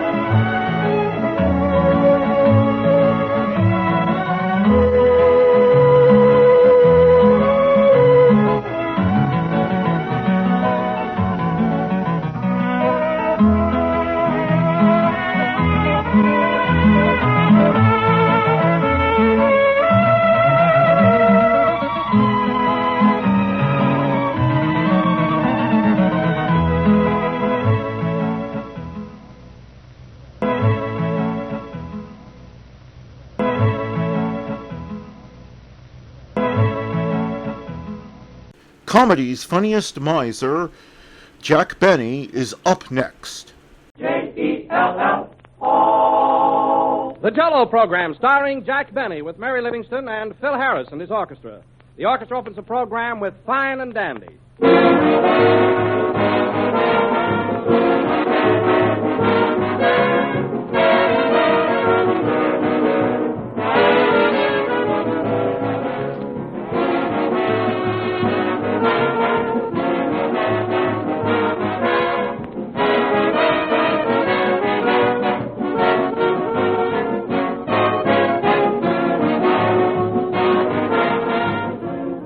June is the month of weddings, and here's a special hint for June brides. In planning your first menus, have Jell-O often for dessert. For all men, like everybody else, enjoy Jell-O's extra-rich fruit flavor.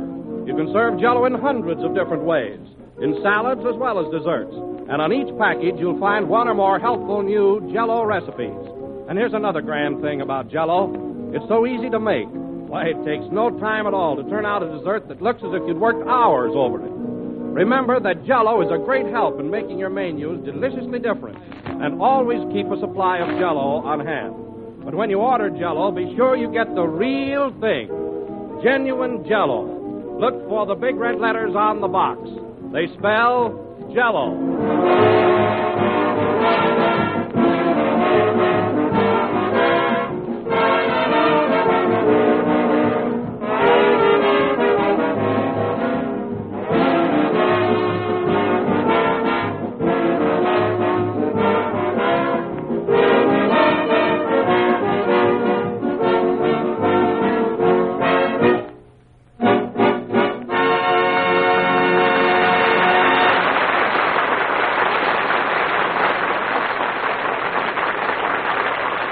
That was Fine and Dandy, played by the orchestra. And now, ladies and gentlemen, we bring you a man who looks twice as good as ever before, but oh, how he looked before, Jack Benny.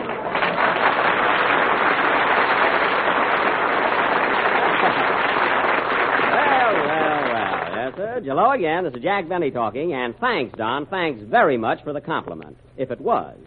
Well, Jack, I couldn't help observing how rapidly you've improved since your illness. Really, it's amazing. Oh, there's nothing unusual about it, Don. We Bennys are a sturdy family. You know, very unlollipoppy.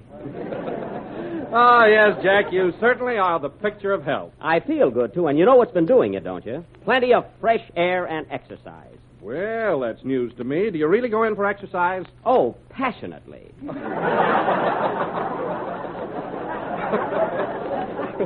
Why, I'm on my third rowing machine. By the way, Don, where are the next Olympic Games? In Japan in 1940. Gee, I wish they were sooner. You know, Jack, I had no idea you were such an athlete. Oh, yes, yes. Well, tell me, Jack, just what is your formula in the pursuit of muscular stimulation? Well, what was that, Don? I say, what do you do for exercise? Oh. Well, Don, the first thing in the morning, I fling back the covers and jump out of bed. Then I do my breathing exercises. What's that? I smell my breakfast. By that time, I'm ready for my... Oh, hello, Kenny. Hello, Jack. What are you fellas talking about? Exercises that have been building him up. Oh, exercises. I train her. You have? What does he do for you, Kenny? Oh, he takes me for a run through the park, and then he makes me jump through hoops, and after that he makes me balance a ball on my nose. But, Kenny, you've got an animal trainer. What? An animal trainer. Well, he certainly did wonders for me. He did, huh? You should see me bury a bone.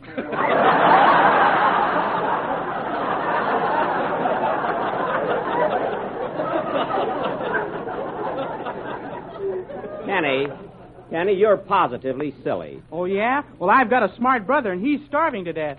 Oh. Well, I surrender. Oh, say, Don, what's the matter with Phil? He's standing over there by himself. Why doesn't he join us? Well, you know, Jack, he's probably embarrassed about that wristwatch incident last week. Oh, well, he should be, giving me a watch for Christmas present and not keeping up the payments. Oh, you should worry. Yeah, say, what's a watch to me? I can always call up Central and find out what time it is. Sure. Of course, I'll look funny walking around with a telephone on my wrist. Build a booth around it and nobody will see it. That's right. And I can hang a phone book on my ear. Imagine me walking around with my stomach full of nickels. Well, if I were you, Jack, I wouldn't be angry at Phil. He didn't mean it. Oh, I'm not mad at him, Don. I love Phil. But it's the principle of the thing. After all, you know, I've done a lot for that rat. Well, take it from me, Jack. He feels pretty bad about it. Bad enough to buy me a new watch? No. Oh, hello, Phil. Hello. I didn't see you in back of that fist. How are you? I'm all right, and I want to tell you, Jack, I'm sorry about that watch. Oh, forget about it, Phil. You know the old saying, easy come, you can't keep it. You know? Yes, sir. Hello, Jack. Hello, Don. Hello, Phil. Hello, Kenny. Hello, Mary. Hello, Mary. Hello, Mary. Hello, Joe. Joe? Who's Joe? My uncle. He's listening in. Oh.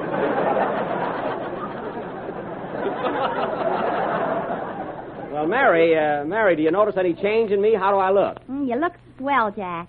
Gee, you're so tan and muscle-bound. Muscle bound? Why, Don told me I look better than I ever did. Oh, Don's full of baloney. Is that so? Jack's full of nickels.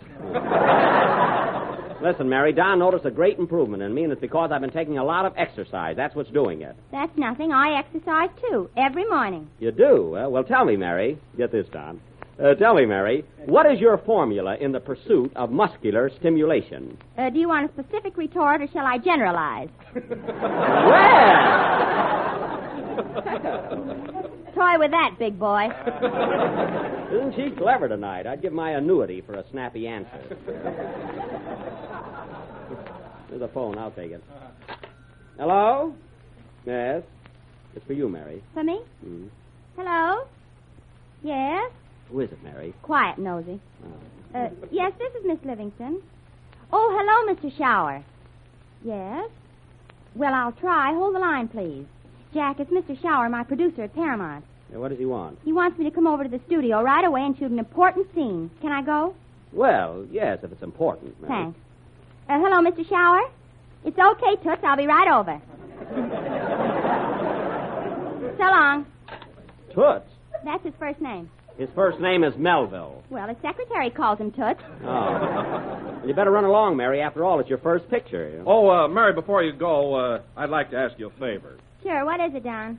If there's a spot in your picture where you can mention, well, of course, I don't want you to be obvious about it, but if you can just squeeze in a word about those 6 delicious flavors, I'd appreciate it. I'll do the best I can. Yeah, but be subtle about it, Mary, you know. Anything else, Don? Well, let me see. What's the name of your picture, Mary? It's called This Way, Please. Gee, I'd appreciate it if you could get them to change it to This Way, Jell-O. Yes, Mary, it only means changing one word, you know. But don't be obvious about it. I'll see what I can do. Hey, this way Jell-O doesn't make sense. Hey! Well, run along, Mary, and good luck on your picture. So long, Mary. Goodbye. Say, Jack, What? I just thought of something very funny. What is it? Well, come on now, tell me. What is it? Oh, no, I'm saving it for my picture. Oh. Goodbye. Gee, I can hardly wait to see it. Play, Phil.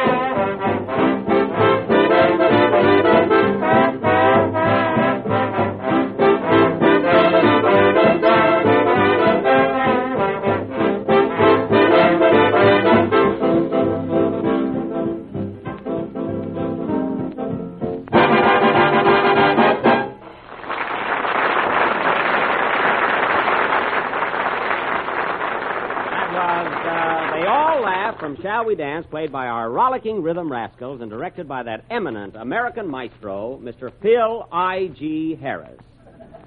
Thanks, Jack, but what's the IG for? Indian giver. Wow!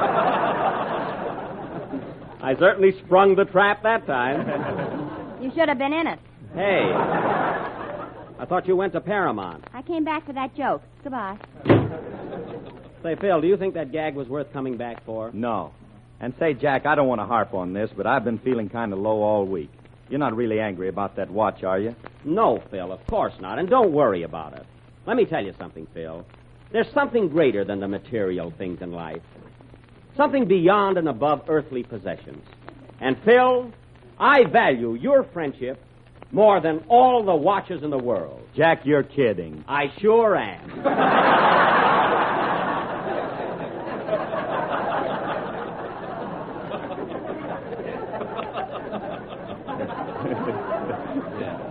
Well, to show you my heart's in the right place, I'll buy you a present next week that'll make up for everything. Yeah, well, get me something I can nail down. Or at least something I can eat. All right, I'll get you a plunk steak. That's plank. No, it's plunk. I'm going to hit you over the head with it. Fine friend. Phil, you're the kind of a guy who could split up Damon and Pythias. Are they still running around together? I don't know. I missed Winchell's broadcast. I wish somebody would knock on the door or something. What a coincidence. Come in. Well. Hiya, Buck.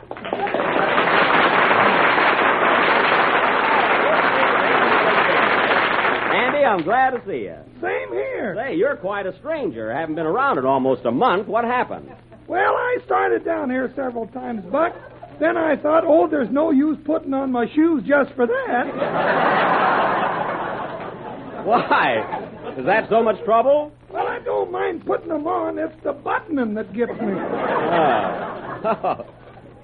Say, I hear you were pretty sick. Yes, Andy, and I was kind of disappointed that you didn't send me anything. Well, I was going to send you flowers, but Ma said, better wait and see which way it goes.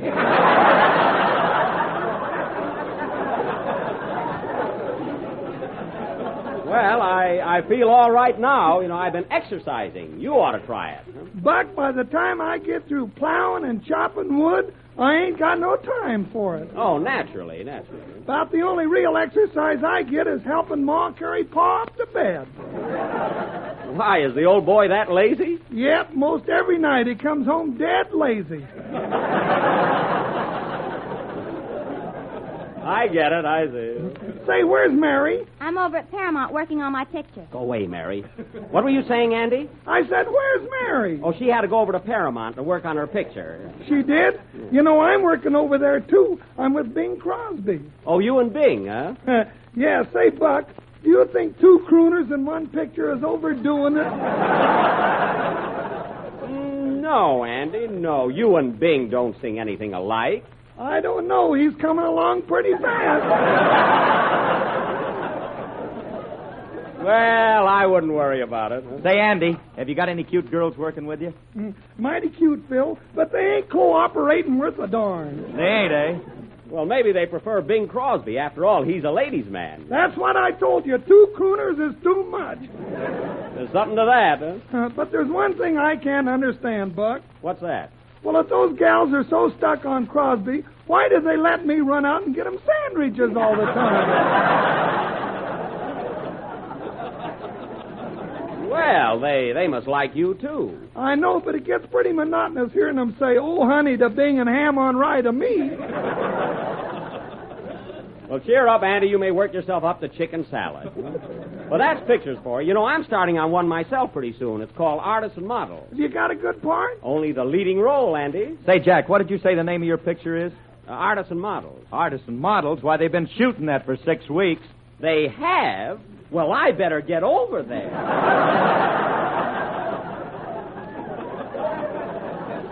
Immediately. Yeah, if you want to get in it. Say, maybe I better call them up and see about it. What's the number of Paramount, Andy? Have they got a telephone? Why, certainly. Shucks, and I've been sending carrier pigeons. Give me that phone. Operator, get me the Paramount Studio, Hollywood. I bet they're trying to put something over on me. You know, Andy, I had a hunch that... Hello?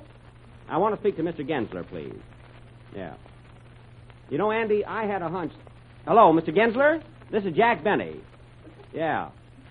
Say, what about my picture, Artists and Models? Oh, all right, then what about Artists and Models?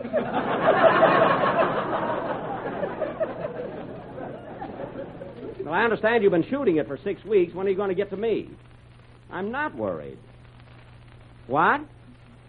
Well, don't I come out of the barrel at all?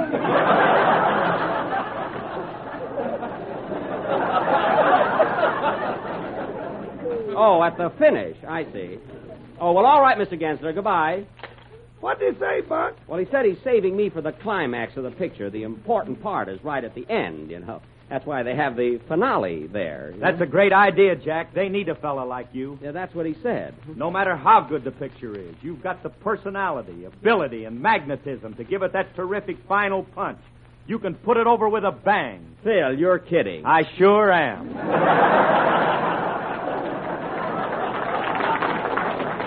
Now, wait a minute, Mr. Harris. That's my career you're kicking around. Yeah. Well, Buck, I gotta leave you now, Buck. I'm due back at the studio myself. Say, Andy, I think I'll go along with you. I'm kind of anxious to see how Mary's doing. Mind if I go along, Jack? Not at all, Don. You want to join us, Phil? I'd like to, but who'll lead the orchestra? Oh, come on. After 37 weeks, they're not going to start looking at you now. Okay. Can I come along too, Jack? No, Kenny. You stay here and do your song. You can join us later. Come on, fellas. So long, Kenny. Oh, gosh, they all left. Oh, well. What are you going to sing tonight, Kenny? I'm going to sing I Know Now from the Singing Marine. Attaboy, sing, Kenny.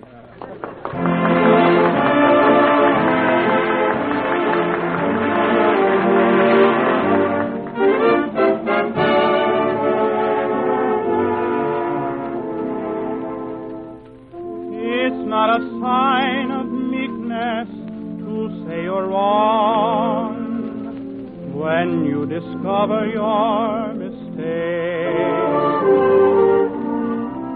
It doesn't show your weakness, it shows you're strong when you admit a blunder that you make. For I know now you're the only one. I know now I'm the lonely one. I had to learn how a heart can yearn, how tears can burn with no one to turn to. I know now that I can't forget. I can't, for I don't know how. I guess I never knew how I needed you. But, sweetheart, I know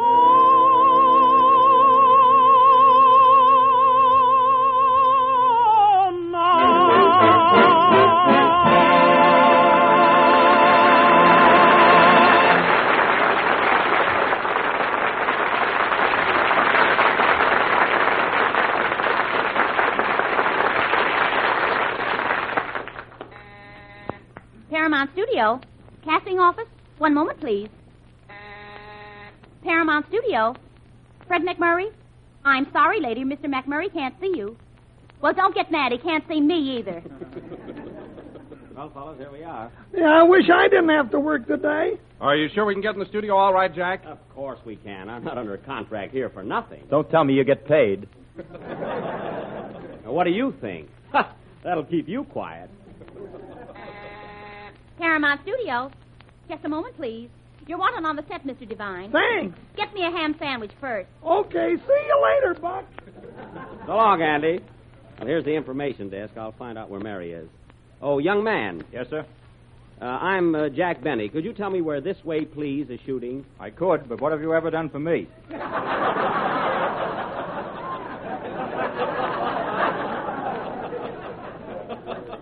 Well, this is the information desk, isn't it? Say, are you trying to bribe me? Now, look here, young man. What stage is Mary Livingston working on? Stage 7. Thanks. How do I get there? You can walk, or I'll take your piggyback.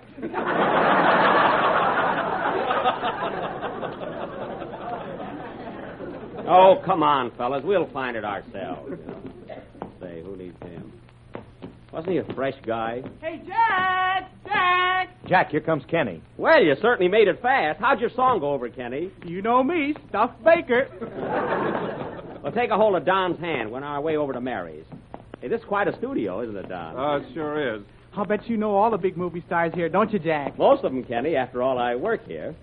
You know, fellas, I'm certainly anxious to see how... Hey, Jack. Here comes Marlene Dietrich. Where? Oh, yes. Hello, Marlene.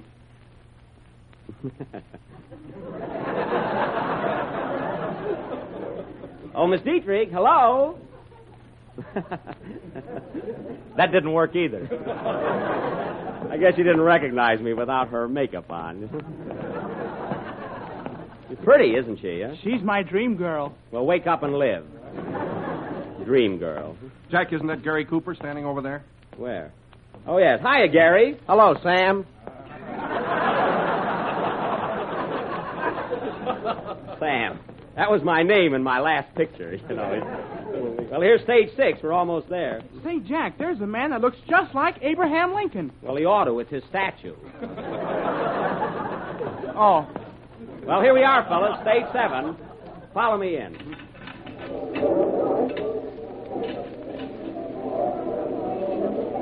Quiet! Quiet on the set!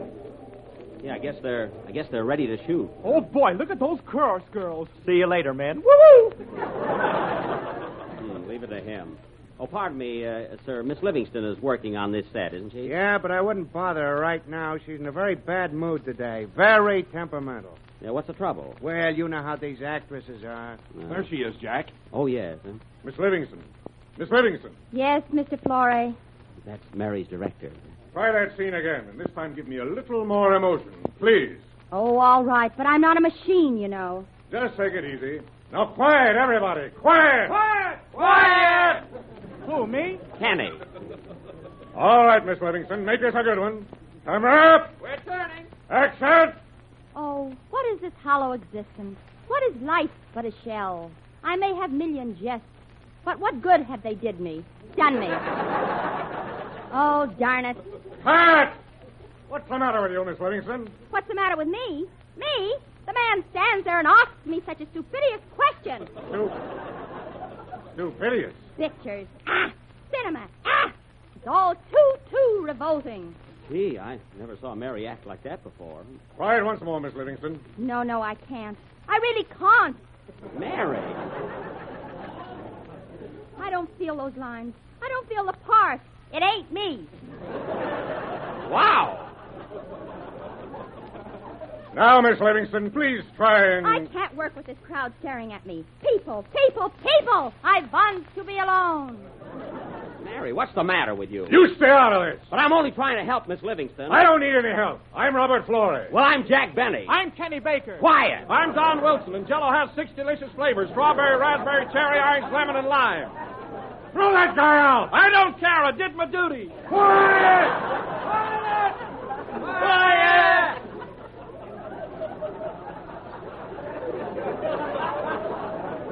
What are you doing tonight, babe? Nothing filthy. Quiet! Now, Miss Livingston, please control yourself, and let's try that scene again. All right, but this is the last time. Now, Mary, get in there and show them what you can do. Put everything into it. Oh, shut up. Come on now. This time we're going to get it. Ready? Camera up. We're turning. Action. Go ahead, Miss Livingston. Oh, what is this hollow existence? Oh, what is this hollow existence? What is life but a shell? I may have million jests, But what good has it done me? Money, money, money! That can't buy happiness. Hey, Buck! Quiet, Andy. I crave affection. I'm hungry for love. I'm starving. I tell you, starving. There I go again for sandwiches. Make mine salami. Oh, what is this hollow existence? Cut! Sardine on toast. Poached egg on pie. Quiet!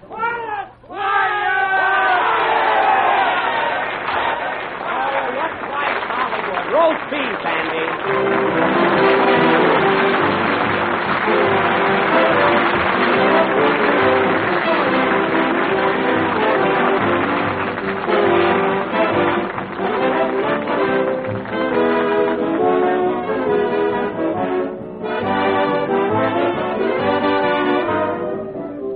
Ice cream is a great American specialty, and here's how to make the finest ice cream you ever tasted.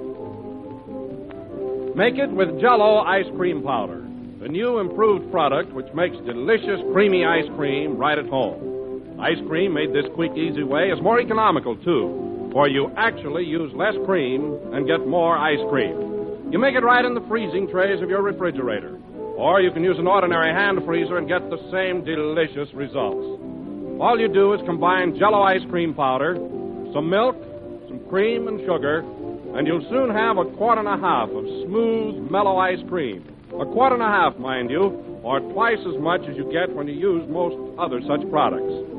Jell-O ice cream powder comes in 5 flavors: chocolate, vanilla, strawberry, lemon, and maple. And there's unflavored, too, so that you can make any other flavor you prefer. Serve ice cream made with Jell-O ice cream powder for dessert soon. It's bound to make a big hit with everybody.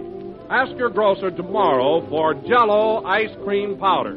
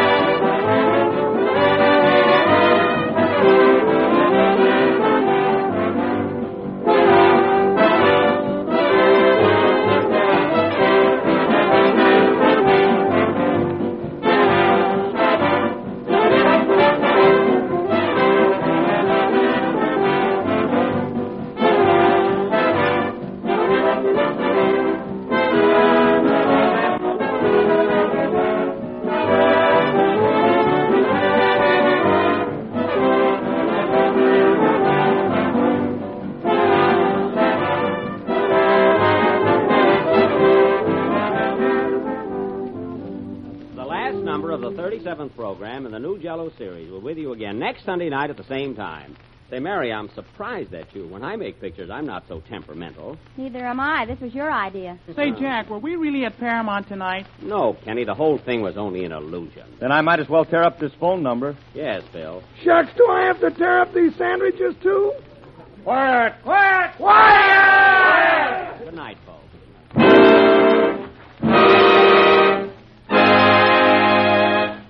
J-E-L-L-O.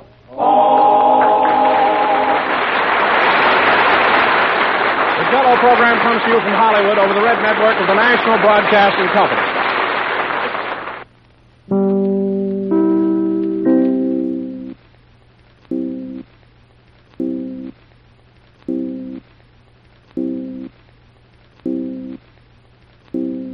Lux Radio Theater is coming at you next. Hollywood, California, Monday, June 15th.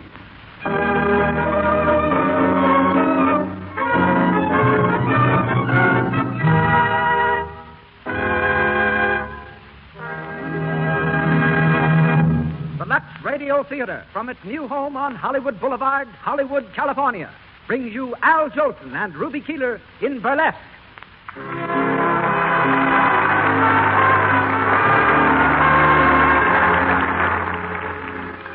Lux presents Hollywood.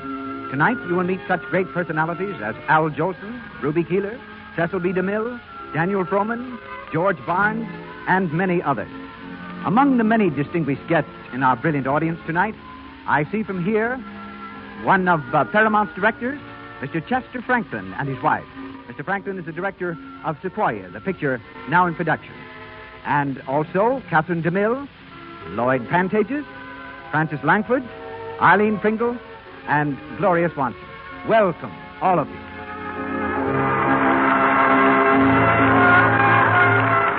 This entertainment is presented by the makers of Lux Toilet Soap, the beauty soap used by 9 out of 10 screen stars and by attractive women everywhere. As producer of the Lux Radio Theater tonight, and each Monday from now on, we welcome back Hollywood's famous pioneer director, a man who has made 62 of America's great motion pictures and has started more great stars on their careers than any other producer in Hollywood. Ladies and gentlemen, Mr. Cecil B. DeMille.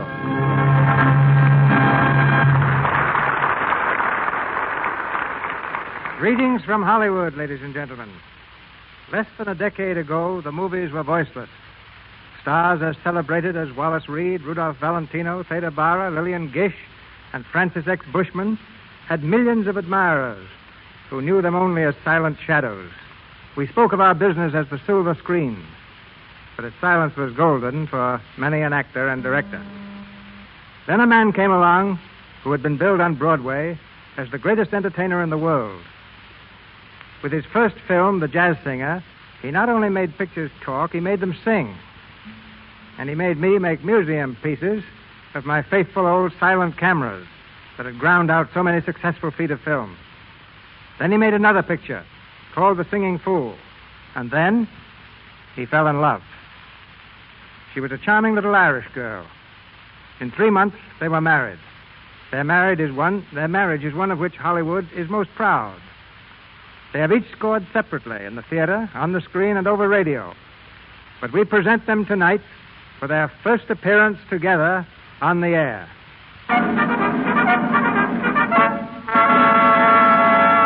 In lights above the entrance of the Lux Radio Theater is a glittering legend, and excited crowds along Hollywood Boulevard tonight read the words, Al Jolson and Ruby Keeler in burlesque.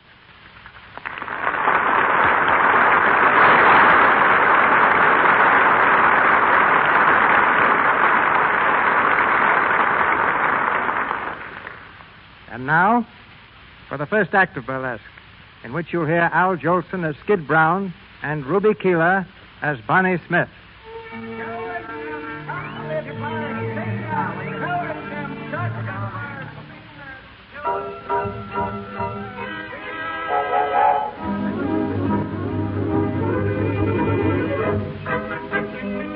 We're backstage at a burlesque show, playing a small town in the Middle West.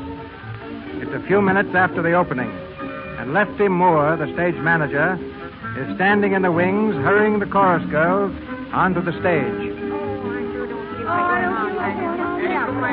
All right, come on stage. Come on. The overture's almost over. Get a move on you, will you? We ain't waiting. Give us a chance. No, Ray Wilson's got brains. Now go on, set up before I can accompany you.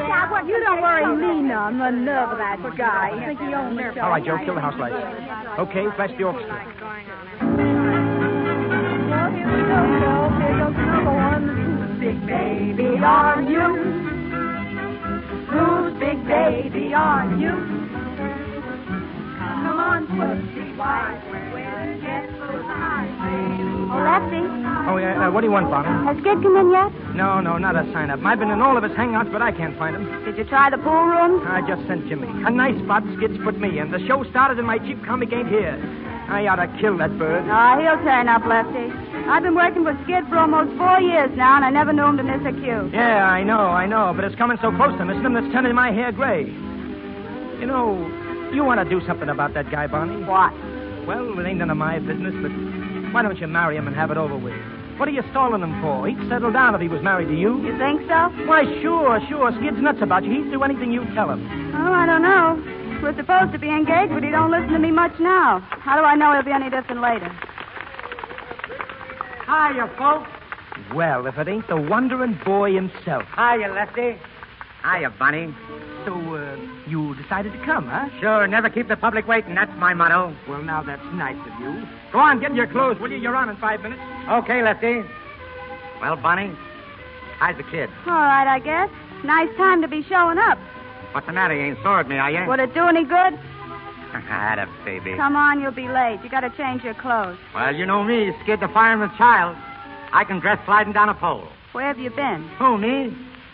I've been playing pool. I suppose you couldn't make a shot thinking of me eating all alone. I told you after the matinee I wasn't hungry, didn't I? Just thirsty, huh? No, and I wasn't thirsty neither. I just went out to get a little air. Oh, some nice pool room air. Ah, cut it out, will you, Bunny? Did you have anything to eat? Yeah, I had a couple of hot dogs. Well, that's fine, that is. How do you expect to be funny on hot dogs? I'm going to send Jimmy out at intermission for some soup. But I don't want no soup. You'll eat it and like it. All right, I'll eat it and like it. Will you get in your makeup? Come in, Lester. See you later, Bunny. Okay. Come to me, my melancholy babe. Cuddle up and don't be blue. Oh, Bonnie. Hiya, Maisie. Well, I see the boyfriend got in all right. Yeah. That dame Marco was looking for him just before she went on. Again? Yeah. Why don't you take a poke at Ah, her? she's not worth it. What do you want to see Skid about? To say goodbye, I guess. Goodbye. Is she going someplace? Hey, don't tell me you ain't heard. Heard what? Marco's leaving the show tonight, going with the Manhattan Follies. Oh, Broadway, huh? Well, that's a nice break. Yeah, I could kill her. Well, there's one consolation for me. She won't be around Skid anymore.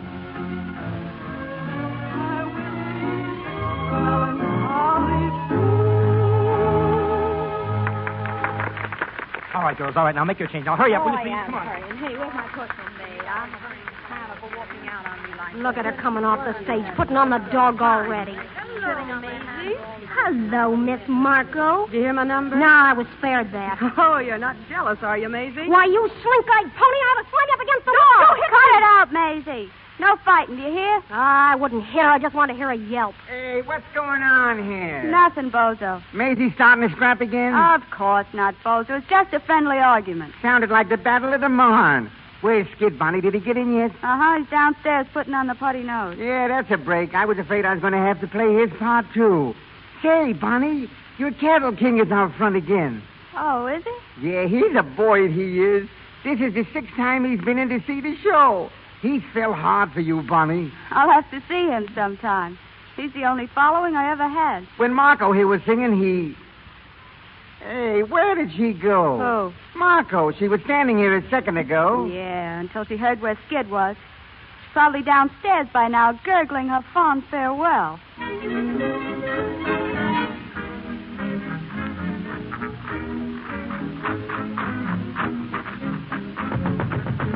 You decent, Skid? Come in, Marco.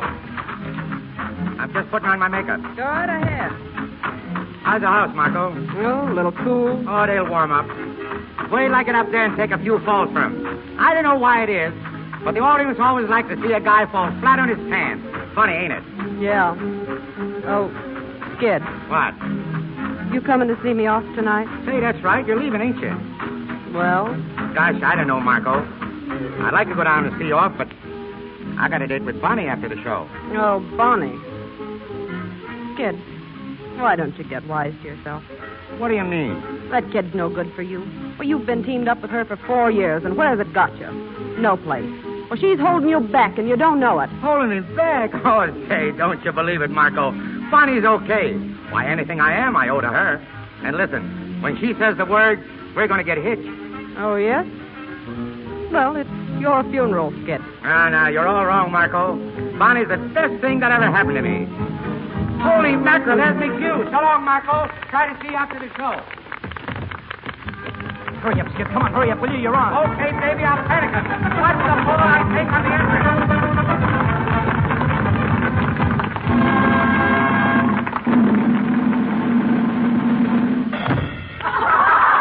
Holy cats, that guy'll kill himself taking those falls.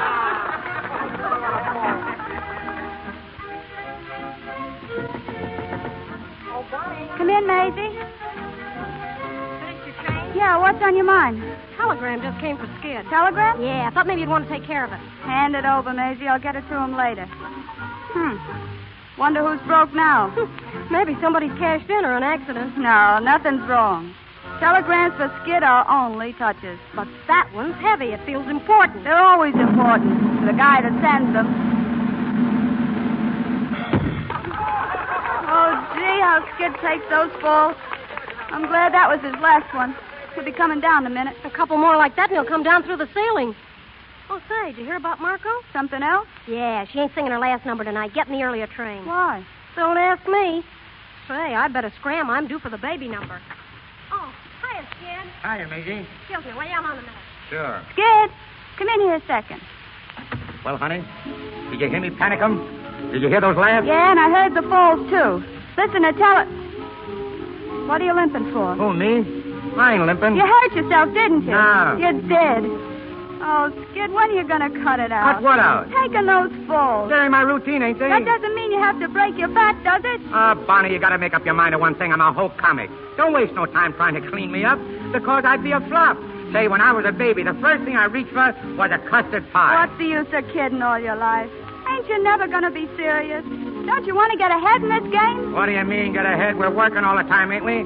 I ain't hanging around Broadway making touches, am I? What do you mean, get ahead? I'm talking about you getting where you belong. Broadway. Boy, if I had your talent. Why, there ain't nothing could stop you if you decided to step out. Say, how do you know I'd be so good? I could be a big flop, too, in a real show. There's the tip-off. You're scared. You're yelling. Say, how many times you going to pull that one on How me? many times you going to make me? Come in. Howdy, folks. Come on, Lefty. This fight ain't private. Gee, I'm glad to hear it. What's the fuss? Bonnie's riding me because I ain't got no ambition. Yeah, and I'll leave it to you, Lefty. Ain't he a sap for sticking in burlesque? Shouldn't he be framing new stuff that'll get him somewhere? Yeah. Shouldn't I be George White and have my own show and sit in a box office? I can't get steamed up over this Broadway stuff. You're a hit on Broadway, so what? What does it get you? It gets you a lot of jack to begin with. But Bonnie's right, Skid. It's time you were stepping out. For instance? Well, for instance, Earl Carroll had a scout out to St. Paul to see you last week. Earl Carroll? Well, yeah, sure. He came back after the show and asked me all about you, Skid. Hey, didn't you hear from him? No, I ain't heard a tumble. Well, I guess you ain't, or you'd have told me. But you'll hear from him. And when you do, grab it, kid. Wait a minute. What's the matter? The telegram. What telegram? It came for you. Here, open it. All right, take it easy. It's probably just another touch that'll set me back about $50. I remember one time... Well, what is it? Holy mackerel, listen. What? Have a chance to place you when Manhattan Flowers opening next week. Stop. Is there any way you can get out of your present engagement? Stop. Can get you $500 a week or maybe more. Stop. Leave salary to me. Stop. Great chance. No comedy and short present. You'll have to be here by Sunday for rehearsal. Wire Max Levy. Max Levy, the big agent? Well, I'll be... Well, there you are, Skid. Somebody's kidding me, I guess. Somebody's kidding me, you mean? That's right. Say, they didn't mention Bonnie, Lefty. What's the idea? I guess I can answer that. I know all the answers. What's the matter, honey? Don't you dare call me honey. Say, what are you bawling me out for? Get out, will you, Lefty? Huh? I want to speak to this guy alone. Okay. Say, what's the idea of all this temperamental stuff, Bond? If the telegram ain't a fake, it's a chance you've been raving about, ain't It's it? your chance, all right. Your chance to be in the same show with that little hypocrite you went nuts about when I was in the hospital in Des Moines. Who? You know darn well who. Oh, you mean Marco? Yes, Marco. That's who I mean. Why, you're crazy. Why, what's this telegram got to do with Marco? As though you didn't know. What show is Marco joining? Why, Gee, that's right. It's the same show, ain't it? That's a coincidence. Yeah, it's more than that. It's a conspiracy. What do you mean by that crack? I mean the whole thing's a frame-up between you and Marco. The two of you beating it together, and neither one of you had the nerve to come clean. Oh, this telegram was a surprise to me. You're crazy to think that. Yeah, pleasant surprise. Holy mackerel, will you take a tumble to yourself? It's a joke for you to be so jealous of that kid. Jealous? How, of what? A bum comedian who ain't got a laugh above his hips? Say, if you was to fall for a girl that meant anything, I'd wish you luck. But that empty-headed little brat, I ain't jealous, I'm insulted. Well, you can stop blowing off steam and cool off, because why? Because I ain't going. Who said you wasn't going? I said it, and that settles it. Oh, it does. Since when does what you say settle things? Well, it settles this one. Oh, come on, Bonnie, let's forget it, will you? We'll stick together, kid, and as soon as you say the word, why, we'll take a walk over to the License Bureau. What do you say? That's us, I guess. Especially, Bonnie. I know. Well? Skid, I'm sorry for what I said. I didn't mean it. Sure. Kiss me, Skid. Oh, honey, gee whiz, Hold me tight. Tight, Skid. It'll be a long time before we see each other But again. I ain't going, Bonnie. Oh, yes, you are. This is your big chance, Skid. You're not going to pass it up for me or anyone else. But, Bonnie... Will you two love buds get up here? Come on, Skid. Okay. Well, it's about time. Come on. Will you get out there and do your stuff? Okay, Lefty, all set, Bonnie. I'll be seeing you out there. Watch the last I get on the entrance.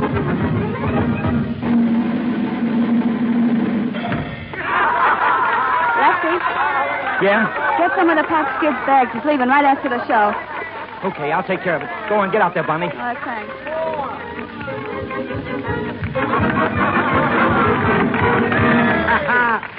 Well, look who's here. Little Lucy Twinkletoes. How are you, Miss Twinkletoes? I beg your pardon. What for? What did you do? Oh, you think you're smart, don't you? Smart. When I was a little boy in school, I took the first prize. You did? Yeah, the teacher told me take it, and she made me put it back. Oh, boy, that's digging up the old one. Oh, did you ever hear about the man who liked oxtail soup? Oxtail? That's going too far back. I hear you're going to a party tonight. Yeah, I'm going to a party tonight. Would you like to come along? There'll be a million laughs. Will we have a good time? I will. We're going to play kissing games. I don't like kissing. Why? It breeds germs. Come on, lady, let's get fit. Have you played kissing games before? Sure. The last part I was through, we played a game called Play or Pay. How do you play it? Well, they blindfold the boy, and he reaches out for the girls. The first one he catches either has to give him a kiss or her handkerchief. How did you make it? Oh, this'll kill you. I came home with a tablecloth. Professor, pass the gravy. Yesterday I heard a lover sigh. Goodbye, oh me, oh my. 7 times he got aboard his train. And 7 times he hurried back to kiss his love again and whisper, toot-toot-tootsie, goodbye. Toot-toot-tootsie, don't cry. The little choo-choo train that takes me away from you. No words can tell how sad it makes me. Kiss me, titty, and then do it over again. Watch for the mail, I'll never fail. And if you don't get a letter, then you'll know I'm in jail. Don't cry, Titty, don't cry. Goodbye, Tootsie, goodbye. Swing it, baby.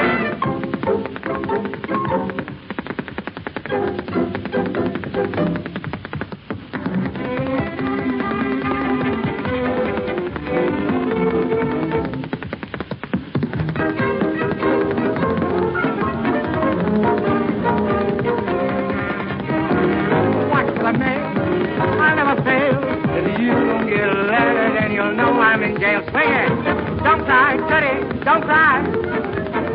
Goodbye, Tootsie, goodbye. Oh, boy. That guy at Carroll should have been out front tonight. Gee, Bonnie, you are swell. Never mind that now. Well, Lefty? It's all fixed. Skid, you're fired. Huh? 10. What for? You're going to New York. I got 2 guys packing your bags, and I just phoned for a reservation. But wait a minute. I told Bonnie that I Now, wasn't... forget what you told me. I'm running this partnership. You're leaving for New York, and you're leaving tonight.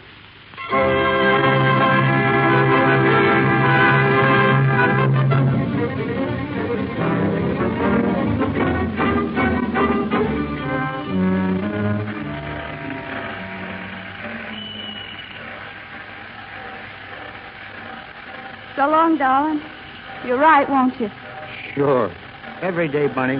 I'll be awful lonesome without you. Gee, I'll be an awful sap without you, kid. We ain't never been apart before. As soon as the season's over, dear, I'll come right on. Maybe I'll be a flop and I can come back soon. You can't come back. You're fired. Oh, I didn't think of that. That ain't so good. Forget it. It's sink or swim now. I don't like the way you said sink. Well, how do you like the way I say swim?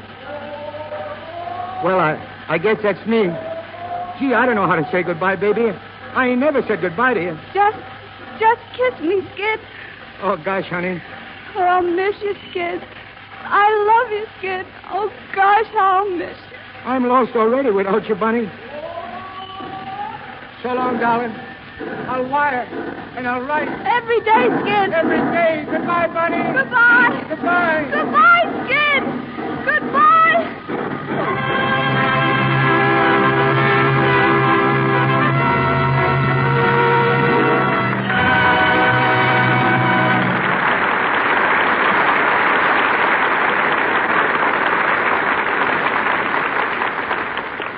As we pause in the Lux Radio Theater's presentation of Burlesque, starring Al Jolson and Ruby Keeler, I'm going to ask you to listen to a very interesting conversation. In this brief interval, we want you to meet one of Hollywood's youngest and most charming stars, Cora Sue Collins. Here she is now, Miss Cora Sue Collins in person.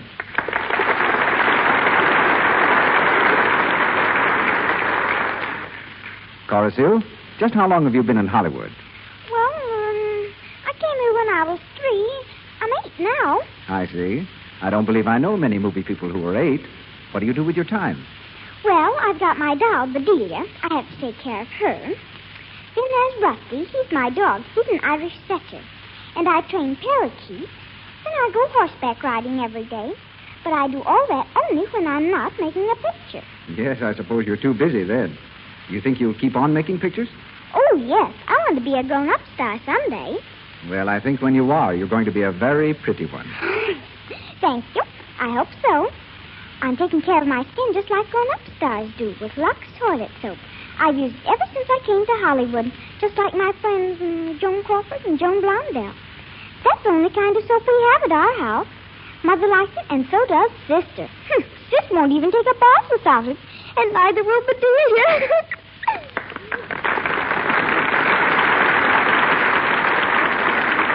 That's very nice, Corasil. Thank you. And you're right in saying that Hollywood stars must have lovely complexions. They can't risk dullness, tiny blemishes, enlarging pores. In other words, cosmetic skin. These Hollywood stars, like most girls, use rouge and powder. But they avoid dangerous pore choking by using Lux toilet soap. The soap whose active lather goes deep into the pores, removes every trace of dust, dirt, stale cosmetics. Before you put on fresh makeup during the day, and always before you go to bed at night, use Lux toilet soap. Buy several cakes tomorrow.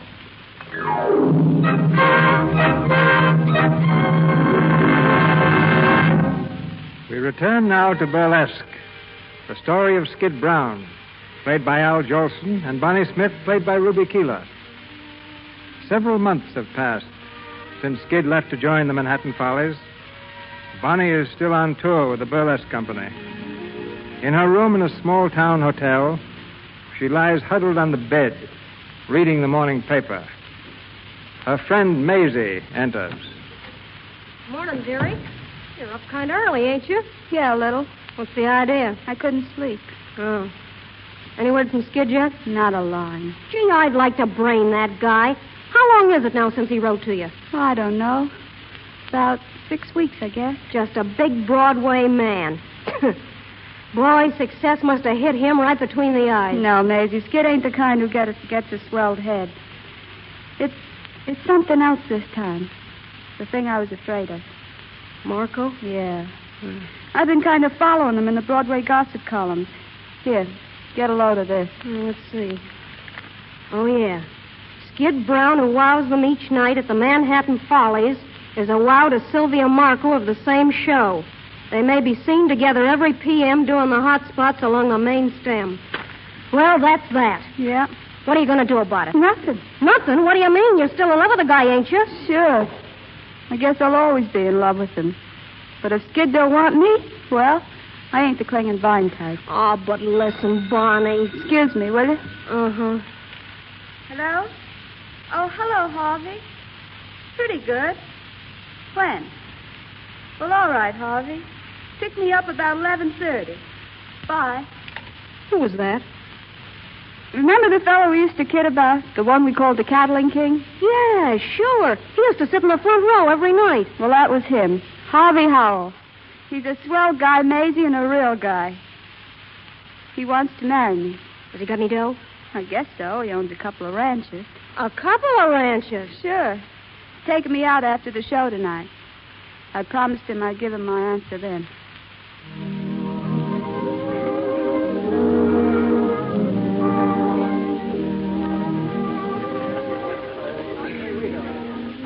Want to dance, Money? Thanks, Harvey, but do you mind if I don't?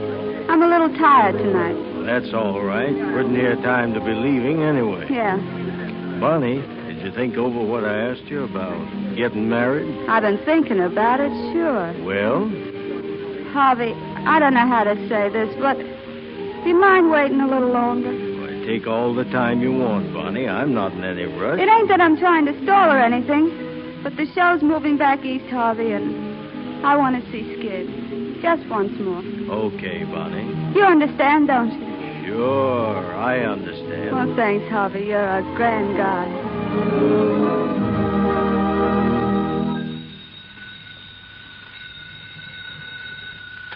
Hello, box office, Manhattan Follies. I'm sorry, we're all sold out for tonight. 8 weeks in advance. Okay. Hello there, Mr. Kent. Oh, hello, Skid. What are you doing, counting up the shekels? Yeah, They tell me you want to see me, Mr. Kent. I do. Sit down, won't you, Skid? What's on your mind? You, Skid. Skid, I'm going to tell you something straight from the shoulder. Yeah? I've been managing Broadway shows for a long time, so you can take it from me. I know what I'm talking about. Skid, you got to cut out your drinking. Oh, me? Don't give me that. You went on that stage last night so lit up you couldn't even see. Those falls you were taking were on the level. They got laughs, didn't they? Sure they did, but that isn't the point. Skid, you've got this whole business right in your lap. You can sing, you can dance, you can make 'em laugh. You're a big hit. But take it from an old-timer, Skid. Drinking and show business don't mix. That's all. But, Mr. Kent... That's all, Skid.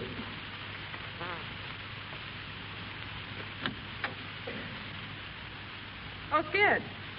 Skid, Hello, Marco. been in to see Kent? Yeah. What'd he say? Nothing much. So you won't talk, huh? All right. What are you doing after the show tonight? I don't know. I kind of figured I'd get a little sleep for a change. Oh, come on with us. We're getting up a party to go to the hot spot. Oh, count me out, Marco. I want to stay home and write a couple of letters. Oh, I see. Who to? Well, Bonnie, for one. I ain't written to her, for such a long time. Honestly, I wouldn't blame her if she was sore as a boil at me. Listen, are you still thinking of that kid? Sure, why not? I thought that was over long ago. I know. Well, it ought to be. What are you going to do after she's married? Still write mash notes to her? After she... What are you talking about? She's going to be married to some rancher guy. Who said so? I got it from one of the girls in the troupe. She wrote me all about it. Mary. Oh, there must be some mistake or something. There's no mistake. It's all set. Holy gee. Why didn't she tell me? Why didn't she let me know? Oh, brace up, Skid. The world hasn't come to an end. Why, you're Skid Brown, a big guy on Broadway. Why worry over a cheap little burlesque... Shut up, Marco. What? I said shut up. Well, if that's the way the wind blows, Yeah, that's mister. the way the wind blows. Now, get out of here and let me alone. I want to think.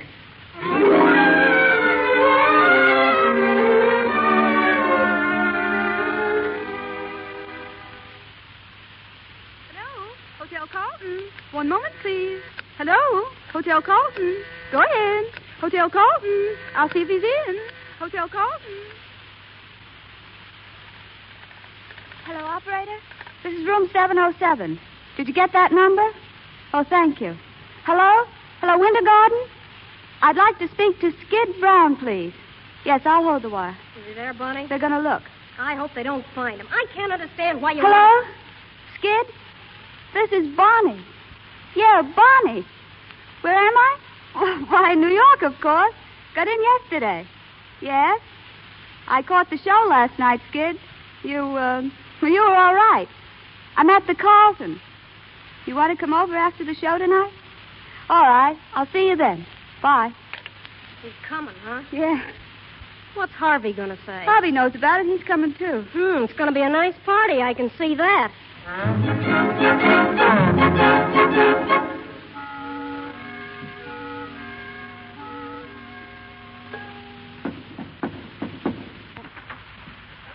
Hiya, Bonnie. Hello, Skid. Step right in, boys, and meet Bonnie Smith, the greatest little trooper in the business. Hello, Bonnie. Lefty, I didn't expect to see you. I've been traveling around with this guy, and he's got me all tired out. Oh, getting old, Lefty, getting old. Hello, Skid. Amazing, I live and breathe. He's like old times. Wait a minute, where's Jerry? Here I am. Girls, I want you to meet the greatest little songwriter in the world, Jerry Evans. Hiya, That's what girl. he thinks. Get over there at that piano, Jerry, and show him what's what. Always ready to oblige, friend. Where's a nice, comfortable chair? I want to go to sleep. Try this one, Lefty. Go to sleep. Say, that's no way to start a party. Oh, no, you let me alone. Softy, huh? Well, Bonnie, let's take a look at you. Gosh, you're looking grand. I'm all right. Swell, that's swell. I hear you're getting married, Bonnie.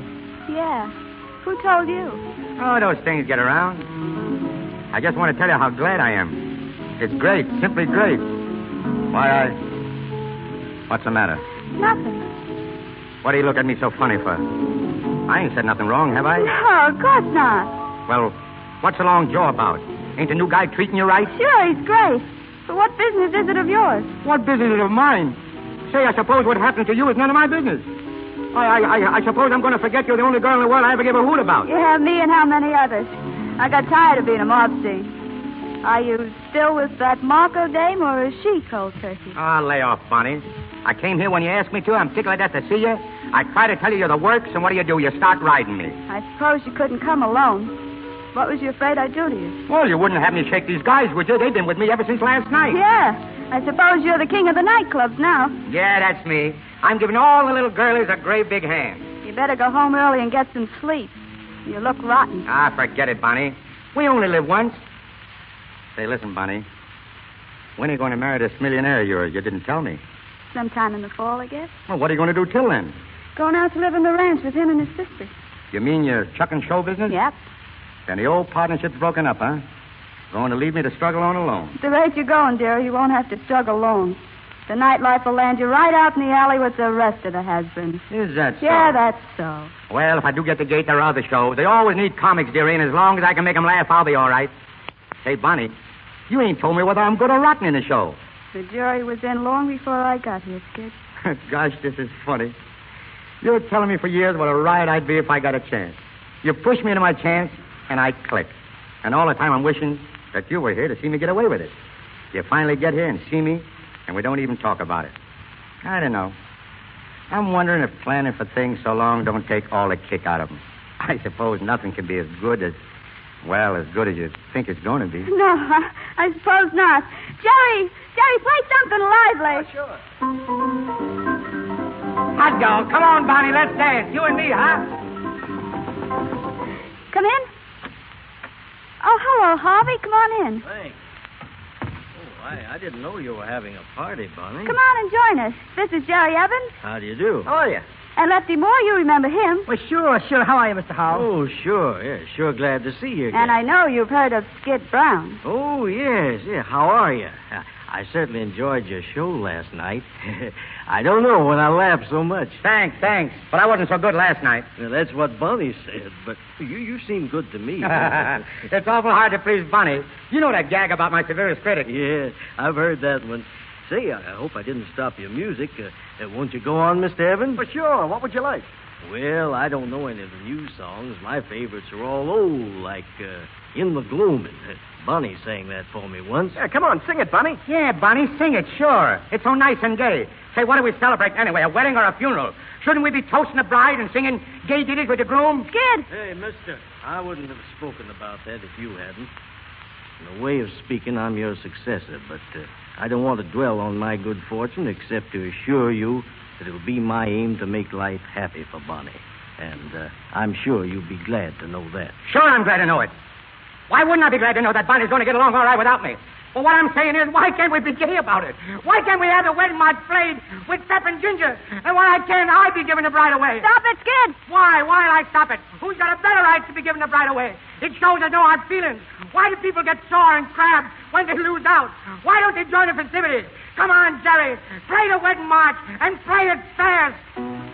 It's a dancing wedding, folks. Watch my smoke. Watch my smoke. Here comes the bride. Here comes the bride. Da da da da da da da da da. Come on, everybody. Whoop it up. Whoop it up. Here comes the bride. You better go. I'll go, mister. I'm leaving right now. Goodbye, Bonnie, and lots of luck. Here comes the bride.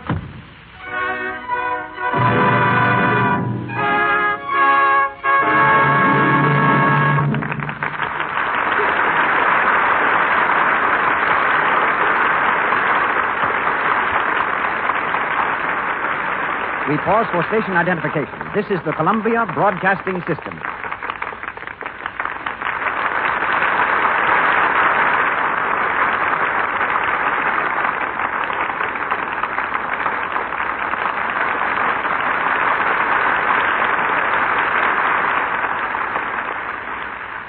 This is Cecil B. DeMille speaking to you from Hollywood. Al Jolson as Skid and Ruby Keeler as Bonnie return in just a moment for the conclusion of the Lux Radio Theater production, Burlesque. In the meantime, I'm going to have you meet one of Hollywood's most famous cameramen. Most people think of a cameraman as a fellow who puts his cap on backwards and grinds away at the crank of a camera. As a matter of fact, the first cameraman never touches the camera. He's an artist who paints with lights and shadows, giving the screen depth and third dimension. The only cranks on the set today are the directors. The cameraman who will speak to you is Mr. George Barnes of Warner Brothers Studio. He has photographed both of tonight's stars many times. Mr. Barnes.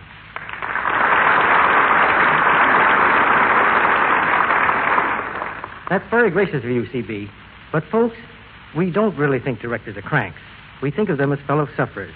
You see, a cameraman and his director are practically the only people who have to work every day while a picture is shooting. No actor appears in every scene. Mechanical crews can be changed, but the poor old cameraman, he just goes on and on until he drops, or the director does. As Mr. DeMille says, a cameraman's first job is lighting. In more ways than one, he has to show the stars in the best possible light.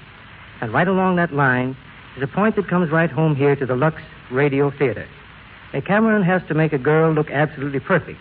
He has to take care of shadows, unusual contours, and other things that can't be helped.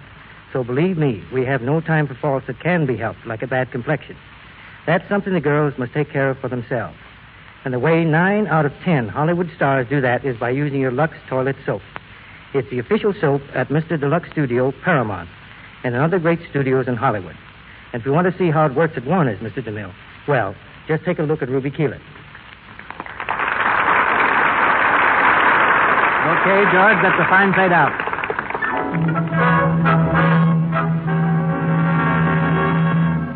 The lights go up for the third act of Burlesque, starring Al Jolson as Skid and Ruby Keeler as Bonnie. 3 weeks have passed, and we're in the office of Mr. Kent, the manager of the Manhattan Follies. Skid, showing the signs of dissipation and looking very tired, is coming in the door. Hello, Mr. Kent. Oh, hello. Hello, Skid. Sit down. What is this, Mr. Kent? Another temperance lecture? No, not this time, boy.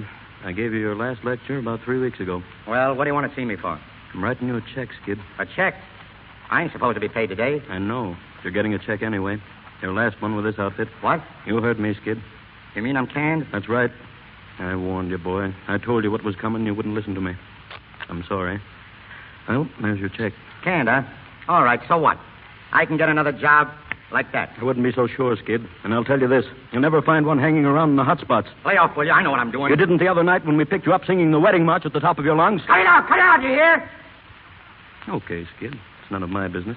Just thought I might hand you a little advice, that's all. All right. I'm sorry, Mr. Kent. I guess I ain't myself these days. I don't know what's the matter with me lately. I'm just a little shot pieces, I guess. But I'll catch on again, though. And when I do, I'll be back to see you, Mr. Kent. So long, Skid, and lots of luck.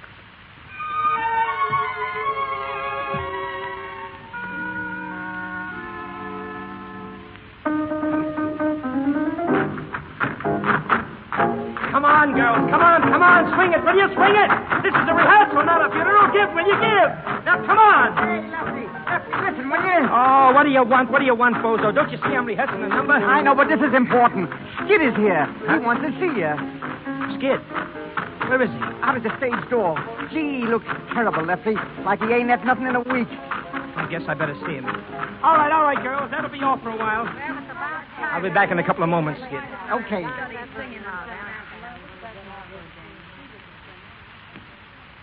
Skid. Oh, Lefty. Gee, Lefty. How are you? What's happened to you, Skid? Where you been? Oh, just knocking around. After I got canned, I kind of hit the chutes. Oh, boy, you sure looking. Any prospects of a job? No, I've been looking around for a month, but I guess they don't want me, Lefty. Then I heard you was putting on a new show, and, well, I come around to see you about it. You want a job with me? Yeah, that's right. In burlesque? Sure. What do you say, Lefty? You got a spot for me? Oh, gee. I don't know, Skid. Oh, please, Lefty, give us a break, will you? I need it bad, honestly, awful bad. What about the liquor? Oh, liquor, say, that's all over with, Lefty. That's finished. Yeah, well, it seems to me I've heard that before. It's on the level this time. Well, okay, Skid. I'll give you a chance. Thanks, Lefty. Now, listen. We open in a week. Do you think you can get on your feet on that time? Sure. All right, then. All right. Now, listen to me. Remember it. You got to be here for every rehearsal, and you got to be here on time. Don't worry, Lefty. I'll be a new guy. Wait, you'll see.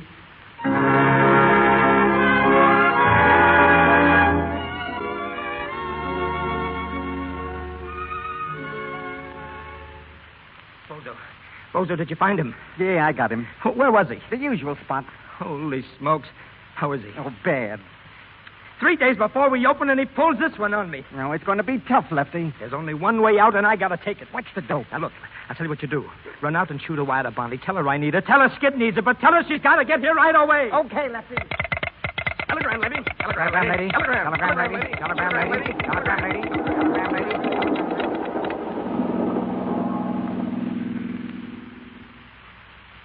Sit down, Bonnie, sit down. Did I say it was great to see you? Yeah. Well, it's more than that. What's it all about?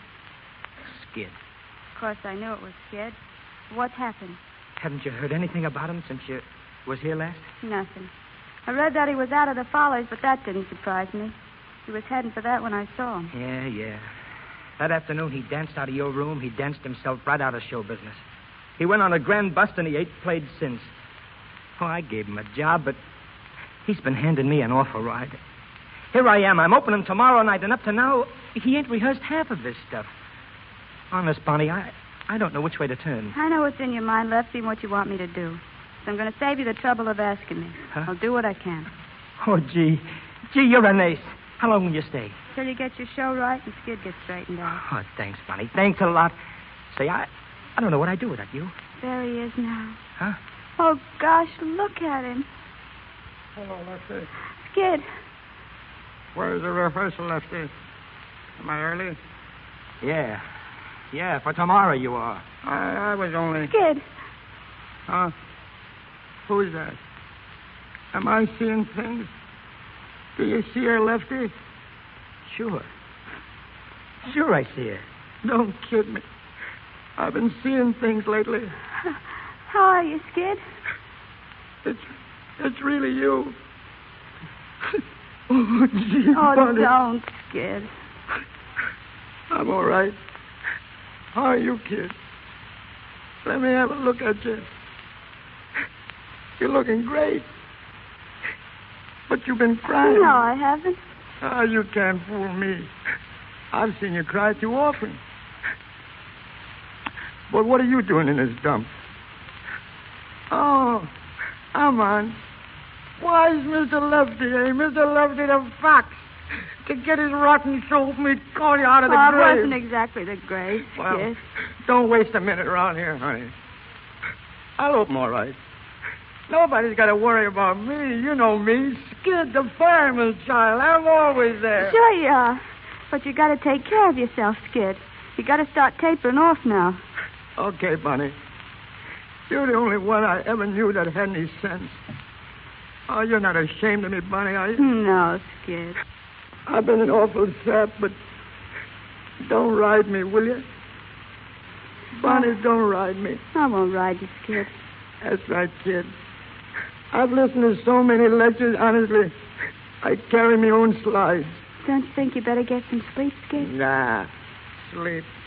I ain't no bother about sleep. Oh, gee, Bunny, it's great to see you. I told you I'd be an awful sap without you. You never was a sap, Skid. You got more brains than all the comics put together. You make mistakes, but who don't? But after all, Skid, fun's fun. Lefty's opening his first show tomorrow night, and without you, he'll be sunk. He's been too good a friend of ours for you to throw him. Gee, Bunny, I don't think I could ever make it. Sure you can make it. I'm all shot, honey. Oh, honey, you can come out of it. You think I can? I know it. You wouldn't kid me, would you, lady? I would if I could, mister. I would if I could. Say, where's your cattle rustler? You remember he got sore at me that day, didn't he? I don't know. Sure he did. For singing, Here Comes the Bride, remember? Here comes the bride, here comes... Oh, he's fainted. Bonnie, gee, loosen his tie. I'll take care of him. Bonnie, do you think I'd better postpone the opening? Let's try not to, Lefty. I'd hate to see him off your first opening, and it wouldn't look so good for Skid either. Poor Skid. Oh, no, that's all right, Bonnie. There, that's all right. I'm all right, Lefty. Give me some water, will you? Look, don't you think we'd better get him over to the hotel? No, let him stay here a while. Okay, I'll be back in a second. All right. Skid, look at me. You'll be all right, honey. Nothing can stop you. You'll be all right. You'll knock him dead. You ain't started yet. You'll be all right. You gotta be all right. You just gotta be all right.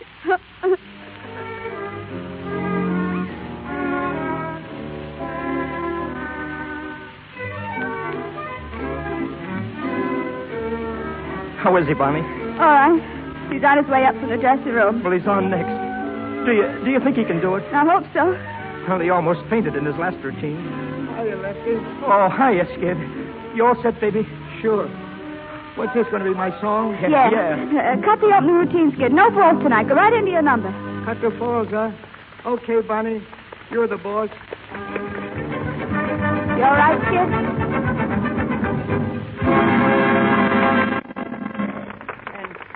Oh, say, folks, thanks. For a minute, I thought I was back in Manhattan Follies. Lefty's swaying out there. He's going to fall. No. He's okay, Bonnie. But seriously, folks, I'm glad to be here. And right now, I'm going to sing a little number for you. One I like a lot. A little music there, Professor. Take it easy, Skid. I'll make it. People brag, people boast, and consistently drink a toast to a place that a lot of them place at the top of the list. Are they wrong? Are they right? Is there a reason for their delight? I must live in doubt till the day that I find out. Is it true what they say about disease? Does the sun really shine all the time? Do the sweet magnolias blossom that everybody's gone? Do folks keep eating possum till they can't eat no more? Is it true what they say about Swanee? Is a dream by that stream so sublime? Do they laugh? Do they laugh like they say in every song? It is true, that's where I belong. Is it true what they say about Swanee? Is a dream by that stream so sublime? Do they laugh? Do they laugh like they say in every song? If it's true, that's where I belong.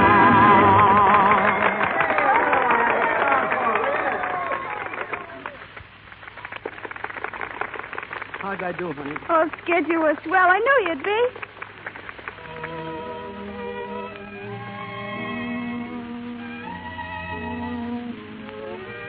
How you feeling? Oh, I'm all right. Do you think you can go on being all right? I can, Bonnie, if you stick by me. Sure, Skid. I'll stick. For good? For good. Oh, gee, Bonnie. But what about your cattle rancher? Oh, it's all right. I explained it to him, Skid. You see, when I left, I had an idea I was coming here to stay. Oh, Bonnie, I'm crazy about you. I can't get along without you, sweetheart. You won't even have to try. From now on, it's you and me together. For better or for worse. Yeah, better for me and worse for you. Ah, there you go. Always clowning.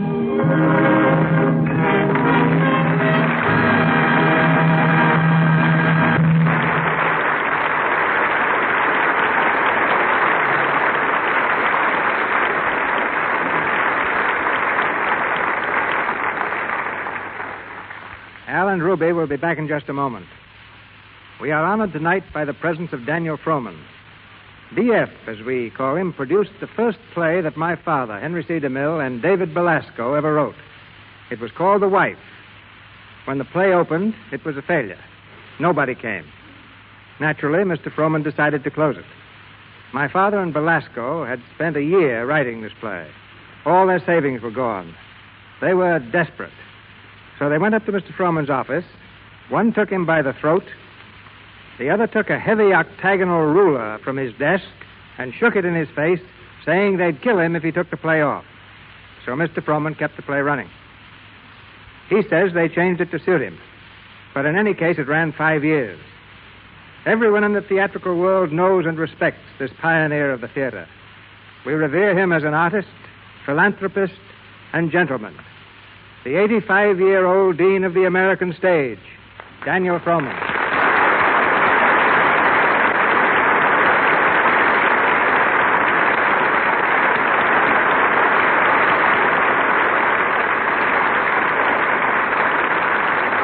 Cecil, you're very kind. No, I'm saying what I've felt ever since I was 5 years old. Oh, that was when I used to chase you out of the box office for annoying the treasurer. Even now, it hardly seems possible that you're old enough to have a radio program of your own. I am just starting in radio, DF. Do you remember when I was just starting as a young actor at one of your companies? Yes, I remember paying you the fabulous salary of $40 a week. That included my wife's salary, too. But I was willing to work for any salary. For the man who started the Barrymores, Ethel, as I remember it, was the first to join you. Then Lionel, wasn't it? Yes. And then the two of them edged in their little brother, Jack Barrymore, to design our bill posters. Well, why don't you get him to design one for that big show you're producing on July 1st, the Actors Fund benefit? DF, it's been a privilege to have you here tonight. It's nice to be here, Cecil, and be part of your great enterprise for no theater in history has reached so many people as your Lux Radio Theater. From your father and mother, who have inherited the highest traditions of the stage, and I know you are true to this trust. Thank you, Dave.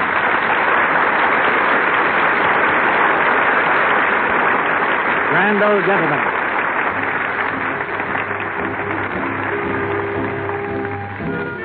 I have just written an article for a national magazine on the 10 greatest fools in history. Perhaps I should have made it 11 and included the singing fool, the character that Al Jolson made the most famous fool of all. For that picture, the singing fool, broke every box office record of its day. And here they come, the singing fool and his dancing wife. Ladies and gentlemen, the Jolsons.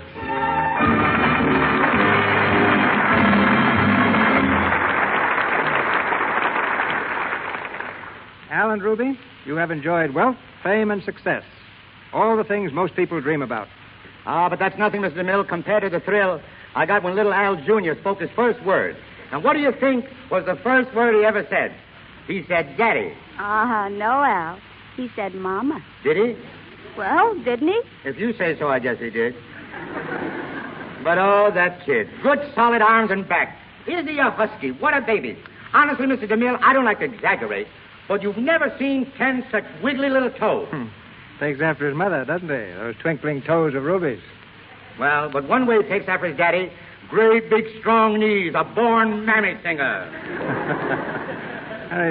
His toes from his mother and his knees from his father. His good looks, I suppose, from Lux. Yes, sir, just like his mama. She's a Lux lady, aren't you, Ruby? Of course I am. As a matter of fact, Lux soap is what makes all us Jolson so handsome. We've had countless requests for two things: a song by Al and a dance by Ruby. Unfortunately, we haven't time for both. So which shall it be? Oh, that's very easy, Mr. DeMille. I'll decide that. We're going to have a dance by Ruby. Just a minute, Al. I've decided. You're going to sing. Well, how are we going to compromise? Al will sing.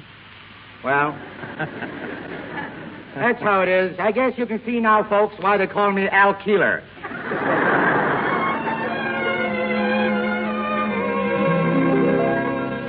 A pretty girl is like a melody that haunts you night and a day, just like the strain of a haunting refrain. She'll start a marathon and run around your brain. You can't escape. He's in your memory by morning, night, and noon. She will leave you and then come back again. A pretty girl is just like a pretty tune. A pretty girl is like a melody that haunts you night and day, just like the strain of a haunting refrain. She'll start upon a marathon and run around your brain. You can't escape. She's in your memory by morning, night, and noon. She will leave you and then come back again. A pretty girl is just like a pretty tune.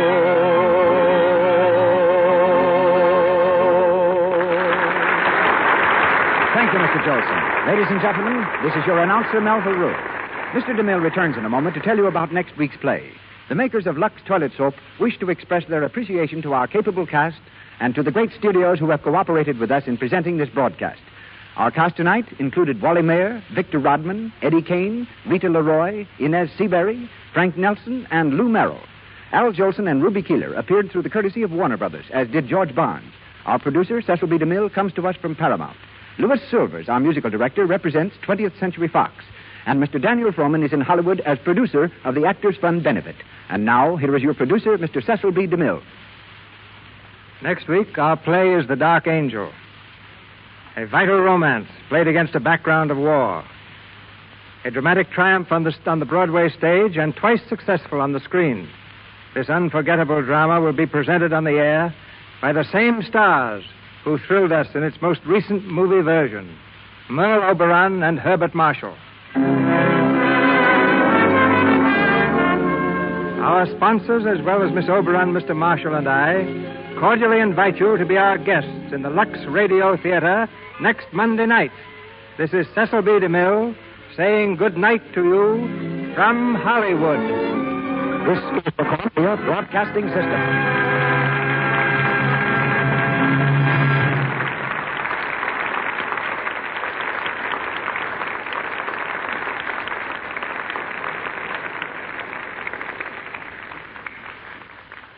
He hunts the biggest of all game, and he is the great-nephew of the Lone Ranger. The Green Hornet is up next. The Green Hornet.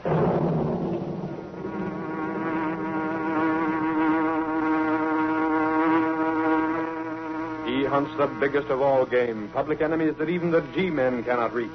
The Green Hornet.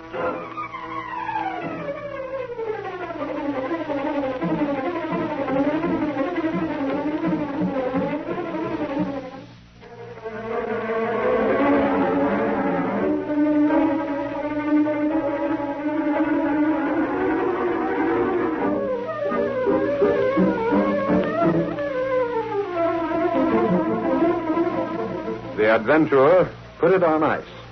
The events and characters depicted in this drama are fictitious. Any similarity to actual persons, living or dead, is purely coincidental.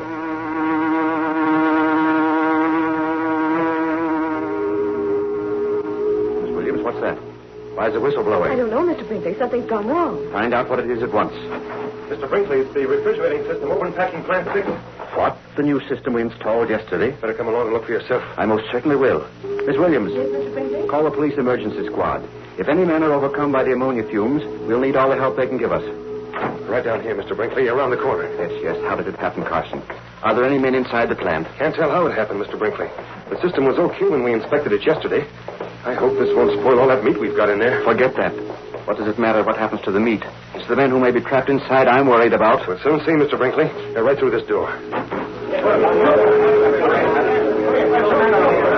Are they all right? Watch out for the ammonia fumes. Bring them out here in the fresh air. Stand back. Give them air. One side. Are they all out? Out of the way. Let us through, please. It's Mr. Brinkley. Yeah, we got him out, Mr. Brinkley. Pretty close call, but they'll pull through. How many were there, Hendricks? Lucky thing there was only two of them, sir. Me and Smith just managed to get them before that ammonia. Hendricks, you've got quite a dose of that ammonia yourself. Better have the doctor take a look at you. Well, I'm all right now, sir. Just got a little whiff. Nothing to worry about. Just took a look in through the open door, Mr. Brinkley. That meat is ruined. Is that true, Hendricks? I guess so, Mr. Brinkley. You know it ain't no good when that ammonia's been at it. Completely spoiled. 2 carloads of beef that we might just as well throw away. Carson, I can't understand it. We've had one serious loss after another, and now this. Look here, Hendricks. You were in charge of this unit. How do you explain this mess? I wish I knew, Mr. Carson. It don't make sense. We don't want opened when it should have been closed. It's a wonder those 2 men weren't killed. How did you like Brinkley? Okay. He told me he was in the Civic Club with you. That's true. Look here, Lowry. What is there to these stories that Brinkley's meat isn't up to the Board of Health requirements? That's what I'd like to get more dope on. Yes? Mr. Brinkley is here to see you. Brinkley? Oh, send him right in. I want to see him. Why, Brinkley wants to see me, and at this particular time. Guess I'd better be going alone. No, Lowry, stay here. Go right in, Mr. Brinkley. Thank you. How are you, Brinkley? You've met Mr. Lowry, haven't you? Oh, yes, I have. Went through the plant with me. How are you? Reed, that's what I've come to see you about. The accident at your meatpacking plant this morning? Oh, by the way, how are the 2 men who were overcome by ammonia? Oh, they're fine, Reed, resting comfortably. The men got them out in the nick of time. Brinkley, is it true that you've been having a lot of trouble lately? Well, yes. Yes, it is. Well, Lowry's been telling me that some of the restaurants are turning down your product. They have, and I can't say I blame them. Quite a lot of it's not up to standard. Why not bring it up to standard again? You know the reputation of my plant, Reed. It's always been very good. Yeah, up to now. Before this, I prided myself on the fact that the Board of Health has always given my products the highest possible rating. Well, you mean that rating has changed? Changed is putting it mildly. The Board of Health has condemned more than half of the meat in my plant in the last week. Wow, things sure have gone haywire. When I think of the juicy steaks you used to... Unless something's done, I'll go bankrupt. I'll be forced to sell my business. Oh, that's too bad, Brinkley. Yet, at the same time, I scarcely see what this has to do with a newspaper publisher. Why come to me? Reed, I'm convinced there's something crooked behind it. Crooked? What makes you think that, Mr. Brinkley? This accident today, for one thing. Any evidence of tampering? None. I didn't see any either. Looked like just plain carelessness to me. I'm sure it isn't. What makes you so positive? Well, it's nothing tangible. Then if you can't put your finger on it, Mr. Brinkley... Yet all the trouble has started since I turned down an offer to sell my business. Oh, I see. You think this is an attempt to force you to sell? Exactly. Well, I take it this attempt is proving successful. Reed, my back's to the wall. Sounds simple enough to me. Get the police after it. Have them check up. I have, with no results. They believe I'm simply trying to cover up my own negligence. Have they investigated the outfit that wants to buy you out? They've tried to. What do you mean? Exactly that. They haven't been able to find out. Well, isn't it a bit unusual for a prospective buyer to conceal his identity? Yes, Reed, it is. But it's not unheard of. Sure, might be a rival meatpacking concern that wants to put you out of business, then buy your equipment for practically nothing. Unless I can stop these accidents, they'll get it. Brinkley, you supply meat to all the hospitals and city food centers, don't you? That's true, Reed. It's imperative that they're sure of the quality and purity of the meat they use. In that case, clearing up these difficulties at your plant is a matter of public concern. Right, boss. And when the public welfare is jeopardized, the Daily Sentinel is interested, very interested. I knew I could count on you, Reed. A reporter can find out a lot of things that the police can't. Yeah, especially a good reporter. Well, I'll see what you can dig up. Track down this outfit. The one that's made Mr. Brinkley that offer? Cover that plant from cellar to skylight. Check on every one and everything. Check, boss. It's an assignment. I'll give you all the help I can. Brinkley, what happens to your business is a private concern. But when the quality of the food you sell the public is being tampered with, then it's a matter for investigation. And believe me, boss, when I start investigating, I investigate.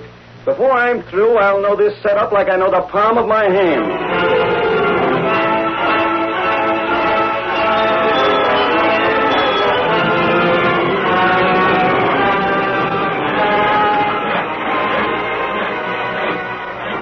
Now, this here room, Bud, where we cut the meat up into different sections.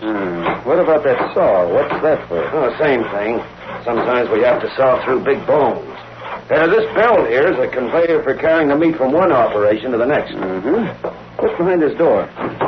Come on in. Ooh, say, it's cold in here. Yeah, I'll just... Hey, don't close that door. This is a refrigerator room. We should get stuck in here with the door closed. We'd be out of luck. Might freeze to death. I'm that way already. This is where you hang the meat, huh? Yeah. Got to keep it cold so that it don't spoil. Mr. Carson, our expert on refrigeration, is mighty particular about that. He can have it. I've seen plenty. Let's get out of here before they use me for a snowman.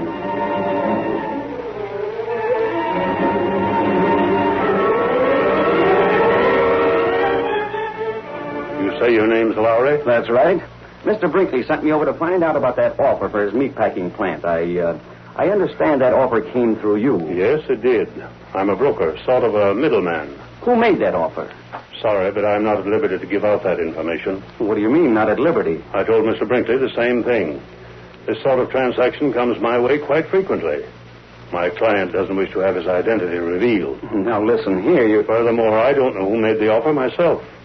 The whole affair has been conducted by mail. The bank account... A phony name. I checked on it. It's a registered business name, which is perfectly legal. And Brinkley knows the money's good. But I still... That's all I can tell you. Good day.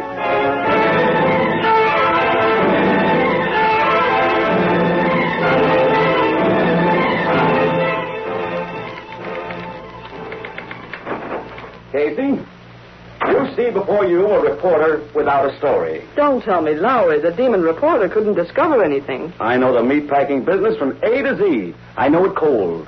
In fact, after being in that ice room, very cold. Well, that ought to make a nice feature next to the stamp column. What is it? Lowry's back, Mr. Reed, without a story. Shall I send him in? Oh, yes. No, I'll be out. Casey, I never want to look a sirloin in the face again. No luck, eh, Lowry? Not a trace, boss. If you ask me, Brinkley's having pipe dreams. No trace of any dirty work going on in this place. As far as I could see, those accidents were caused by carelessness. Nothing more. You couldn't track down the outfit that's offered to buy his business? I drew a blank on that, too. It's a blind alley, boss. What did you find out? Oh, I know the business. I know that there's a big shipment of beef coming in by truck tomorrow night, for example. But you can't call that a news scoop. Tomorrow night, eh? Is there anything unusual in that, Mr. Reed? Huh? No, Miss Case, not exactly, but... What's on your mind, boss? Just thinking. I have a dinner appointment with Brinkley and Carson at the Civic Club. I'll have just time enough to go home and dress. Goodbye, Lowry. Keep trying. Well, how do you like that, Casey? We have a mystery on our hands, and he's thinking about dinner.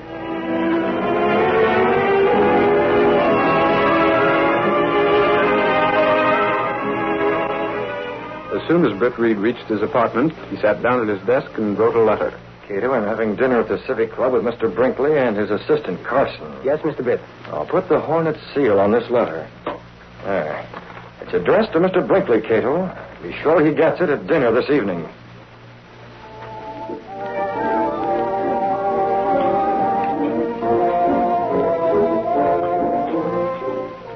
I tell you, Carson and I are worried, Reed. The Board of Health has threatened to shut the plant up if there's one more case of contaminated meat. Let me see. Carson, you're the chemist of the plant, aren't you? You're responsible for the condition of the meat. Yes, I am. I inspected very carefully. Pardon me. A letter for you, Mr. Brinkley, just came by messenger. I wonder who. This letter's from the Green Hornet. The Green Hornet? That's impossible. Look at this seal. Yes, I'm quite familiar with the Green Hornet seal. There's no mistake about that. He says he's going to hijack that shipment of meat tomorrow night. You can usually depend on the Green Hornet to do as he says. How are we going to stop him?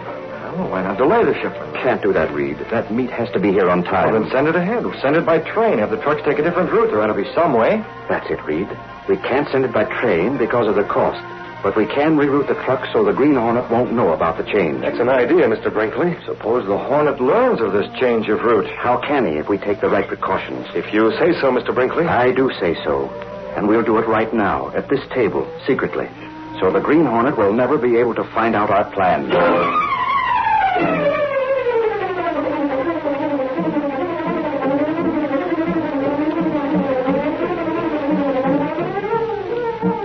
The curtain falls on the first act of our Green Hornet adventure.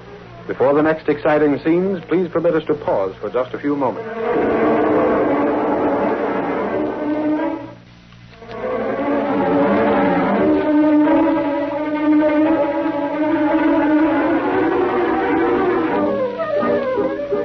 Now to continue our story.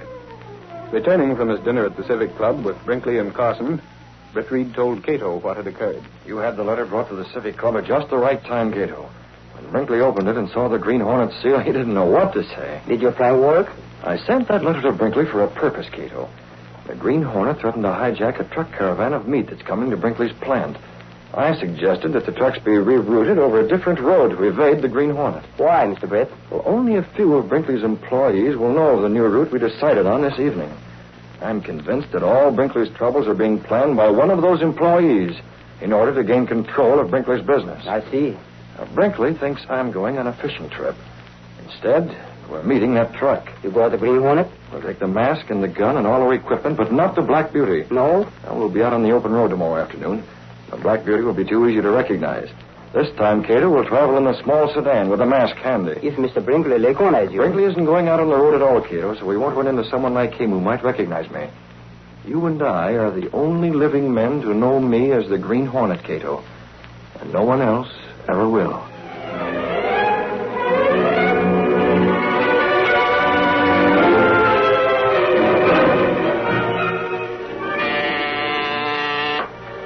Yes, Miss Williams. What is it? I called Mr. Reed's office. He's already left on that fishing trip. Already left. I didn't think he'd go so early. He left orders that Lowry was to come over to see you. He's on his way. All right. Lowry's the reporter who was here the day of the accident, isn't he? Yes, I'm glad as long as Reed himself isn't available that he's having Lowry come over. You'll pardon me, Mr. Brinkley. I can't understand why you're so nervous. That shipment. If the Green Hornet should discover our new route... Only about 10 of us here in the plant know that. Still... If you're so jumpy, why not call in the police? And increase the chances of a leak? The less people who know, the less chance of the Green Hornet finding out. I think you're unduly alarmed about all... Is Mr. Lowry, sir? Oh, good. Come right in, Lowry. Well, hello, Mr. Brinkley. You know Mr. Reed's out of town. A fishing trip, yes, I know. You know Carson? Yes. I'll be going along. Got a lot of meat to inspect this afternoon. See you again, Lowry. Oh, sure. Hey, what's eating him? He looks like he bit on a tough steak. Pardon me. Carson doesn't approve of your employer's ideas. The Green Hornet threatened to That? The Green Hornet? Yes. Don't tell me he's mixed up in this. He sent me a letter threatening to hijack a truck caravan full of meat. Reed told me not to release it for publication. Mr. Reed said that? In order to avoid publicity, Lowry. Oh, I get it. You've made plans to checkmate the Green Hornet. You don't want to take any chances of letting him get out. Is that it? Precisely. Hasn't Reed told you? All he said was to stay close to you. Now I see why. I'm worried about tonight. I wish I could make sure nothing happens to that shipment. Why don't you? Huh? What's to stop you? You have a car, haven't you? Yes, I Then have. come on. If we leave now, you'll be able to meet those trucks halfway. If anything starts to happen, you'll be right there. But what could I do? You can decide that later. Come on, Brinkley. All right, I'll go. Maybe I'll meet this Green Hornet face to face. But where are you going, Lowry? Well, what do you think? If anybody's meeting the Green Hornet, this is one baby who wants a grandstand seat. I'm going to be right beside you.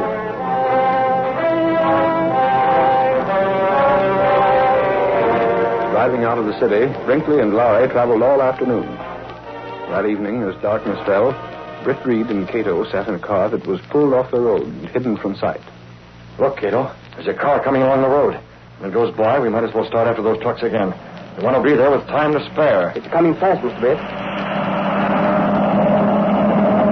Cato, did you notice a license number on that car? It's Brinkley's. I noticed it last night in front of the Civic Club. He has a very low license number. Where is he going? He must be worried about his trucks. This may ruin everything. What are we doing, Mr. Britt? We have to make sure Brinkley doesn't reach those trucks before we've taken care of everything. He might recognize me in spite of my disguise. Yes, sir. We'll drive up past them. Several hundred large tacks in front of their tires would delay them a long time. Long enough for us to accomplish what we set out to do. Turning onto the road, Britt Reed pressed down on the accelerator. The sedan sped along the concrete after Brinkley's car. There we are, Cato, stopping for that light ahead. Get the tacks ready. Oh, we're in luck. The light's changing. We'll be able to pass them before they get going too fast. The tacks now. Good work, Cato. Both front tires.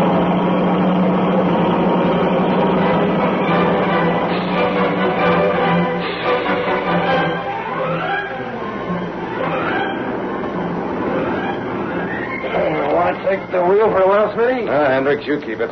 Tough job driving over this strange road. Ain't like the regular one.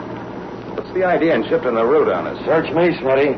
He's been jittery ever since that icing plant broke down. All I hope is you don't get wise to what's going on. Not a chance. By this time tomorrow, Brinkley will be glad to sell out. As long as I get my dough, that's all I'm worrying about. You and me both, Smitty. Yeah, we'll get it. And more than we figure, too. Yeah? How do you mean, Hendricks? Well, we know what's going on, don't we?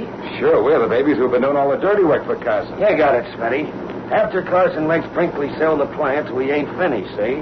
You mean we tell Carson he's got to keep shelling out dough to us? Right. Either Carson keeps paying us hush money or we squeal. Say, wouldn't Brinkley be surprised to know that Carson's the guy who's figured out this whole scheme? He ain't gonna find out. You and me and Carson is the only ones who know. Carson ain't gonna spell it, and neither do we. If he pays us enough. Yeah, if he pays us. He'll pay all right. Carson's no dummy. Hey, Hendricks, look up ahead. Yeah, I seen it. A car across the road. But this ain't where we were supposed to meet Carson. Who else could it be, you sap? It must be Carson. Yeah, it's Carson. I recognize his car.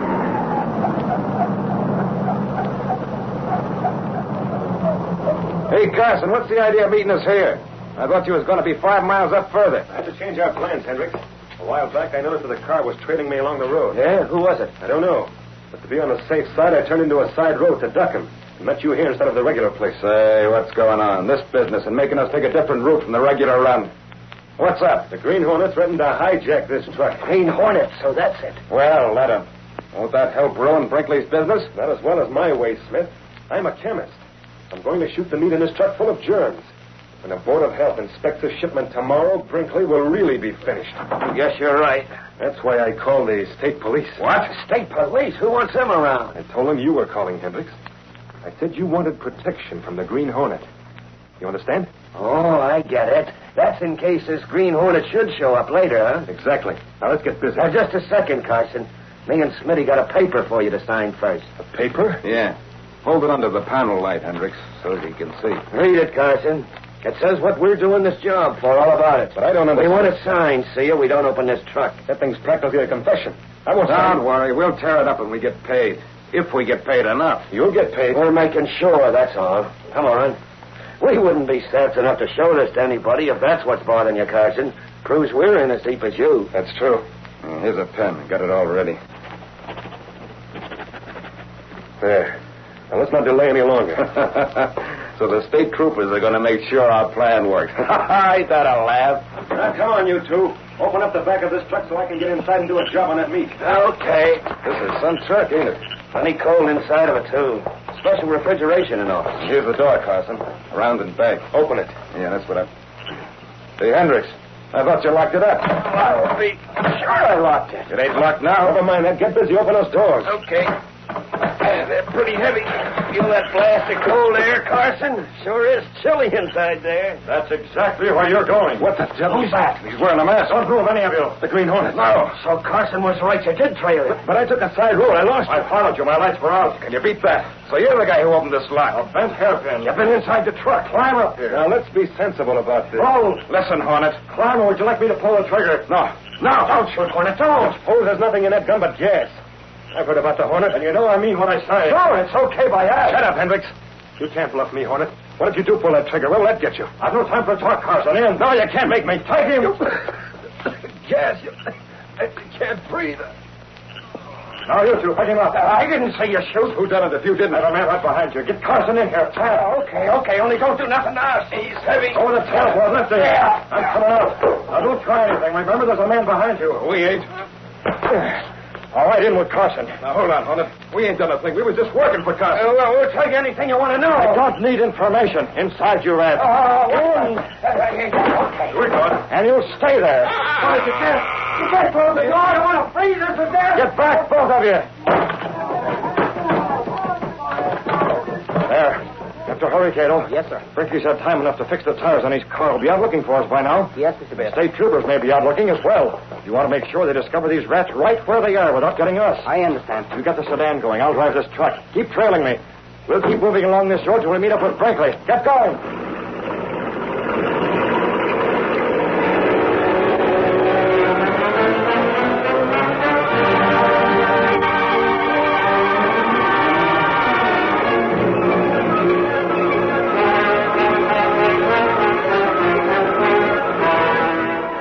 Later, Brinkley and Lowry drove along the road. I can't see any sign of our truck yet, Lowry. According to the schedule, we ought to be up with it by now. If we hadn't got those blowouts, it'd be okay. The way that car whipped past us and dropped tacks on the road, it must have been the Green Hornet. We have the state troopers with us now. Even if we did locate the truck, we'll get there in time. Look, Mr. Brinkley, up ahead, coming toward us. Isn't that your truck? Yes, it is. Hey, you troopers! That's it up ahead. Get up there. That's it, all right. The truck stopped. There's a guy jumping out of the driver's seat. That's not the regular driver. Look, he's getting in a car beside the truck, Brinkley. The troopers will never catch him. Hurry. You troopers, after that car. It's going too fast. That's the Green Hornet. I thought he had a special car. Couldn't catch that one with a bullet the way it's traveling. Say, what's that? Somebody's yelling for help. Whoever it is, it's from inside my truck. We'll get you out. Well, hurry up. It's locked. Stand back. I'll shoot the lock off. There. Swing these doors back. What are the odds? Come forward. We'll talk. Don't shoot. Hendricks, Smith, what happened? The Green Hornet, he caught us, shoved us in the eye. Hey, give me a hand. There's another guy here. He passed out. Okay. Don't take it easy there. It's Carson. By all that's holy, what's he doing here? Look at what he had with him, Mr. Brinkley. Full equipment for infecting the meat. What do you two lugs know about this? We got nothing on us. That guy Carson was in with the Green Hornet. Sure, that's it. If that's so, then why did the Hornet gas Carson? Yes. Well, we don't know. Run for it, Smitty. They got us. Still right here. The only place you'll go in is jail. What's he got in his hand? I ain't got nothing. Hand it over. Give me that. What is it, Lowry? Wow, it's just about a full confession. That's all you need. Come on, you two. You're headed for the cooler, and I don't mean refrigeration. It's too bad we couldn't get the Green Hornet, too. To think that Carson was in with a crook like him. Anyway, Brinkley, you have one thing to be thankful for. Yes? Green Hornet or no Green Hornet, your troubles have been put on ice for good.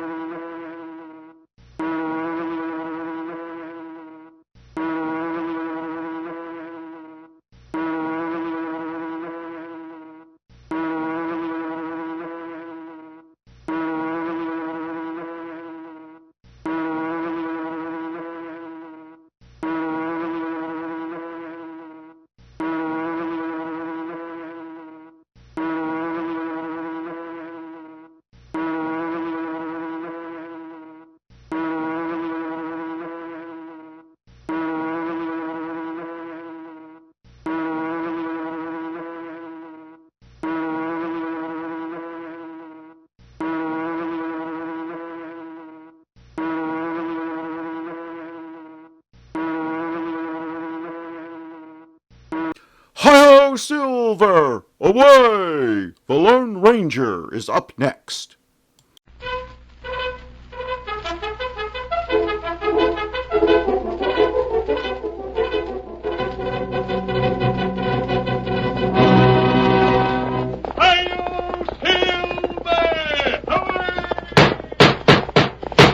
A fiery horse with the speed of light, a cloud of dust, and a hearty hi-yo Silver, the Lone Ranger.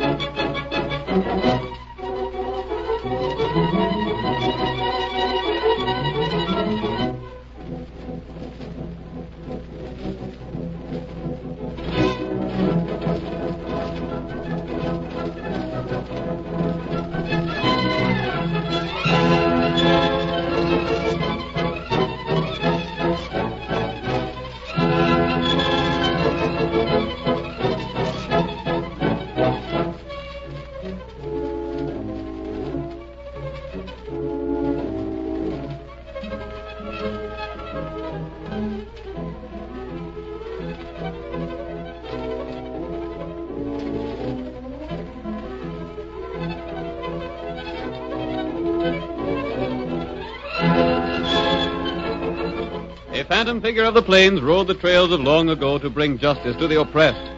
Where he came from, no one ever knew. But his heroic deeds were recorded in the memories of the people of 7 states. Even today, the cowboys sit around the campfire and relate yarns of his daring, of his speed on the draw when he meted out punishment to the lawless, of his great horse Silver, the fastest the West has ever known. History does not record his many adventures, but the West will always remember the shout which has come down through the years. Hi-yo, Silver! The Lone Ranger rides again. Come on, Silver, old boy! That's it, old fellow! Fellow's waiting for us on the trail ahead! We have to hurry, old boy, or we may be too late! Hi-yo,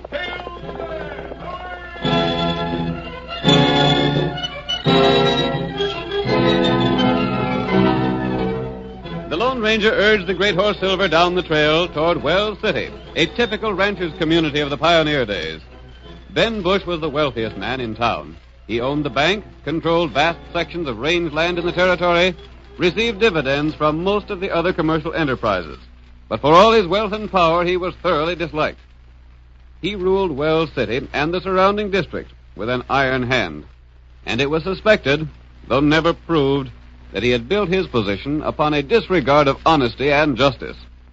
It was certain that the sheriff of the county, Pete Crowley, obeyed his commands without question, and the lawman's reputation had suffered in consequence. In the first scene of tonight's Lone Ranger drama, we see Ben Bush speaking with Crowley in the cafe. They are seated in one corner of the large room and are careful that they're not overheard by the rest of the crowd. I tell you, I done all I could. It ain't my fault them two was rescued. I don't like alibis. But there ain't a man alive can do more than I done. You ain't done good enough, Crowley. That's the point. But I can't. Just remember, I'm the man put you in office. I ain't forgot that. I'm the man can get you out of office. I know, Mr. Bush, but what more can I do than what I'm doing? The job of sheriff means arresting crooks and guarding them, don't it? Sure, that's what I done. That's what I've been doing all along. I ain't asked you to give evidence against them. I've done that myself. They've gone to trial and been found guilty. Yeah? But twice. When they was all set to get hung, they was rescued by some masked man on a white horse. But he rides like lightning. The way he handles them 2 guns of his, a man hasn't a chance to... I don't like alibis. I told you that before, Crowley. I ain't alibiing, Mr. Bush. You know as well as I do that white horse is a devil on 4 legs. The rider ain't. He had us all covered with them 6 guns of his before we could say Jack Robinson. Then you should get some deputies that's quicker on the draw. I tell you, Crowley, I don't like the way things is going here. Who is that masked man, anyhow? I don't know. Like as not, he's an outlaw. Sure, wearing a mask like he does, he must be. Then why don't you arrest him? Get him tried and hung. But you can't find him. I've had men out hunting. It's the truth. I've had parties out ever since Lem Frisbee was saved from the hangman's rope. Ain't even found tracks, have you? No, but we still got men out. Rot. First thing you know, my enemies will get teamed up against me. Then now they all through in this town. I know. Maybe that's what you're figuring on. No, Mr. Bush. You know that ain't the case. I don't trust anyone, Crowley. Maybe that's why I got where I am. Well, you can trust me. Ain't I done what you asked me to ever since I got in office? You let 2 of my enemies escape. Like as not, the one that's in jail now will be rescued by that masked man afore he's hung. You won't. You can bet on that. They got guards at the jail night and day. Reckon we better go down there and make sure he's still locked up. Shucks, he'll be there. Neither of the others was took till they was ready to hang. Larson ain't even come up for trial yet. We're gonna take a look anyhow. Come on. Well, if you want to. It ain't no use. If you take my word for it, it's still there. I'm beginning to think your word don't amount to much. I wish you'd put more trust in me, Mr. Bush. Just a couple more escapes in this town, and you're going to be out in the office, Crowley. Mind what I tell you. Well, come on. Let's go to the jail. Hi, Fred. Come on, sit down and have a drink. Oh, no. I'd give a sight to know who that masked man is and what he's doing around here. So'd I. He must be an enemy of yours, Mr. Bush. My enemies hang. You know that. Except when you get careless. I reckon we can leave the horses here at the hitch rack. It ain't far down to the jail. Yeah. You know, Mr. Bush, I've been thinking. Well? You're sort of dissatisfied with the way I've been doing my job. Why shouldn't I be? 2 men I figured to get rid of by this time are out free somewhere. Well, you ain't the only one that ain't satisfied with things as they stand. What do you mean? I've been thinking I ought to get more money. More money? Yep. If you had an honest sheriff in here, you wouldn't stand a chance of getting away with the things you've been doing. Yeah? Well, get this, Crowley. Anytime you get tired working for me, or anytime I get tired of the way you do your job, there's a jail cell waiting to hold you. You mean... I mean I got evidence to put you in jail, same as I got it against my other enemies. Hey, look over by the jail. A white horse. If that's the same man... Hurry up, Larson, this way! Use your gun, drop him. Get the 2 of them. They're getting to the saddle. Hurry up, I never figured he'd try and get Larson away before his trial. 3 of my enemies out loose, and all saved by the same man. Crowley, I'm beginning to think you're scheming things again, then.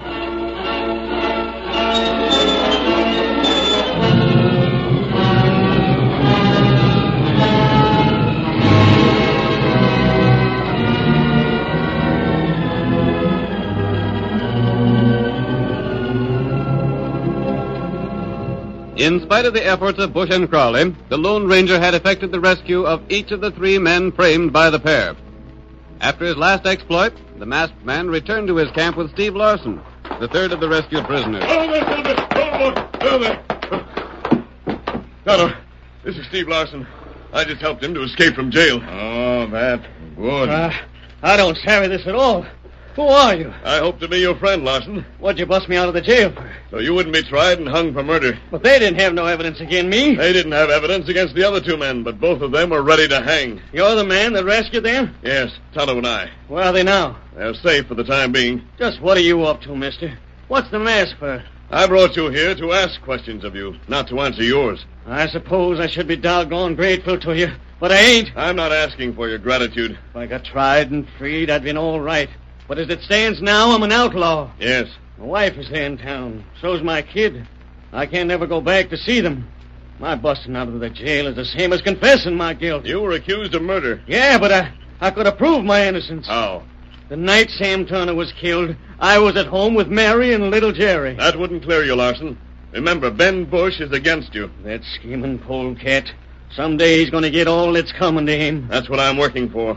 You know about him? Not all that I want to know. You tell me about him. He's got so much money, he does whatever he darn pleases. I've been told that.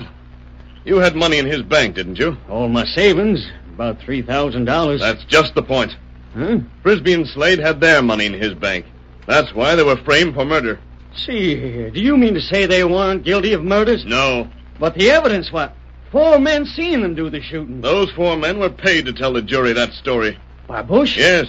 What's his game? Larson, Bush takes the money people put in his bank. Steals it? Yes. Then before the money can be claimed, he arranges for the owner to get into trouble. And Sheriff Crowley works hand in glove with him. See here. Do you mean to tell me I'd have faced what Frisbee and Slade did? Yes. That there'd have been men on the stand that swear they seen me shoot a man? That's just what would have happened. Why, they don't You called Bush a schemer and a polecat. What do you know about him? I know he never gives a man a chance to pay up a mortgage if he has a little late on it. Yes. He swindles and cheats wherever he can. I always thought he stuck to the letter of the law. No, he doesn't even do that. What am I to do now? I want you to help me. How?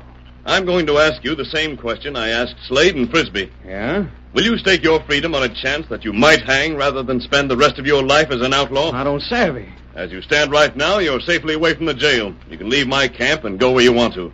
But you'll always be hunted by the law for a crime you didn't do. I savvy that. If you'll help me and risk being captured, there's a chance to put Ben Bush and Sheriff Crowley where they belong. And then you can return to town a free man. Life wouldn't mean much to me, away from my wife and kid. Then I can count on you? Yes.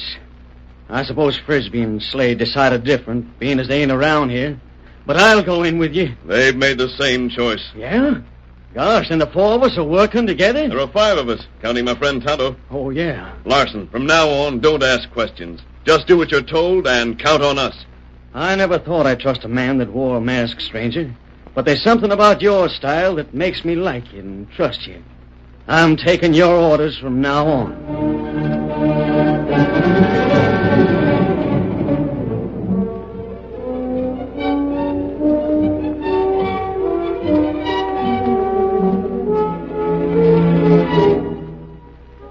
Lone Ranger had a definite purpose in mind when he freed the 3 men Crowley had imprisoned. In the meantime, the sheriff and his posse scoured the country in search of the masked man and his companions, but without success. The hunt continued for several days. Bush became incensed over the delay. At length, the banker approached Crowley in the cafe and spoke heatedly. I could really make a clean-up if I could count on you at all, but I can't. Mr. Bush, I'm doing all a man can do. Ain't found a one of the 4 men. 3. 4, including the masked man, to save the others, or ain't you bothering to hunt him? Yeah, sure we are. A stranger drifted into town today and opened a big account at the bank. Yeah? If only I could count on you. The next one won't get away from me, I promise you that. There won't be a next one for some time. It takes a while for me to line things up. Hey, Sheriff, come fast. There's been a shooting down the road a piece. Shooting? Come on, quick. Maybe you can get the hombre. Did you see anything of the man that done the shooting? Well, there's a man still there. He's examining the redskin he shot. He's that stranger in town. Not Markheim. Reckon that's what he calls himself. Come on, Sheriff. Here's a chance to do something. I'm on my way. Never mind. I'll see you later. You won't need your horse. It's just a few rods away. Listen to me, Sheriff. I'm listening. Don't run so fast. I can't keep up with you. Well, I gotta get there. It's a murder. If that man's name is Markheim, he's the one put a lot of money in the bank, see? Well, what about it? Here's your chance to make good on one thing for me. What is it? See that Markheim gets arrested and hung. He'll get arrested and hung, all right. If he's guilty. Never mind whether he's guilty or not. Make him guilty. You mean? I mean we can frame him same as we did them others. What's more, we got a real murder to start with. You're coming, Sheriff. Can't you come no faster than that? I'm with you. He's still there, standing looking over the redskin he shot. Likely seen as the Indian's got any cash on him, huh? Hey, you! Don't make a move. You're under arrest. I'm not going to run away. You're covered. Markheim, it's you. Sure, it's me. Oh, you're Mr. Bush, ain't you? I am, and this here is Sheriff Crowley. Sheriff, I don't know who done this shooting, but... What do you mean you don't know who done it? You done it. You're wrong there, Mr. Bush. I didn't have no part in it. Don't give us none of that. You're guilty. Who else would shoot an Injun? We ain't sure about it, Sheriff. We just heard the shot and run up. I did the same thing. I heard the shooting, ran over, and the engine was there on the ground. I told this hombre to sort of stand around and watch, and I'd go fetch her, Sheriff. He's the one killed the Injun, all right. Take his gun. Hold on, Sheriff. Ain't you being a little hasty? No, I ain't. And it's my duty to warn you. Anything you say can be used against you. I'll search him, Sheriff.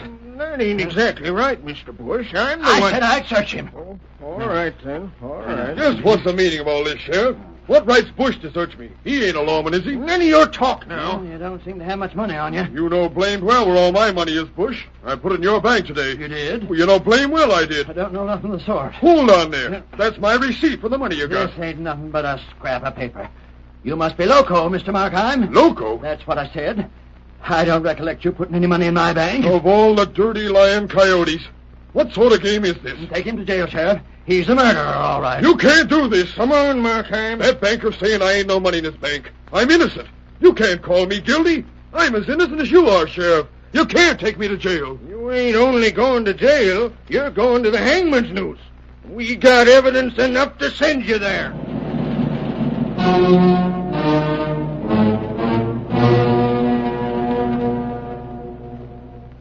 The curtain falls on the first act of our Lone Ranger drama.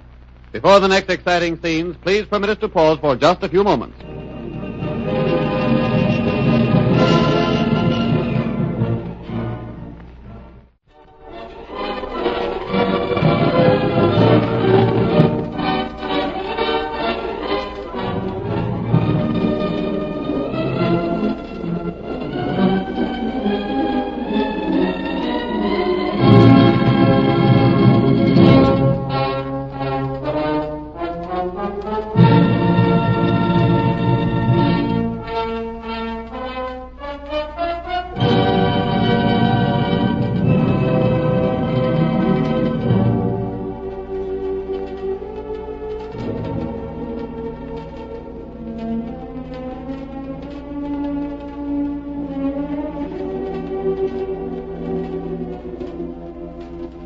And now, on with our story. You will recall that in the first act of tonight's Lone Ranger drama, the banker and the sheriff of Wells City framed 3 men for murder, only to have them taken from jail by the masked man. The accused men were large depositors in the bank owned by Bush, who intended to steal their funds. The Lone Ranger, however, had freed the convicted men as part of a plan to bring Bush and Crowley to justice. Then a 4th man entered the story. His name was Markheim, and he was discovered standing over an Indian he was accused of killing. That same afternoon, Markheim had placed a large sum of money in the bank, Bush saw another opportunity to frame an important depositor. Hold on now, Sheriff. Can't you listen to me for just a minute or so? Oh, talk fast, son. What is it? You ain't even looked to make sure the Redskin's dead before you jail me for murder. We'll do the looking later. We don't take chances with murderers like you. Then make that banker give me back the paper he took from me. It wasn't nothing but a scrap of paper. I throwed it away. It's a receipt for the cash I banked in your place today, Bush. I suppose now you'll claim I ain't no money there and keep it for yourself. Take him in, Sheriff. Yep. Come on, Markheim. But the Redskin! I'll go back and see if he's dead for sure. No, you won't. What the? The masked man again. You'll all stand right where you are. Crowley, if he gets this prisoner away from you, I'll have you rid out in town on a rail. I'm not after your prisoner. I'm here to take the Indian away with me. See here, you. You're under arrest. Big talk from a man who doesn't dare reach for his gun. Shoot him, Crowley. Don't stand there like a sniveling coward. Draw and shoot. Don't try it. I'm still holding one gun on you. Now's your chance while he's trying to heist the Redskin on his horse. Go ahead if you think you can complete your draw. He's grease lightning with a gun, Mr. Bush. Hail Silver! Now's your chance. Shoot. Shoot him. I'll try. Get him, Crowley. Don't try again. He's still riding. Tain't no use, Bush. No. He's out of sight in the dark. That horse he's riding's grease lightning. What did he want the dead Injun for? Don't ask me. Well, see that you don't let the prisoner get away. Blast it all, Crowley. Don't let him get away.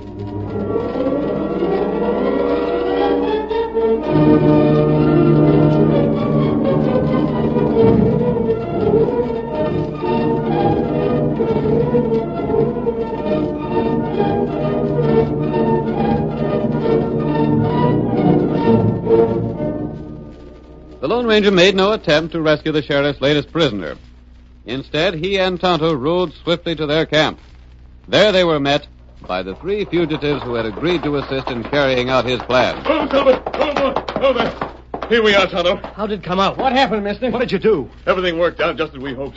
They didn't even examine Tonto to see if he'd been shot or not. Can you beat that? It's just like I said. The sheriff's a crook, and so is Bush. Not only that, they made sure to get the bank deposit slip away from Markheim. Bush done that, didn't he? Yes, and the sheriff permitted it. That means Markheim will be slated to hang, and he won't have a chance of getting away. Not unless the masked man gets him away, like he done us. We're going to let Markheim go on trial. And when that trial comes up, the sheriff and Ben Bush will have a surprise.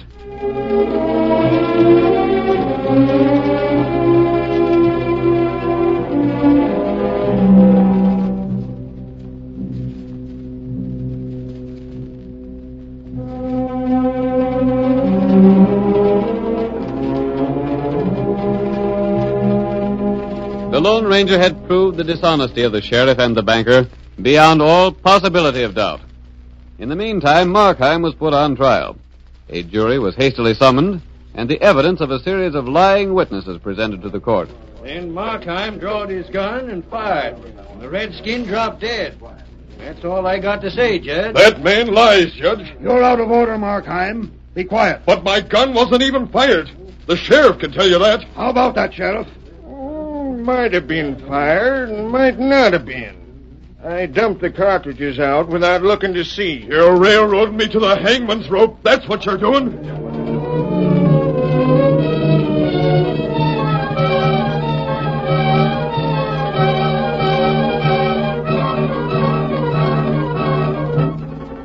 One after another, the witnesses swore to the same story. Markheim, they said, had killed the Indian. But outside the courthouse, a group of men led by the Lone Ranger watched the progress of the trial with keen interest. We hear the masked man as he addresses one of his companions. Frisbee. Yeah? Are those witnesses the same ones who testified against you? Yes, they are. They had plenty to say against me, too. The same men? Yeah. The dirty rats. They're all being paid for that by Ben Bush. Just wait. I'd like to get in there and have my say. Not yet. Look, the jury's going out now. Markheim hasn't had his full say yet. Wait until the jury comes in. But, stranger, what's Markheim going to do? Wait and watch.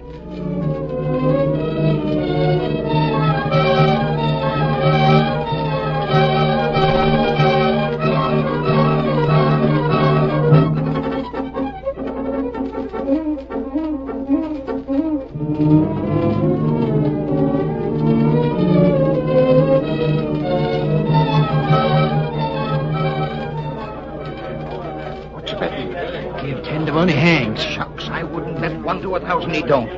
He didn't get a square trial. Not even a man to speak for him. Ain't no one gets a square trial in this town. Sheriff himself is the biggest crook of all. Don't let yourself get heard saying that. There's a jury coming back. That jury is a hanging one. Let's have it quiet here. Order in the court. Sheriff Crowley, you're acting as clerk.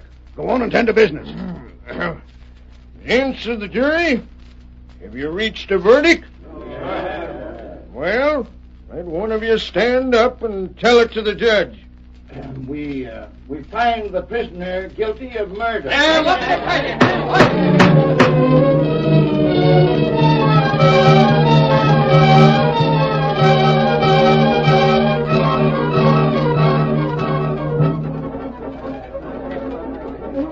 Markham, you'd better stand up and face me so as I can sentence you. I'll stand. First of all, before you sentence me, Judge, I've got something to say. Well, make it short. In the first place, I'm charged of murdering a man that's not even proved to be dead. In the second place, not one of those witnesses saw the shooting. In the third place, my gun was not fired. And in the fourth place, before I'm through, you're all going to be sorry you had so much to say. What's the meaning of such talk? You're found guilty. And I'm not. Judge, there's plenty of crooks in this town. Maybe you're one of them, maybe you ain't. We'll find that out before another 10 minutes goes by. What? Right now, friends of mine are coming into this courtroom. Keep everyone covered, boys. No one make a move. The masked man! There's Steve Larson, one of the escaped prisoners. Order! Order in this court! You're under arrest! No one is under arrest just yet. Slade, Frisbee, bring in the Indian. We're coming. All of you, be quiet. There's the other 2 fugitives. Order in this court! You can't run things in this high-handed way, even if you are holding 2 guns on us. Careful there, Judge. We're covering everyone. All right, Markheim, take charge. Get this place quiet so I can talk. Quiet! Quiet, I tell you! That's better. For the time being, Sheriff, you can't arrest those fugitives because they've got you and all your men covered. All right, Markheim. But you said the body of the man you shot wasn't on hand. Or what do you call the Injun Frisbee and Slade brought in? I'd like to ask the witnesses if that's the man I'm said to have shot. Yes, it is. Do you agree with that, Banker Bush? Yeah. What about you, Sheriff? It's him. Then, Judge, I'm not a murderer. Stand up, Tonto. Me not shot. Me not hurt. It's a double-crossing frame-up. That's what it is. Wait, I ain't done yet. Quiet in this room. Maybe that ain't the man you shot, Markheim. I didn't shoot anyone. Judge, the 2 men who just came in, Frisbee and Slade, were tried and found guilty in your court. Yes, that's right. And the witnesses against them was the same ones that appeared against me. Ain't that so, boys? Sure is. And the reason was, Bush stole the money they had in his bank. Then, with the help of the sheriff and lying witnesses, he framed them for murder. That ain't so. Tain't so, I tell you. Markheim lies. Quiet, Sheriff. You make a more noise. Me stopping you. Get away from me, Redskin. Let me ask you this, Banker Bush. Did I put cash in your bank? No, you did not. You heard that, Judge? Yeah, I heard it. Bush, you think you're safe in denying I put cash in your bank because you thought you got the slip of paper that would prove it. Well, all you got was a copy of that same. Here, Judge, is the paper with Ben Bush's signature on it. By thunderation, Markheim got him. What about it, Judge? Is Markheim right? Aye, it seems to be. But never in my life have I seen anything like it. I ain't done yet, Judge. The masked man fired a shot, and I stayed where Tonto lay on the ground, waiting to see if I'd be framed. All them witnesses that said they seen the murder lied. Steve, you were watching Abe Gorman when the shot was fired. Where was he? Gorman was gambling in the cafe. Blast you. Slade, you were watching Lehman and Snyder when the shot was fired. Yeah, and they was calling on the widow Perkins. Mrs. Perkins will prove that. See here, Judge. Wait!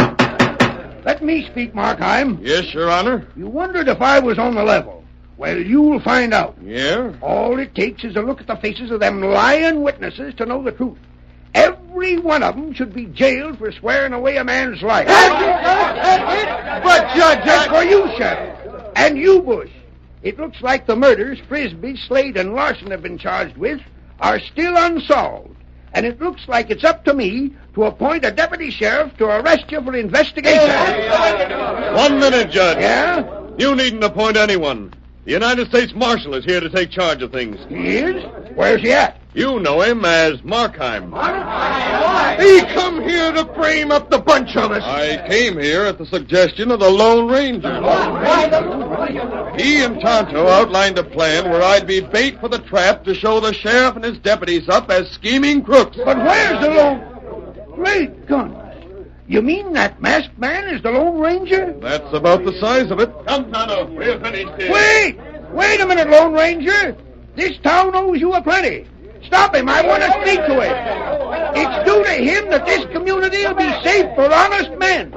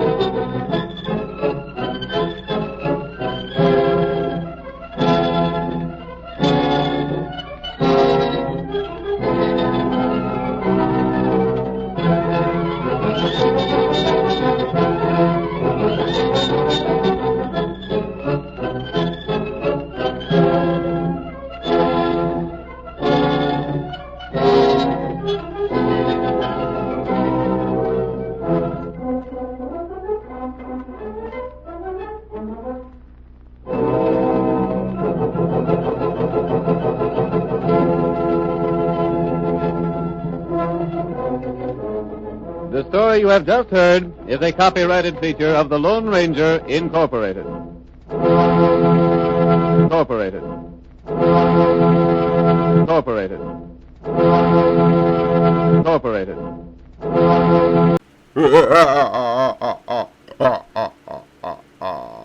Who knows what is coming up next? The Shadow knows. The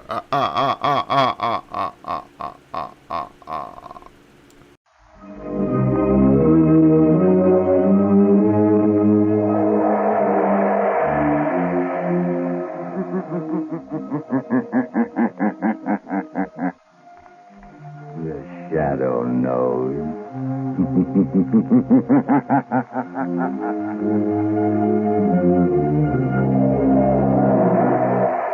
Blue Coal presents The Shadow, the mystery man who strikes terror into the very hearts of shopsters, lawbreakers, and criminals.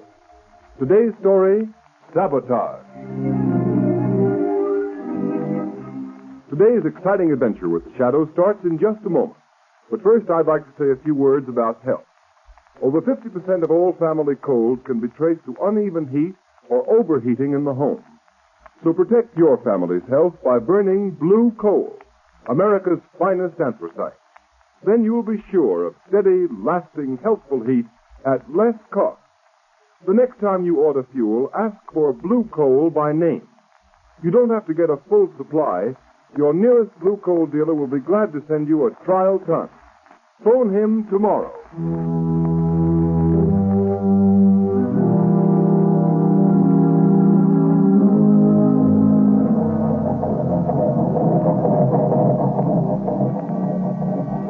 Engine room. Stand by for test number 11. Engine room standing by, Commander. Ship full speed ahead. What the? Engine room. Hello. Hello, engine room. Chief Engineer Swain reporting. Boiler explosion, sir. 3 casualties, sir. Good Lord, what happened, Commander? Boiler explosion, Lieutenant. Hard luck, sir. Luck nothing. You mean another case of sabotage? Yes, sabotage.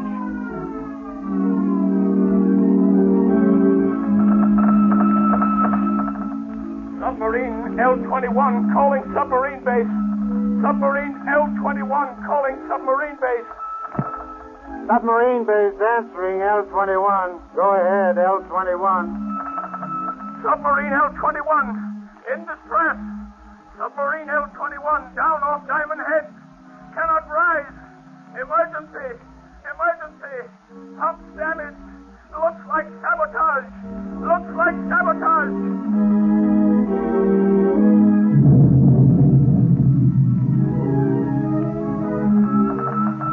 Cruiser returning to base. Cruiser returning to base. Explosion. Explosion in aft gun turret. 3 dead. 6 wounded. Suspect sabotage. Suspect sabotage.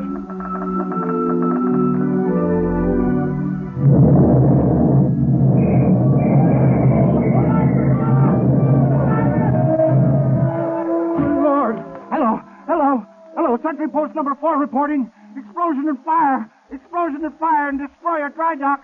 Stag Island Shipyard. Stag Island Shipyard.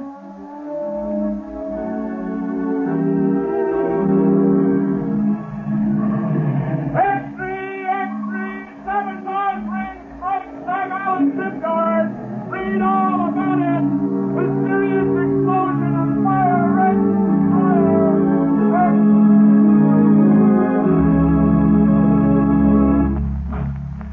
Hey, fellas, here's Admiral Keeley now. Well, what are the findings of the board, Admiral? Yeah, Admiral, what's the dope on this sabotage ring? Gentlemen, the board has authorized me to make this statement to the press. Let's have it, Admiral. Yeah, let's have the lowdown, Admiral. Our inquiry indicates that all ships affected by recent acts of sabotage have all been built, reconditioned, or repaired in the Sag Island yard. Sag Island, eh? Yes. Every resource at the command of the government is being directed toward the apprehension of those responsible for the systematic blows at the naval defense strength of the United States.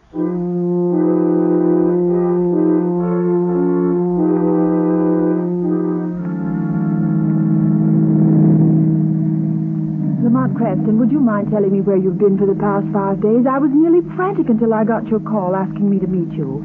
And why those old clothes, and why haven't you shaved? I'm sorry, Margot. I've been at Sag Island. Sag Island? You mean where they're having all the trouble in the shipyard? Yes, it seemed to be a case where the Shadow might be of some use to his country. You've uncovered something. Is that why you sent for me, Lamont? I'm not sure, but I stumbled on something last night. It's been a process of elimination. Where are we going? Back to Sag Island? Yes, we're almost there now. Lamont, have you anything definite to work on? It seems so hopeless. You forget, Margot, that I, as the Shadow, have a certain gift. You mean what the underworld call the power of invisibility? Yes, and the ability to read other men's minds, particularly the mind of a man who has something to hide. But you've got to find that man first, Lamont. I know.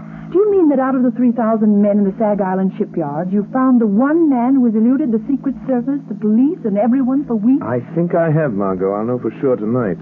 What do you want me to do, Lamont? We're coming into Sag Island now. I want you to go to the Sag Island Hotel, take a room, and set up the shortwave radio outfit. You brought it, didn't you? Yes, it's in the baggage compartment. Good. Now listen, Margot. Tune in the wave I use as the Shadow and wait. Wait all night if necessary. Stop the car here, Margot. Yes. Lamont, I know you don't believe in woman's intuition. At least you pretend not to. On the contrary, I have a healthy respect for intuition. I'll be careful. I have a premonition myself. Lamont, can't you tell me anything more? I can only tell you I'm going into that bar down the street. If this man is the one I think he is, we will have a very interesting visit in that bar.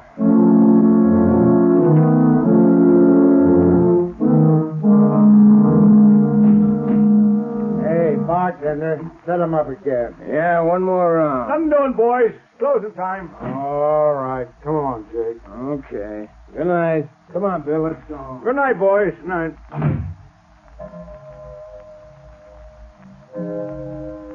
Holy mackerel. 2 o'clock already. An hour passes quickly when a man is talking about himself, Mr. Buckler. What? What have I been talking about? What have I... Say, who the devil are you, anyway? If you're one of them Secret Service guys trying to pump me, you're barking up the wrong tree. I'm not a Secret Service man. And then what's your game? What's yours? You're not looking for a job. You're a phony. I have a good notion to turn you over to the cops. They're rounding up guys like you. Sit down, Buckler. Listen to me, or you'll get us both in trouble. Huh? Who sent you here? Who told you to look me up? Would it help if I told you what you're thinking, Buckler? Quit stalling. Who sent you? It's running through your mind over and over again. I see it like a picture on a slate. You're thinking, did Arnheim send him? Did Arnheim send him? You're a liar. I never mentioned Arnheim's name. Never heard of him. And why are you thinking of a name you never heard? Don't be a fool, Buckler. I know. What do you know? What did he send you for? What's wrong? Why didn't he Yes. Nothing. Quit staring at me like that, or I... You were going to say, why didn't Arnheim tell me himself? Suppose we go ask him. No, he don't want anybody to know. If you're in on this, you ought to know that. Listen, you. I don't know how much you know or how much... Hey, you two, it's past closing time. Come on, I'll clear out. Tomorrow's another day. My friend and I were just leaving. Yeah? Well, you'll have to go out through the alley. I locked up the front door, and I ain't unlocking it again. Come along, Buckler. We can finish our talk on the way. On the way to where? Come along, I'll show you. All right. We can cut through the alley. We can talk on the way. Yes, we can talk. After you, Buckler. Okay, come on. Hey, come on, what's the idea? We're going down the dark alley, ain't we? Hey, you, cut the comedy and come on. Your companion has left you, Mr. Buckler. He saw your hand slip into that pocket where you carry a blackjack. He saw the picture in your mind. And knowing you meant to crush his skull, he asked me to take his place. What is this, a frame-up? Who was that guy? Who are you? Steve Buckler, you're a traitor. You're selling your birthright, your honor, your country's safety for money you'll never live to collect. How do you know all that? Who are you, anyway? This is your first excursion in crime, isn't it, Buckler? What difference does that make? Who are you? What do you want? If you had any contact with the underworld, you wouldn't have to ask who I am. Have you ever heard of the Shadow, Steve Buckler? The Shadow. So that's it. That's who you are. The man who can hide anywhere that no one has ever seen. Yes, Buckler. The man no one has ever seen. Don't move. Shall I tell you what you're thinking? I see the picture inside your head. You're thinking you'd kill me if you could only see me. You're like that other guy. You can tell what I'm thinking. All right, you got me dead to rights. What do you want me to do? Stop taking orders from Arnheim. Is that all? You mean you're not going to turn me over to the Secret Service? No. No, I'm going to give you one more chance, Steve Buckler. One last chance.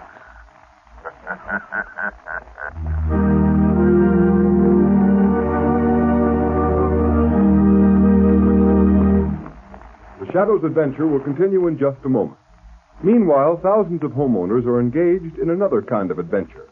An adventure in home heating involving the health of your family. I am referring to the purchase of fuel. You know, if you order just any kind of coal, it's a gamble. But it's a gamble you don't have to take. Baltimore families, for example, have found out how to eliminate the risk in fuel buying. They order blue coal by name. That's why the sale of blue coal in Baltimore so far this winter is 40% ahead of sales for the same period a year ago. And this is happening in many other cities. Here is real proof that blue coal, the cream of Pennsylvania anthracite, is by actual tests the best of all fuels. It is the only solid fuel actually trademarked with a harmless blue color so that you can tell at a glance that it is the fuel that gives low-cost heating. It is the fuel to buy for cleanliness.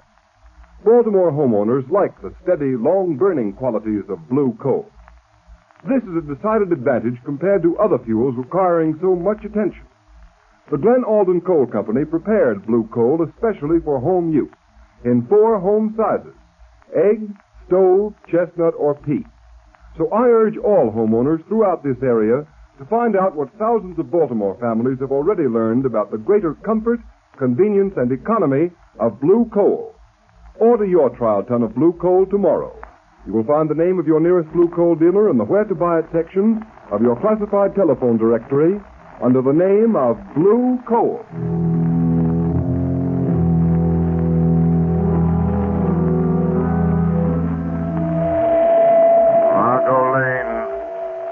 Margot Lane. Stand by. Stand by. I have found our man. He is meeting someone. The Shadow will be with them. Stand by.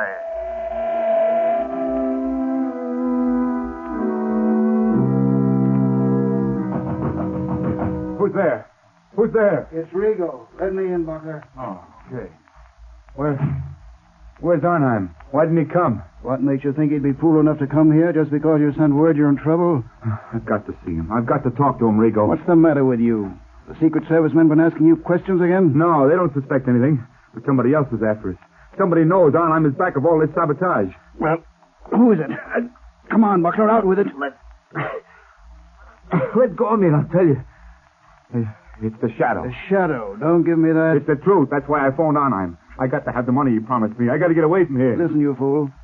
How did the Shadow get wise to you? How much does he know? I'm not sure, Ivan. How did he find out unless you told him? I didn't tell him, but he can read your mind.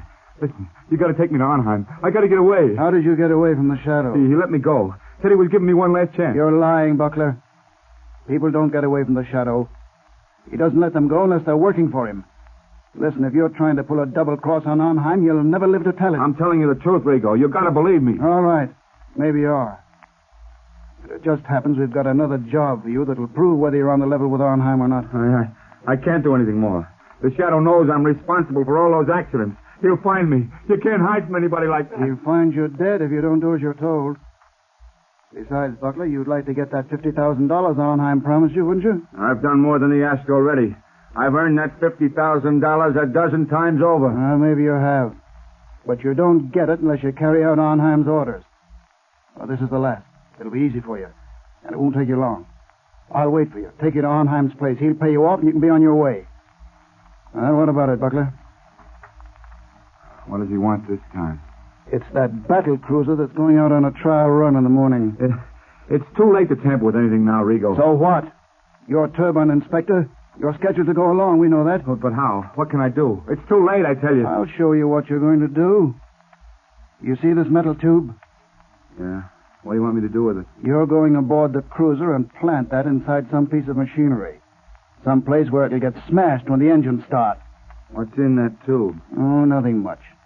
Just enough nitroglycerin to tear the turbines out of that cruiser. No, I won't do it. It'd kill every man in the engine room. It won't be the first time, Buckler. I couldn't carry that thing into the yard. They're searching everybody, Rigo. Quit stalling, will you? We know they don't search inspectors. That's why you've been so useful. All right. Suppose I can get it in the machinery. Get off the ship before she sails. How do I know Arnheim will keep his word? Pay me off and let me get away. I didn't come here to bargain with you, Buckler. All I know is Arnheim told me to bring you back after you'd carried out his orders. All right. I'll do it. This is the last time. Give me that tube. Now you're talking. But look out for that stuff. It's touchy. Well, come on. What are you waiting for? You better go first. Nothing doing. I'm making sure you get to the yard. That cruiser sails with the flood tide. And don't try anything because I'll be waiting for you in my car when you come out. Well, come on.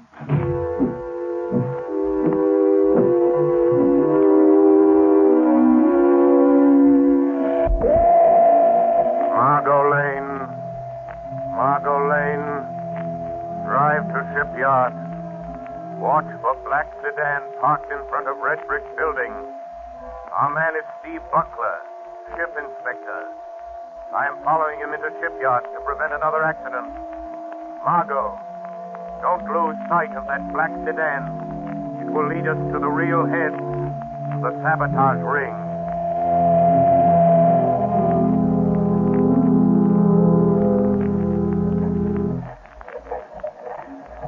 Morning, Mr. Buckler.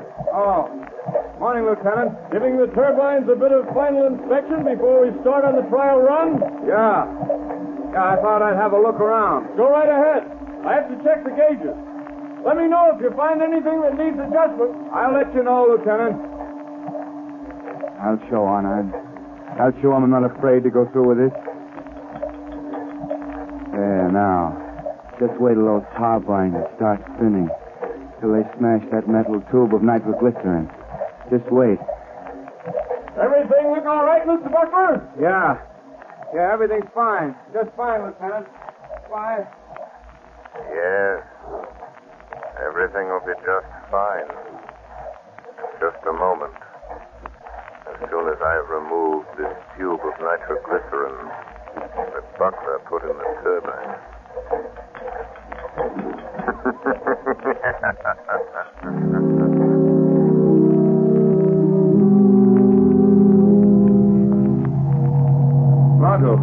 Margot, wait a minute. thank heavens you're here. There goes that black sedan. Buckler and a man named Rigo. Follow them and don't get too close. What happened in the shipyard? Buckler tried to carry out another sabotage job for a man named Arnheim. He's the man we want. Did you stop Buckler? Yes, but he doesn't know it. Don't have an accident, Margot. We'll be scattered all over the landscape. Careful, Margot. What do you mean? Just as this metal tube I'm carrying contains enough nitroglycerin to blow us to Kingdom Come if it's jolted hard enough. Where'd you get it, Lamont? From Buckler? Yes, he left it in a gearbox of the battle cruiser. Oh, so that's why you followed him into the Slow shipyard. down, Margot. You're getting too close to that car. Yes. I had to stop that murderous scheme, even if it meant losing track of Buckler and Rigo. But do you think they'll lead us to this man who seems to be behind all this, Arnheim? I'm sure of it. Look, Lamont, they're turning in that big estate. Quick, Margot. Pull off the road and stop. Yes. Lamont, look at the sign. Redland Sanitarium. This doesn't look like a place where Arnheim would have his headquarters. That's probably why he selected it. Well, Margot, this is it. Lamont, you're not going in there alone. Yes, the Shadow is going to return this little metal instrument of death to Dr. Arnheim in person. Doctor? Yes, just look at that sign, Margot. Redland Sanitarium, Dr. Felix Arnheim, resident physician. Oh, please don't go in there alone, Lamont. Let's notify the state police. We can. I have the radio transmitter in the car. Good, and I want you to call the state police on the regular wavelength 5 minutes after I've gone in the house. Well, why not call them now? Margot, we're not dealing with amateurs. They're undoubtedly prepared against police raids. If the police blunder in there, they'll only find an empty house. I've got to go in there alone. Don't take that nitroglycerin with you, Lamont. Well, Margot, I must. This tube of concentrated death is an important part of my plan to hold those men in that house until the police break in. Oh, don't, Lamont. You said you had a premonition, remember? Don't, Margot, worry. Call the police, and in 5 minutes, which is in the lap of the gods. And in the hands of the shadows.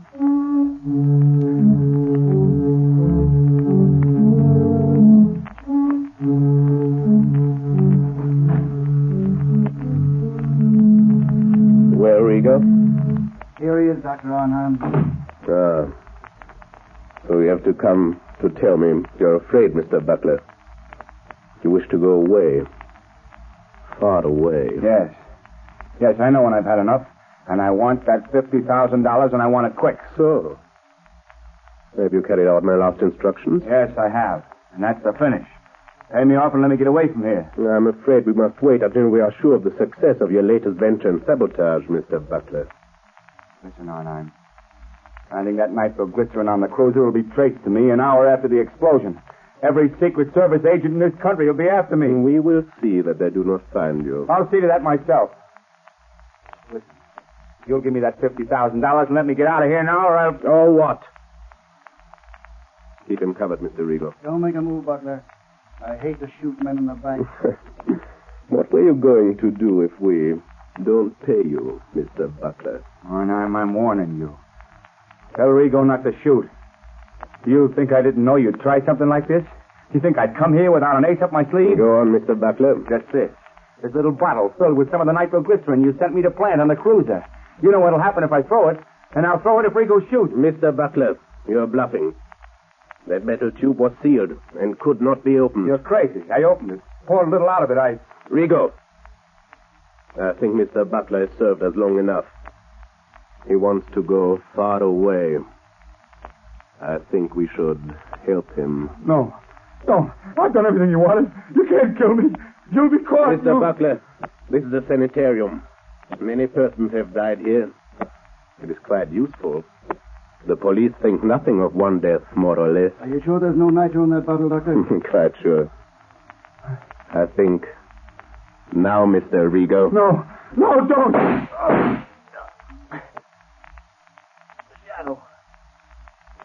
The shadow warned me. I should have listened. Listen to the shadow. Very good, Mr. Rigo. This American man of mystery, the Shadow, he interests me. You told me something over the telephone. Yes, he got to Buckler last night. He makes himself invisible. As I told you over the phone, I think we'd better get out of the country for a while. Because of this Shadow?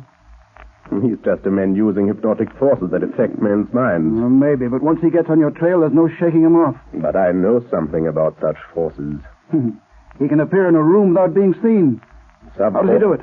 Some call it the powers of angels or devils, but it's the art of mesmerism. Hypnotic suggestion is very old, and certain men of modern science have developed it amazingly. Well, no matter how he does it, I don't want to meet this shadow. In that case, Mr. Rigo, will you be so kind as to remove that body? I dislike the presence of the dead. All right, I'll take care. I'll be in the cellar if you need me. I shall not need you. Hey, what's funny, Doc? What are you grinning about? I am looking forward to a conversation I'm going to have. Somebody coming here? Not exactly. Don't concern yourself, Mr. Rigo. This is something beyond your comprehension. Okay. I'll be on tap if you need me. What are you waiting for, Shadow? Why don't you speak? How long have you known I was in this room, Doctor? For quite some minutes, Shadow. While I'm not a master of your art of invisibility, my mind is sensitive to such a forceful concentration as you exert to cloak your presence. I see. Since you sent Rigo away, it is evident you are not afraid of me. Fear is a luxury I do not allow myself, Shadow. Your career of sabotage is over, Dr. Arnheim. I think not. I have never met a man who did not have a prize, Shadow. I have only one price for your kind, Doctor. Prison. You could be very valuable to me, Shadow. Don't reach into that drawer, Doctor. A gun is of no use. A gun? That is a crude way of settling a difference of opinion. But, money, I can pay well. Money won't help you. Then you leave me no alternative. You see that little wheel set into this wall? Yes. I turn it, and... Gas. Yes, Shadow, gas. The room is airtight. Has served me well on other occasions, Shadow. You can't get out. The door is locked on the outside. What good will it do you to kill me if you also die? I'm not going to kill you or myself with this gas. What then? Just enough gas will be liberated to numb your powers of concentration. Enough to destroy your ability to remain invisible. You can't resist it, Shadow. And just the moment you will weaken, become visible, and the moment I see you, the moment I catch the faintest glimpse of a shadowy form, I shoot. The air's becoming quite heavy, Shadow. Yes, but...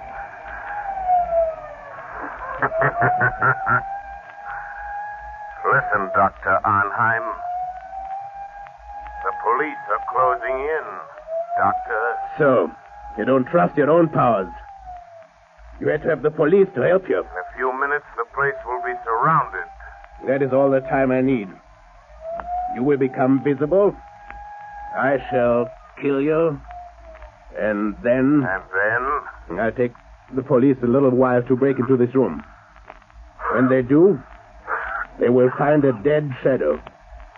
But I shall not be here. This door behind me leads to a passageway which leads to a bay. A speedboat awaits me there. I know about the speedboat, Dr. Arnheim. You see? The gas is doing its work. You're weakening. Your power of invisibility is losing its... What is it, Rigo?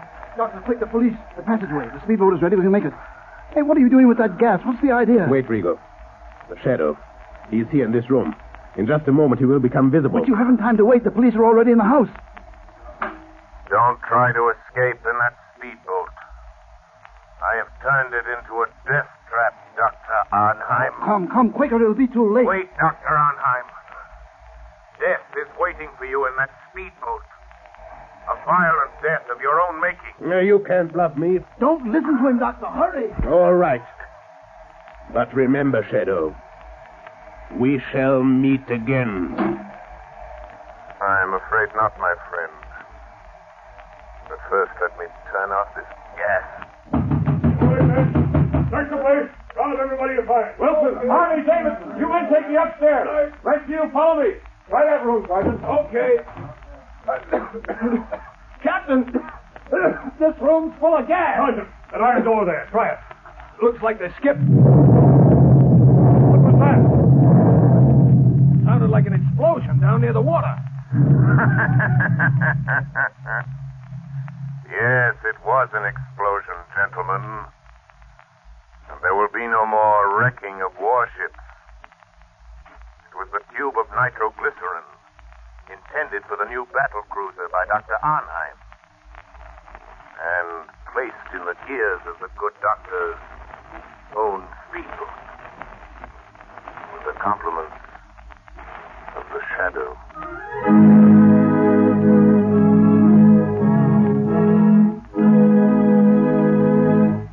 Ladies and gentlemen, before the Shadow leaves you, here's John Barclay, Blue Coal's heating expert. Ladies and gentlemen, Mr. Barclay. Thank you, Ken Roberts. Good evening, friends. I'll venture to say plenty of you homeowners listening in have heating problems that you'd like to have straightened out right away. If that's the case, here's what you do. Phone your nearest Blue Coal dealer and ask him to send one of my John Barclay servicemen to your home. Thousands of people are enjoying new heating benefits by following the free advice of John Barclay servicemen. For example, here's what a man in Newark, New Jersey writes about getting better, more efficient results from the Blue Coal heating service. I quote, "Since doing just as we were advised by your young man, we're getting better, steadier heat than we've ever had before. At any time, I'm happy to recommend Blue Coal and your heating service." Friends, why don't you take advantage of this wonderful heating service? Remember, it's yours absolutely free. It is part of the service that goes with Blue Coal. Just phone your nearest Blue Coal dealer. He'll be glad to send a John Barclay serviceman to inspect your heating plant. And be sure to ask that serviceman about the Blue Coal heat regulator.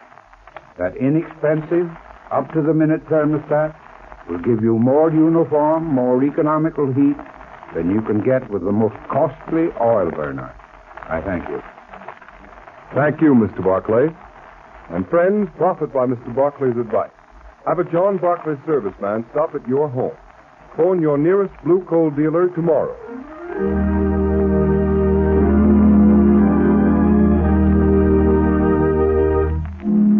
You have just heard a dramatized version of one of the many copyrighted stories which appear in the Shadow magazine. Any similarity to persons living or dead is purely coincidental.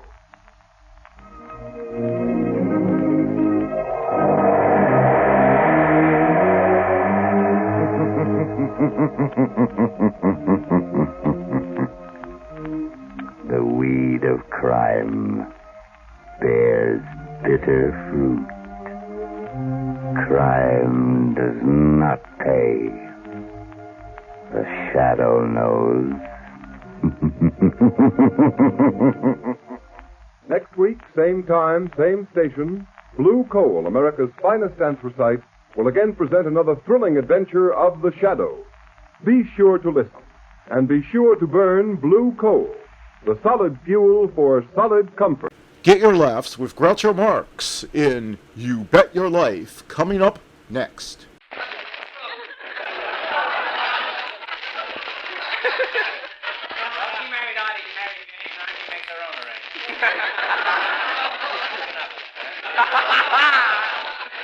I'm glad I met you, Stan.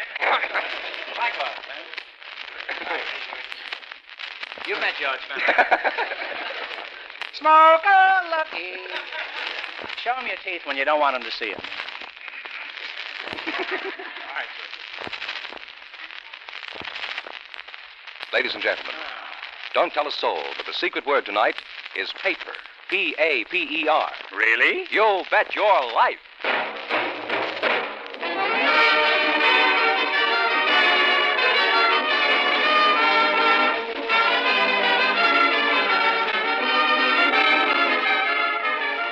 Elgin American, creators of America's most beautiful compacts, finest cigarette cases, finest dresser sets, present Groucho Marx in the Elgin American show, You Bet Your Life, the comedy quiz series produced and transcribed from Hollywood.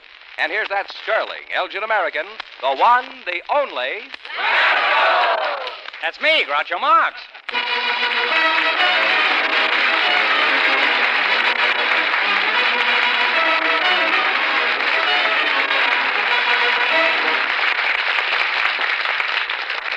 Thank you. Well, tonight we have $1,000 for one of our couples. George Fenneman was first to try and take it away from me. Just before we went on the air, our studio audience selected a cowboy and a little boy to be his partner. And here they are, cowboy George Boyd and Brian Seiler meet Groucho Marx. Welcome to the Elgin American Show, boys. And if either of you say the secret word at any time we're talking, you each win a 16-millimeter Apollo sound movie projector. It's a common word, something you'll find around the house. What is your name? Brian Seiler? Is that right? How old are you, Brian? Huh? I'm 7 years old. 7 years old, huh? Glad to know you. What does your father do? He works for Drury Photo Color. For what? Drury Photo Color. Dreary Photo Color? Yeah. What does he do there? Is he just dreary around there? He develops film. He develops film? Yes. Oh. And how old is your father? He's 33. Is that with the developing or without it? No. And how old is your mother, Brian? 26. 26. Hey, you're right up on those statistics, aren't you? What grade are you in, Brian? I'm in B3. And what grade is your father in? He doesn't go to school. He doesn't. Someday, would you like to be president of the United States? No. You know, if you're president, you can curse at anyone who doesn't agree with you.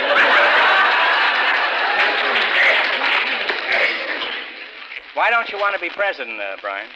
They have to take care of too many things, and I don't want to get married.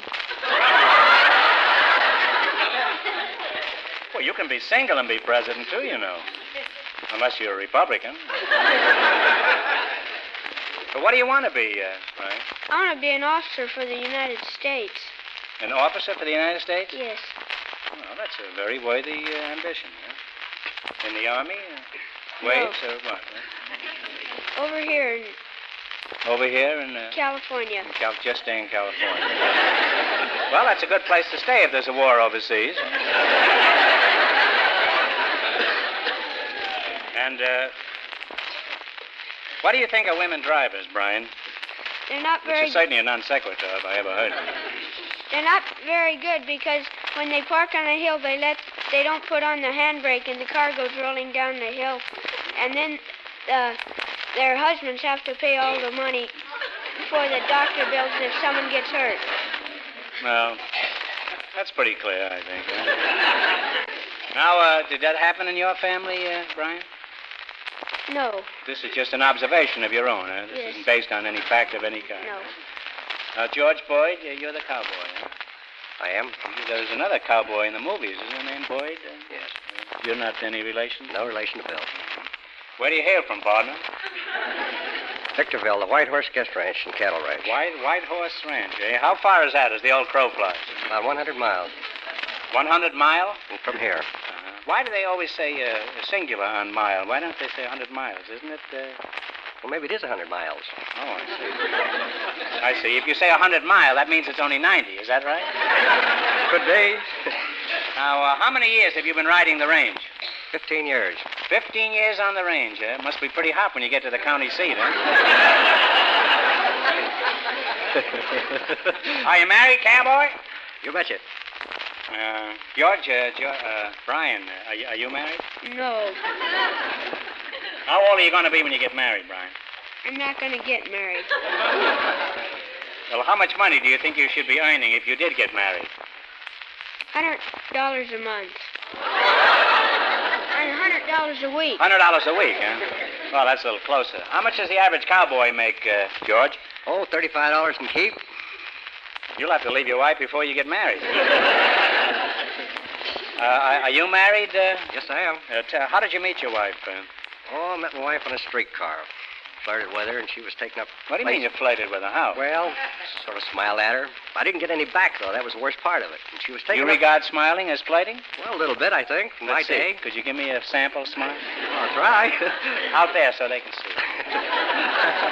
Well, I guess that'd be pretty good for a streetcar. And? What happened? You smiled at her? Yeah, and she was taking up 2 seats, and I asked her to move over and let me sit down, but she wouldn't move over. Does she always take up 2 seats? Well, it hasn't been that way since we've been married. No. She's lost weight, you mean? No, she's gained a little. Brian, how often do you attend cowboy movies? Once a month. Does Mr. Boyd here look like a regular cowboy? No. Why not? He doesn't have his spurs or a neckerchief or his guns. What about that, George? Well, I don't know whether I can be his kind of a cowboy or not. Does a real cowboy have to be able to sing? Yes. Well, Yes. You say yes? And what do you say? only for his own amusement. Uh-huh. Can you sing? Only for my own amusement. Well, could you give us a sample? Well, I can try. You know, you might become the Hildegard of the stable. Who can tell, huh? Go, give us a few bars of range music, huh? This is going to be terrible. Oh, it's all right, long as it's in your range, huh? Go ahead. Home, home on the range, where the deer and the antelope roam. Rot.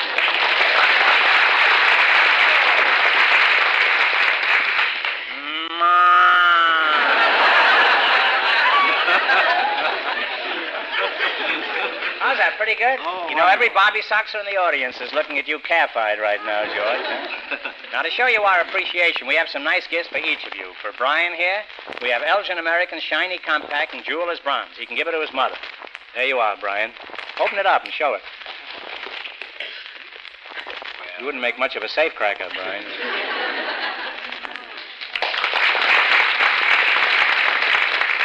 I don't know whether they're applauding the compact or the fact that he was able to open that box. And for Cowboy Boyd, here's Elgin American silver finished cigarette case for you. How do you like it, Cowboy? Fine. Now, what happened after you asked your wife to move over on the streetcar? Well, she didn't move over. She didn't move over? No, she didn't. So? So I was getting off the streetcar at about 4 more stops, so I wrote Were you still smiling? Oh, yes. I didn't take it off. Uh-huh. And so I wrote a little note. And as I got off the streetcar, I threw it in her lap, and the note says, call me up sometime, and I put my telephone number on it. And about a week, I think it was on Saturday evening, I got a telephone call, but it happened to be from her girlfriend. And I you had another girlfriend? No, it was from her girlfriend. Oh, I see. And asked me if this was George Boyd, and I says, yes. And she says, well, she says, could you bring another boyfriend along tonight? And I says, who's going to be there? Well, she says, you know the girl that's on the streetcar? And I says, yes. I says, I'll be there. So This is the guy with the 2 seats? That's right, the girl with the 2 seats. So we go out. Sure enough, Marie was there, who's my wife today. But I didn't miss a night for a year and 3 months. I was there every night after that. And now you take the bus, I suppose. Now I take the bus. That'll be a lesson to you now, George. Now, tell me, last roundup, how big is your White Horse Ranch? 22,000 acres. And how many cattle do you have? Oh, between 250 and 300 head. 300 head? What happened to the rest of the animals? Now, Brian, as an expert on movie cowboys, what do you think a cowboy does all day long? He just wrestles and fights the crooks. He just wrestles and fights the crooks? Yes. Who do you mean by the crooks? Them fellow who owns the ranch? No. Who are the crooks, eh? The outlaws that try to steal their cattle and horses. Oh, I see. Well, I don't blame them, huh? The life in the saddle sounds pretty monotonous, Bronco. What constitutes your average day? Oh, getting up in the morning and milking the cow, and then cleaning the corrals. That's all? Takes quite a lot of time. Well, you boys don't go to the same movies, I can see that. Now tell me, don't fence me in, what happens at your roundup? Well, we go out and we bring the cows in with their calves, and Yeah. if the calves are old enough, we brand the calves at that time, and then we separate the calves from their mothers and put the calves in one pasture and the mothers in another pasture. Well, how do you brand them? Brand them with a hot iron. Why doesn't that hurt them? Well, it hurts them for a little while, but not too bad. How long? A month? Well, not that long. And, do you ever lose any cattle even after they're branded? Only for thieves sometimes. Do you ever lose the branding iron? No. Never lost that, huh? Well, that doesn't sound like any of the roundups that I've been caught in.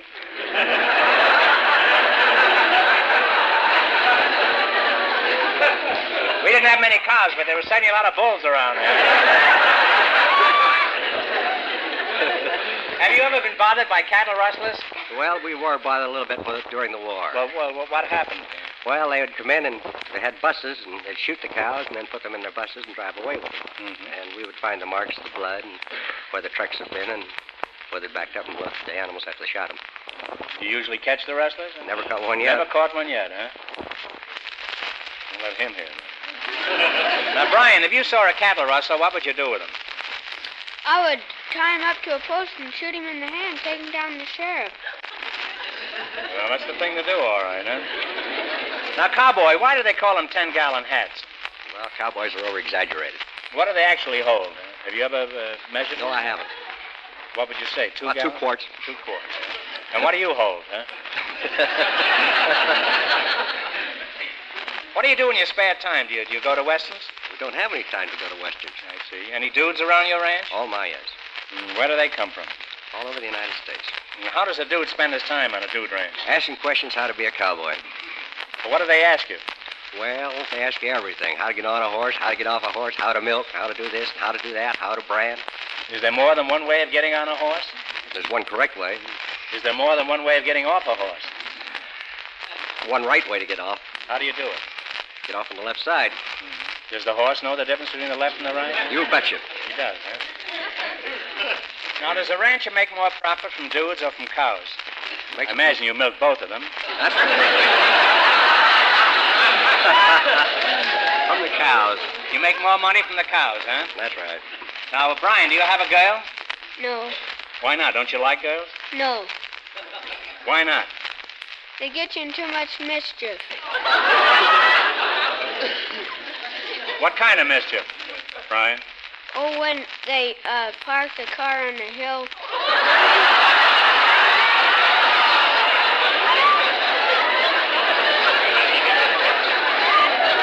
Is this the same hill your mother was on a while ago? No. This is another hill, huh? Now tell me, Cactus Pants, with all those cattle, I suppose you eat a lot of steaks, is that right? Oh, yes. What'd you have for dinner last night? Macaroni and cheese.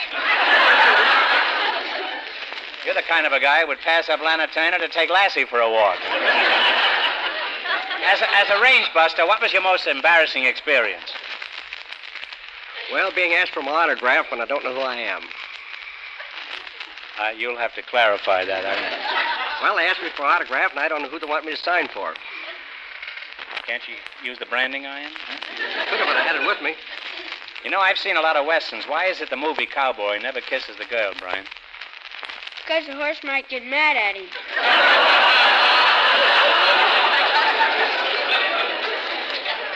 Those horses get pretty jealous, I guess, huh? I guess Would so. you like to be a cowboy like Mr. Boyd? No. I'd rather be a cowboy like Roy Rogers. The saddlebags, you've just had your bronco busted, you know that. You know, I've always wanted to be a cowboy. Pretend you're the foreman of the ranch, and you're sitting on the rail of the old corral, rolling a cigarette with one hand, and I come swaggering along and hit you for a job. Now, you go ahead and interview me. Ask me some pertinent questions. Can you saddle a horse? Can I saddle a horse? What do you mean, saddle him? Put the saddle on. Get ready to ride. No, I don't think I could do that. Can you curry a horse? How heavy is he? Oh, about 1,100. Can you ride a fence? Can I what? Ride a fence? Well, if it isn't a picket fence, I could. You see, I was a picket once, but matter of fact, I was a fence once, too, huh?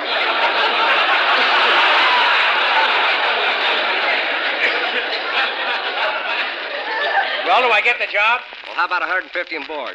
150 and board? That's right. Keep, isn't that what they call it? Keep, either one. Okay, I'll keep the 150. You get the board, huh? Do I get the job, cowboy? Well, if you can do all these things, we'll take you on. All right. You think I can stand up under the strain? Well, we'll soon find out. After bouncing around on a horse all week, I'd stand up under anything, huh? Now, you're an interesting couple. Now, in just 1 minute, you play the Elgin American game for $1,000. You bet your life. But first, George Fenneman. Have you looked at your compact lately? If you mislaid it at a smart affair and one of the guests found it, would you be embarrassed to claim it? Your compact is an important fashion accessory. If it's battered and dingy, it ruins your smartness every time it's in sight. Whereas the compact you'll be enormously proud of in any company is an exquisite new Elgin American. You've never seen such individuality in designs, such jewel-like finish, such perfect performance in the clasp, hinge, and every detail. That's why Elgin Americans are America's #1 compacts, preferred by smart women everywhere. So look at your compact tonight. If it's nothing to be proud of, don't just mislay it. Discard it. And tomorrow, get the compact that does the most for your smartness. The compact first in fashion, a glamorous new Elgin American.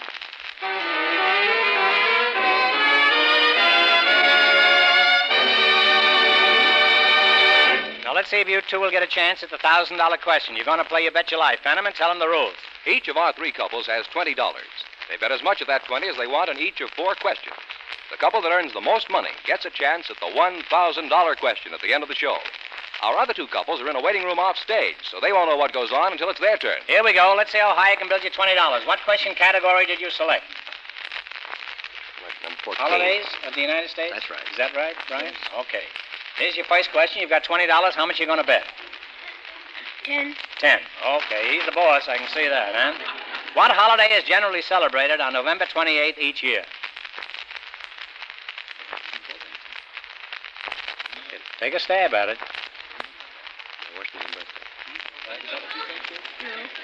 What do you think it is? Come on, with an answer now. Forget your mother rolling down the hill on that wagon, eh? No, I'm sorry. It's Thanksgiving Day.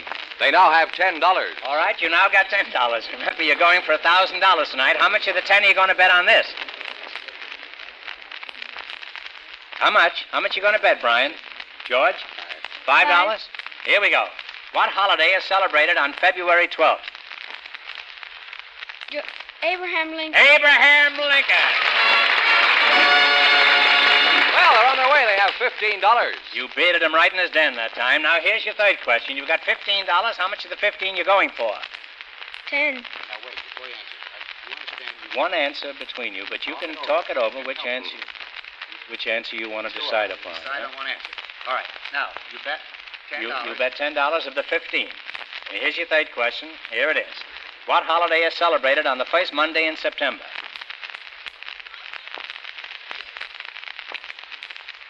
Take a guess. Labor Day? Labor Day is correct. Now they have $25. That was quite a job squeezing that out of you now. Here's your last chance to beat the other couples. How much of the 25 are you going for? 20. 20. What holiday is celebrated on February 22nd? George Washington. George Washington's birthday. And they wind up with a grand total of $45.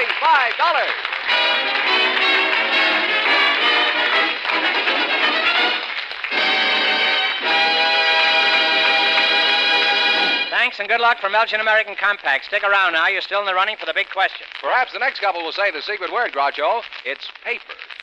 They've been in a waiting room off stage. Okay, boys, bring them in. Just before we went on the air, our studio audience selected a housewife and a cleaner. And here they come. Mrs. Gertrude Maloney and cleaner Bud Kubernick. Meet Groucho Marx. Welcome to the Elgin American Show. You bet your life, and if either of you say the secret word at any time we're talking, you'll each win a 16-millimeter Apollo Sound movie projector. It's a common word, something you'll find around the house. Mrs. Maloney, Gertrude Maloney. That's right. That's you, huh? That's a very cute hat you've got on, Gertrude. Thank you. You make that yourself? I did, out of 2 cuffs off the coat. Oh, you make them on the cuff, huh? Well, it's very nice and shows very good taste, and I want to compliment you. Now, you're a housewife, Mrs. Maloney. Huh? How long have you been a housewife? Well, as long as we've had a house.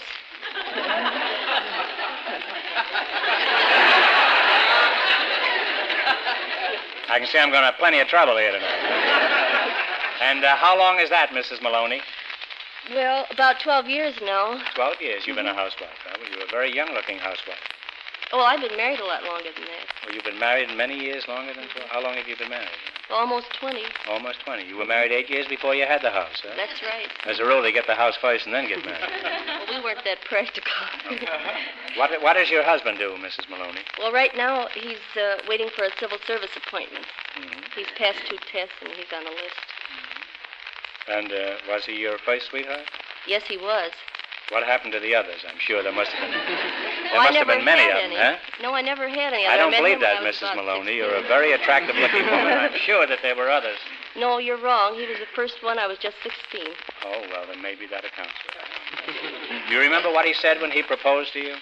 Well, we were in show business at the time. You were in show business? Yes, we were in show business at the You time. have your equity card with you? No, but I still belong to AGVA. You do, eh? We were in show business at the time, and we were traveling all the time, and he asked me to marry him because he thought that possibly double hotel rooms were cheaper than 2 singles. He was quite a romanticist, wasn't he?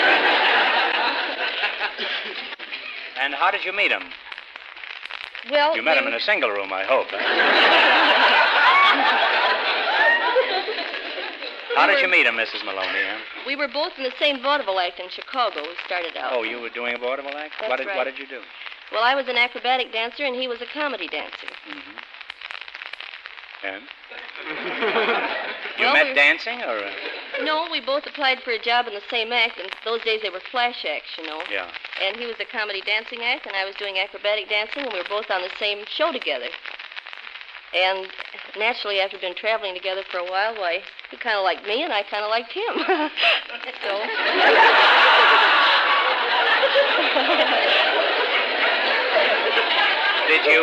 Did you wear tights in the act? Well, no, I didn't, except in Boston.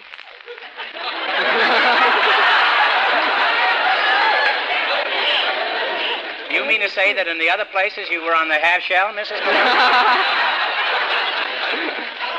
No, you don't understand. No, I certainly don't. For my type of work, I always wore a rather short wardrobe, but when you worked Boston, you always had to wear long stockings. Yeah. So that's what we called tights in those days. Oh, I see. What did your husband wear? Well, he wore funny costumes. Of course, he didn't really have to. He has a funny face anyway. Is he out front tonight? Well, yes, he is. Mr. Maloney, would you mind standing up and letting us look at your kisser? Well, he was here. He was here. He probably went back to Boston. Well, cleaner, your name is... Kubernik, sir. Kubernik, huh? What is that? Is that Polish or... Russian. Russian? Yes. And are you married, Mr. Yes, Kubernik? sir, I am. You are, huh? You like borscht? With cream. With cream, huh? Don't like it without cream? No. I thought so. Those spots on your shirt look like... How did you meet your wife, Mr. Kubernik? Well, I met her at a dance in Chicago, and when I asked her to dance, she refused to dance with me because she didn't like the way I was dressed. Were you dressed as a Russian? No, I wasn't. I was dressed as a comedian, I guess. You were dressed as a comedian? Yes, sir. I mean, what were I you had wearing, huh? Slacks and a sports shirt on, and she didn't like it. She didn't like it. I noticed you're wearing a necktie tonight. Yes. You're well trained now. Huh? Yes, I am. And where do you do your cleaning? Bud's Cleaners, 1326 West Pico. Free pickup and delivery. Well, you can tell he's a cleaner. He's doing a spot announcement now. He'd be lucky if he doesn't have another suit on his hands by morning.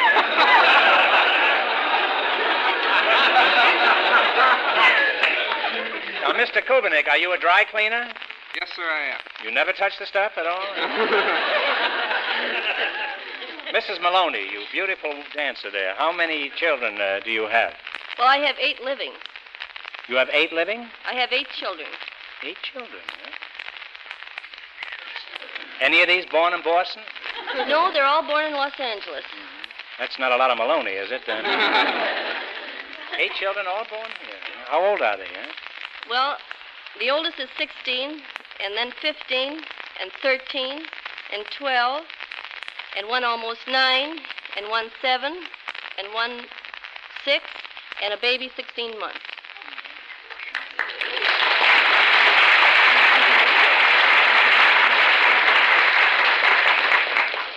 You must be tired. Wouldn't you like to sit down?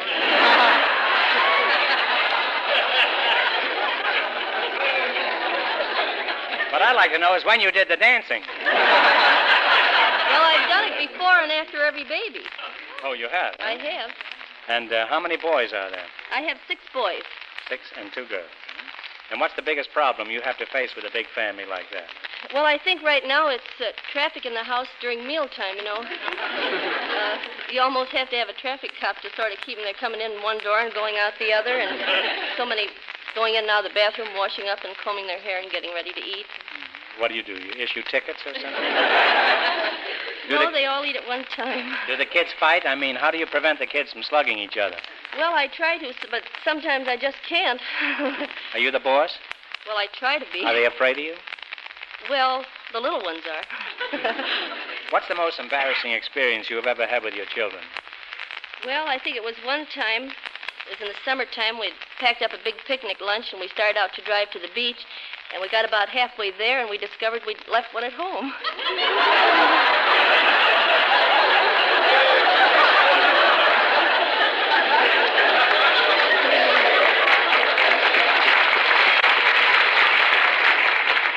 Are you sure this was an accident? Yes, it really was, and we had to drive all the way back to... You mean you went back just to get one kid?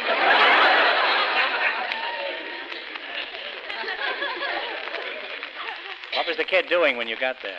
Well, just sitting up on the couch looking out the window and crying and waiting for us. It was one of the little fellas. Oh, I see. How do you manage to get all those children to sleep at night? Do you sing lullabies to them? Well, I'm afraid my singing sort of keep them awake, but sometimes I try. Could you sing us a sample lullaby? Just a little bit, you know. All right. Rock-a-bye, baby, in the treetop. When the wind blows, the cradle will rock. And when the bough breaks, the cradle will fall. And down will come baby, cradle and all. That's very good.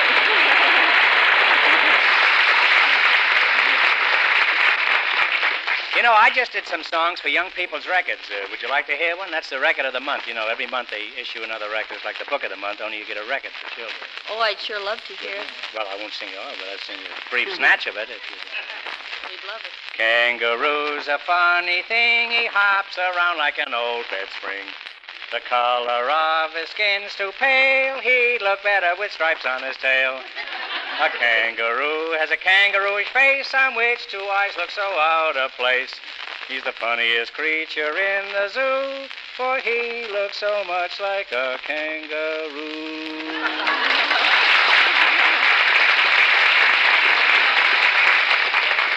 Now, it was very nice of you to listen that patiently, so after the show, I'll arrange for you to get an album for your children. Huh? Oh, I'd be very, very happy. If that doesn't put them to sleep, you can crack them over the head with it.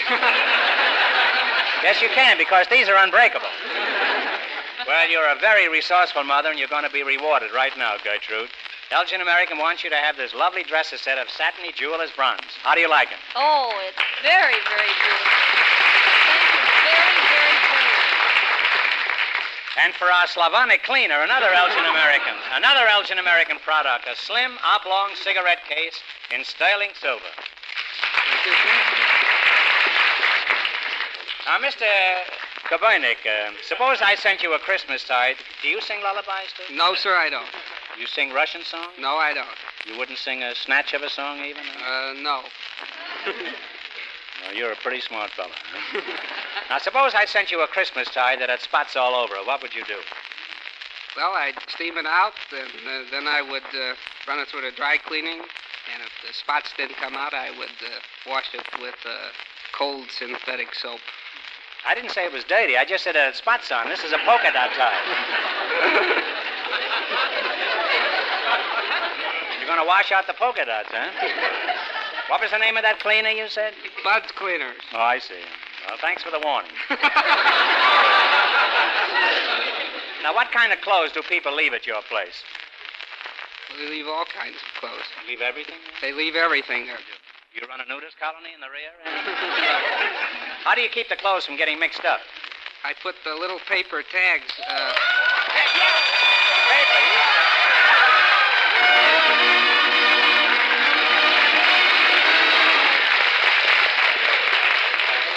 You said paper, and that's the secret word, so that means you each win an Apollo 16mm sound movie projector. Congratulations to you both. You're off to a flying start. You might even win $1,000 tonight. Now, where was I before you threw that paper bag at me? Mrs. Maloney, let's see how much the average housewife knows about cleaning. Suppose your husband spilled a whole cup of coffee on your new silk tablecloth. What would you do? Well, I think I heard somewhere that you pour boiling water on it from a height of about 3 feet. You get up 3 feet and throw boiling water on your husband? Oh. Do you do that very often? Oh, not on my husband, on the tablecloth. spot remover, did she do the right thing? No, I would send it to Bud's cleaner. You want to send her husband to the cleaners, huh? He goes there every Saturday night. Now, Mr. Kobernik, when your customers bring their clothes in, do you go through their pockets? With them in it? Yeah. No. Not if they're wearing Not them, if no. they're wearing. Now, please, I tell the jokes around here. How would you like it if I bought a can of benzene and went into the dry cleaning business? Now, what's the oddest item you ever found in a pocket? I found a rat one time in a man's pocket. A rat? Yes, sir. A live rat? Yes, sir. What'd you do with it? I don't know. It got out of the pocket. I couldn't find it after it jumped out. If you're any kind of a cleaner, you'd have thrown a piece of cheese in there. Now, suppose I opened a cleaning establishment and suddenly decided to sell it. You're a prospective buyer. Now, you go ahead and ask me some questions. What kind of equipment do you have here? Well, we have a pressing machine, and we have cleaning fluid, and we have a blonde cashier. And a sponge, huh? She's the sponge, too. Huh? Do you do much pressing? I do with the cashier, but I'm not getting anywhere.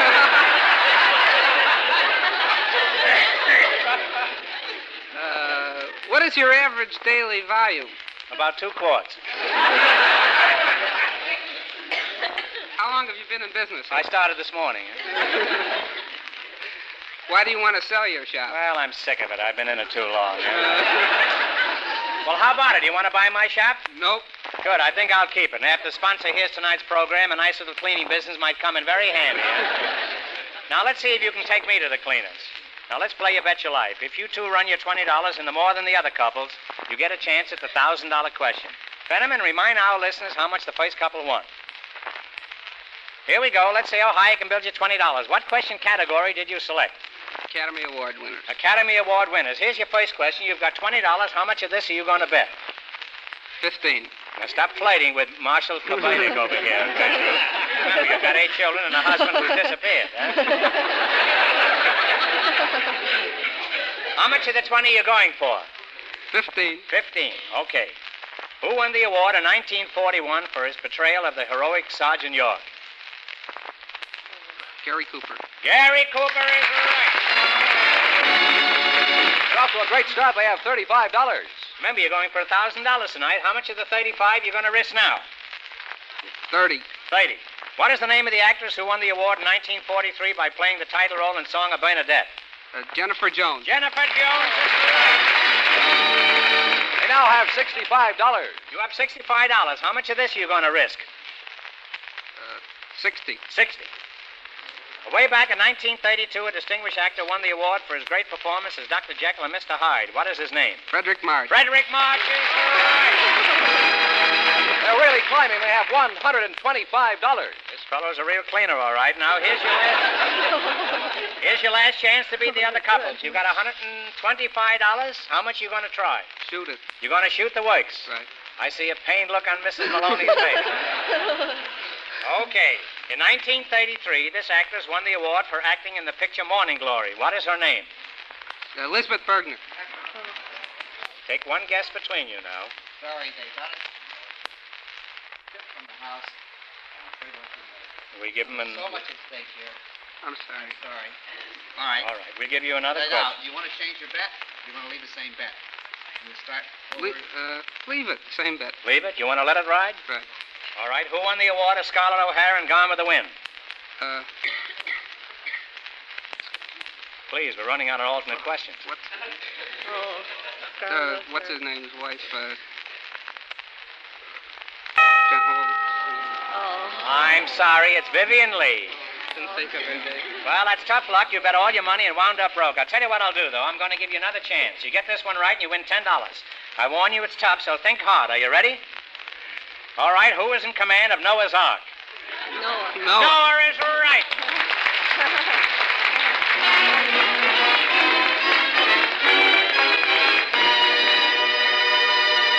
Well, don't feel too bad. You each won an Apollo Sound movie projector for saying the secret word. Congratulations and good luck from Elgin American Compacts. Thanks and good luck from Elgin American Compacts. Now, in just 1 minute, our last couple will play You Bet Your Life, and then we'll know who gets the chance at the $1,000 question. Fenneman, speak your piece. I'm sure you've all noticed what a smart look matching accessories give. For instance, sets of earrings and pin, cufflinks, and tie clip. That's why it's such good taste to carry an Elgin American matching cigarette case and lighter. They add such distinction to your smoking. They're so handsomely styled for men, so exquisitely sized and designed for women, with or without matching compacts. See these Elgin American cigarette case and lighter sets at leading jewelry and department stores. See how conveniently they're priced in silver finish, jeweler's bronze, and sterling silver. See how much smarter you'll feel and look with a matching cigarette case and lighter by Elgin American.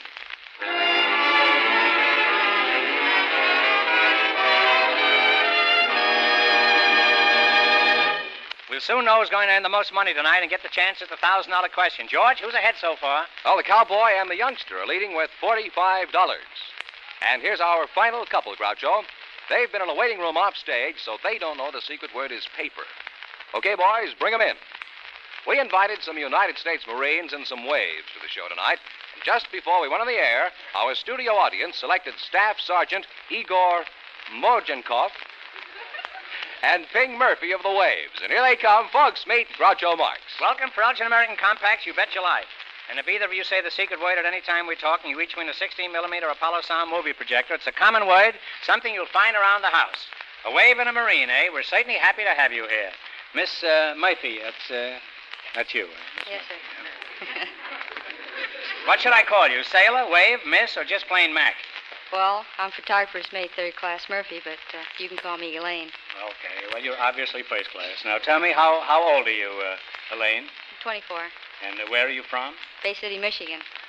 Bay City, Michigan. And how long have you been in the Navy? It'll be 4 years next month. Have you got a boyfriend in every port? No, sir. Have you got a steady boyfriend? Well, I have a lot of boyfriends, but none of them are steady.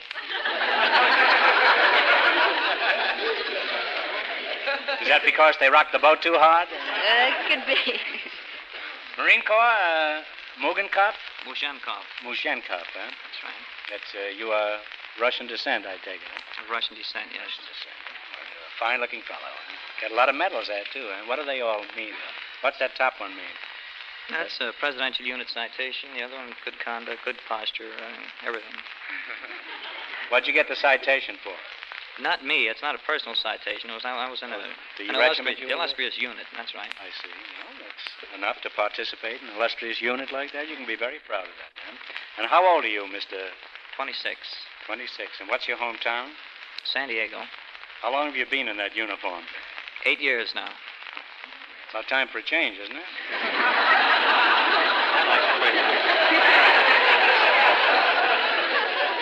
Are you married? No, I'm not married. Well, don't be discouraged. This is a lovely wave here. And you know how Truman feels about unifying the forces. Photographer's mate, would you like to get married someday? Every girl would like to get married. Oh, I don't think so. That's a generalization. That isn't true at all. A lot of women that have no desire to get married. I'm surprised to hear you say that. I don't want to hear that again from you. I personally have asked a lot of women to marry me, and all of them refused. So you can see every girl does not want to get married. General, would you like to get married someday? I think I would, yes. I just happen to know a wave who'd like to get married someday. Are you interested? I may be. Are you interested? I may be. I think so. I'd like to see you two get married. Just imagine a big, tough Marine with a permanent wave.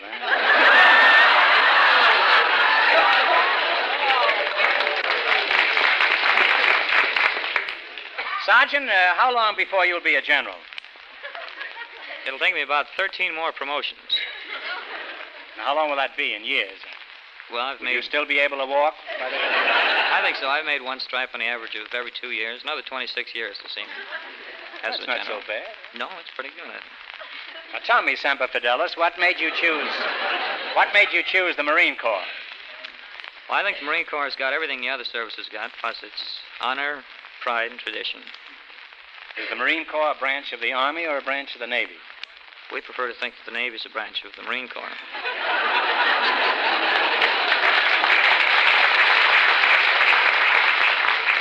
Well, from where I'm standing, I'd say the Navy's got some pretty good branches, huh? I should have been a tree surgeon, huh? Crazy about limbs. Now tell me, are Marines considered land fighters or sea fighters? We fight anywhere. You don't care where you fight, huh? Don't care. The MPs do, though, don't they? Well, you're both nice youngsters, and to show our appreciation, we have perfect gifts for each of you. For Private Mugenkov? Is that close enough? No, Mujankov. Mujankov. Well, I'll keep mispronouncing it the rest of the evening. And you keep correcting me, huh? And I'll keep sending them over, and you keep sending them back. I don't know. It's something like that. Anyhow, we have the perfect gifts for each of you. Private Mujankov, here's Elgin American solid sterling silver cigarette case. Sergeant, I meant, huh? And for Miss Murphy, you'll fall in love with this sterling silver compact engraved in 14-karat gold. It's by Elgin American. How do you like it, Miss Murphy? Oh, it's beautiful. It's beautiful, huh? Mm-hmm. You're not one that's addicted to superlatives, are you, huh? No. Just a little thing like that. Okay. The perfect gift for a wave, you know. You can always keep your powder dry now. Oh, good idea. Just what does the word wave officially stand for? It doesn't stand for anything now. You mean a wave doesn't stand for anything? No.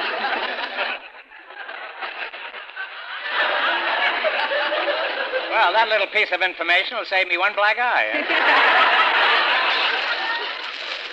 My Uncle Julius was a deckhand, but they discharged him. They caught him switching decks. You don't believe that, do you? It's true, so help me, eh? Now, Marine Corps, Corpus Delicti, are there any women in the Marines? Yes, we have women now. You do. What do you call them? Aquamarines? No, I heard some people call them leather nectarines. Leather nectarines? Sounds like a cross between a plum, a peach, and an old shoe. Elaine, Miss Murphy, why did you join the Waves? Why didn't you join the leather nectarines? Well, the Marines weren't accepting women until January of this year. You can't be talking about the same Marines. They've been accepting women ever since they've been in business. Why did you join the Navy, Elaine? Oh, I think mostly for travel and opportunity. I have a very good job in the Navy. And you like it? You're crazy about it? You're going to stay in permanently? Career woman. Never going to get married? Well, I wouldn't say that. Suppose you get married. Will you retire then, like Eisenhower, and maybe become the head of a university? That's a good idea there. Sell your book? Capital gains? Mm-hmm. As a Wave, what was your most embarrassing experience, Miss Murphy? One that you can tell here. Oh, I think that's when I was an acting platoon leader. You were a platoon leader? Just acting one, very shortly. What happened? Well, it seems that the girls in my platoon didn't look so good with the fence up along their face. It seems like I forgot the right command, and they all stacked up against the fence. And they took offense at this? They didn't look so good with the fence along their face. And how long were they there? Did you remove the fence finally? No, somebody came to my rescue. Oh, and gave the proper command? Yes. Now, Halls of Montezuma, what was your most embarrassing experience? I think my most embarrassing experience was when some obscure clerk handed me a directive to read at a woman's enlisted mess outlining the dangers of drinking shaving lotions, bay rums, rubbing alcohol like that. Were you stationed at Bay Rum, or were you stationed? I was stationed at Camp Pendleton then. Oh, Camp Pendleton. I played there, you know. Did you? Were you down there when I was there? I missed your act then. Oh. Well, you're very fortunate. Many people were eager to get overseas after we played there. Now, what opportunities are there for a young man in the Marine Corps? Opportunities are unlimited now. Mm-hmm. Unlimited? Unlimited. You mean you can get to be a general in 22 years, huh? About 30 years, I think. And what opportunities are there for a girl in the Navy, Elaine? Well, the opportunities are unlimited for the girls in the Navy, too. You mean when the fleet's in? Which do you prefer, Navy men or civilian men? Navy men. And which do you prefer, enlisted men or officers? Well, I think enlisted men. I think you can have more fun with an enlisted man. In what way? Well, I'm a pretty naive fellow, you know. Well, let's see how well you get along with the Navy. You better not answer that, Elaine, huh? Elaine, would you say you're a blonde, brunette, or redhead? Well, I think on the brunette side. And Igor, which do you prefer, blondes, brunettes, or redheads?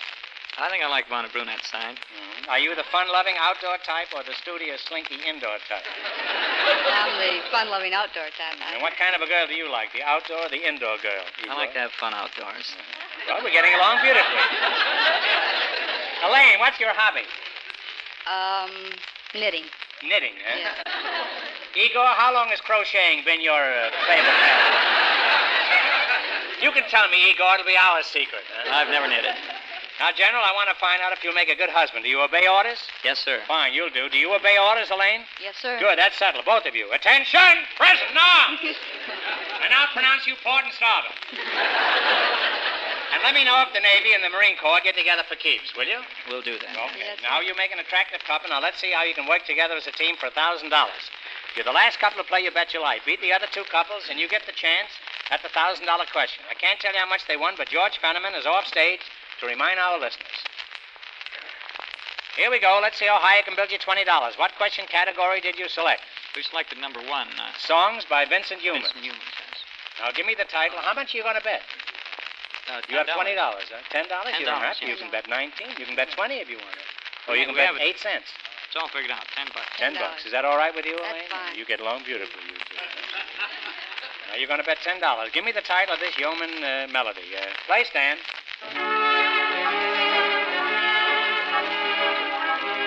Tea for two. Tea for two is right. They're on their way. They have $30. Igor, when you have tea for two, do you have it with lemon or do you have it with sugar? Have it with sugar. Now, what are you doing crawling around here, huh? Now, remember, you're going for $1,000 tonight. How much of your $30 you're going to try this time? $25. $25. What is the name of this song?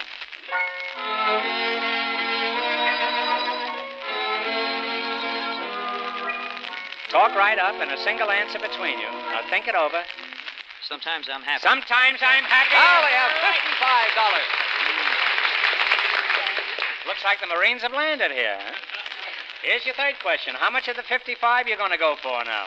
$50. $50. Let's see if you can identify this Vincent Youmans melody. Okay, Stan.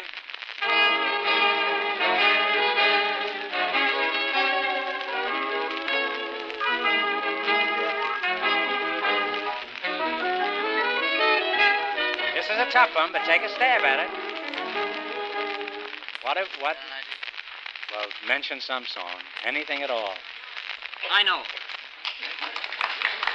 You know. They now have $105. All right, you now have $105 with the help of the audience.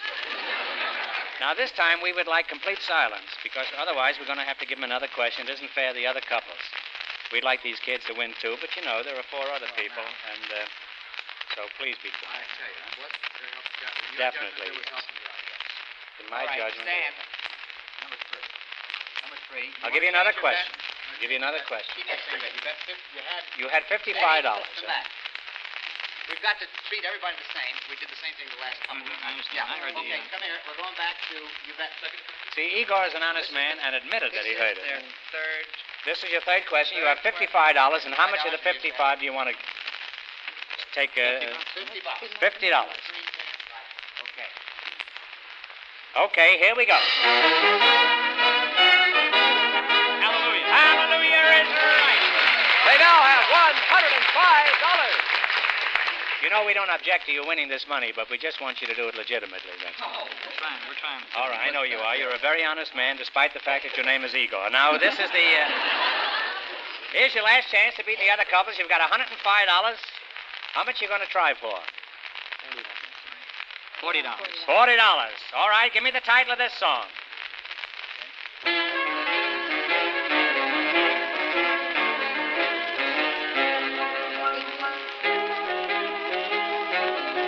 Take a guess. Take a stab at it. What's the answer? Good news. No, I'm sorry. It's Great Day. And they wind up with $65. Wound up with $65, which isn't bad. And that means that the Marine and the Wave, with their $65, get the chance of the $1,000 question.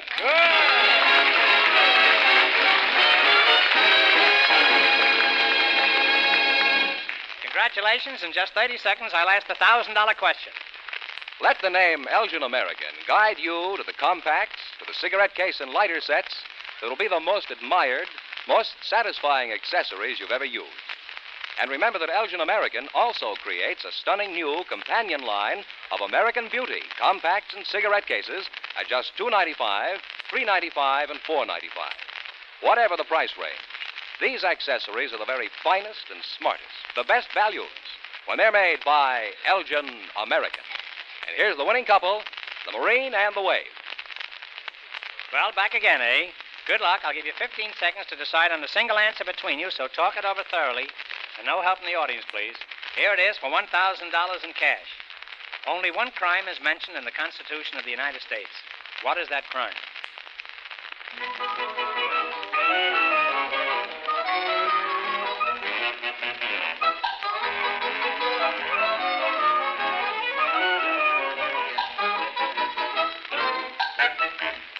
And what is the answer you two have decided We've upon? decided on treason. Treason is absolutely right.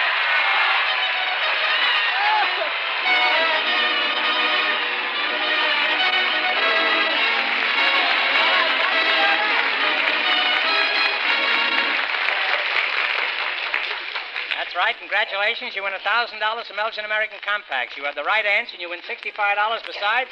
You win $1,065. And what are you going to do with the money? I'm going home on leave. What are you going to do? I'm going home on leave. You're going to get married now, I suppose, huh? No, I'm just going to go home and see my mother. And you? Go across the street neat. Well, here it is from Elgin American Compacts, and congratulations to both of you.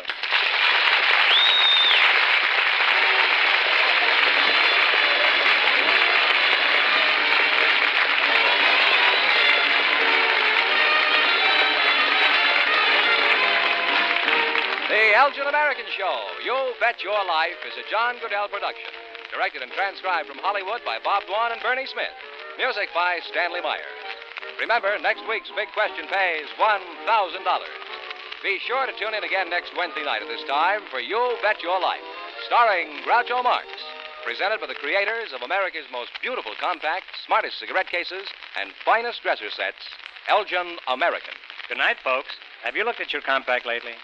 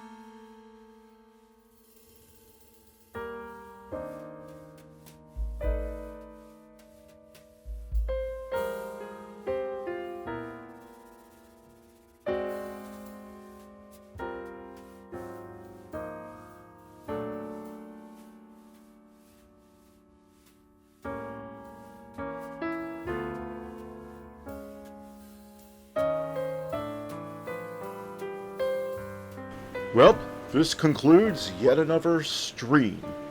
I hope you enjoyed it, and I hope to see you back tomorrow at 8 p.m. on nightly old time radio shows. This is Matt from the past, signing off.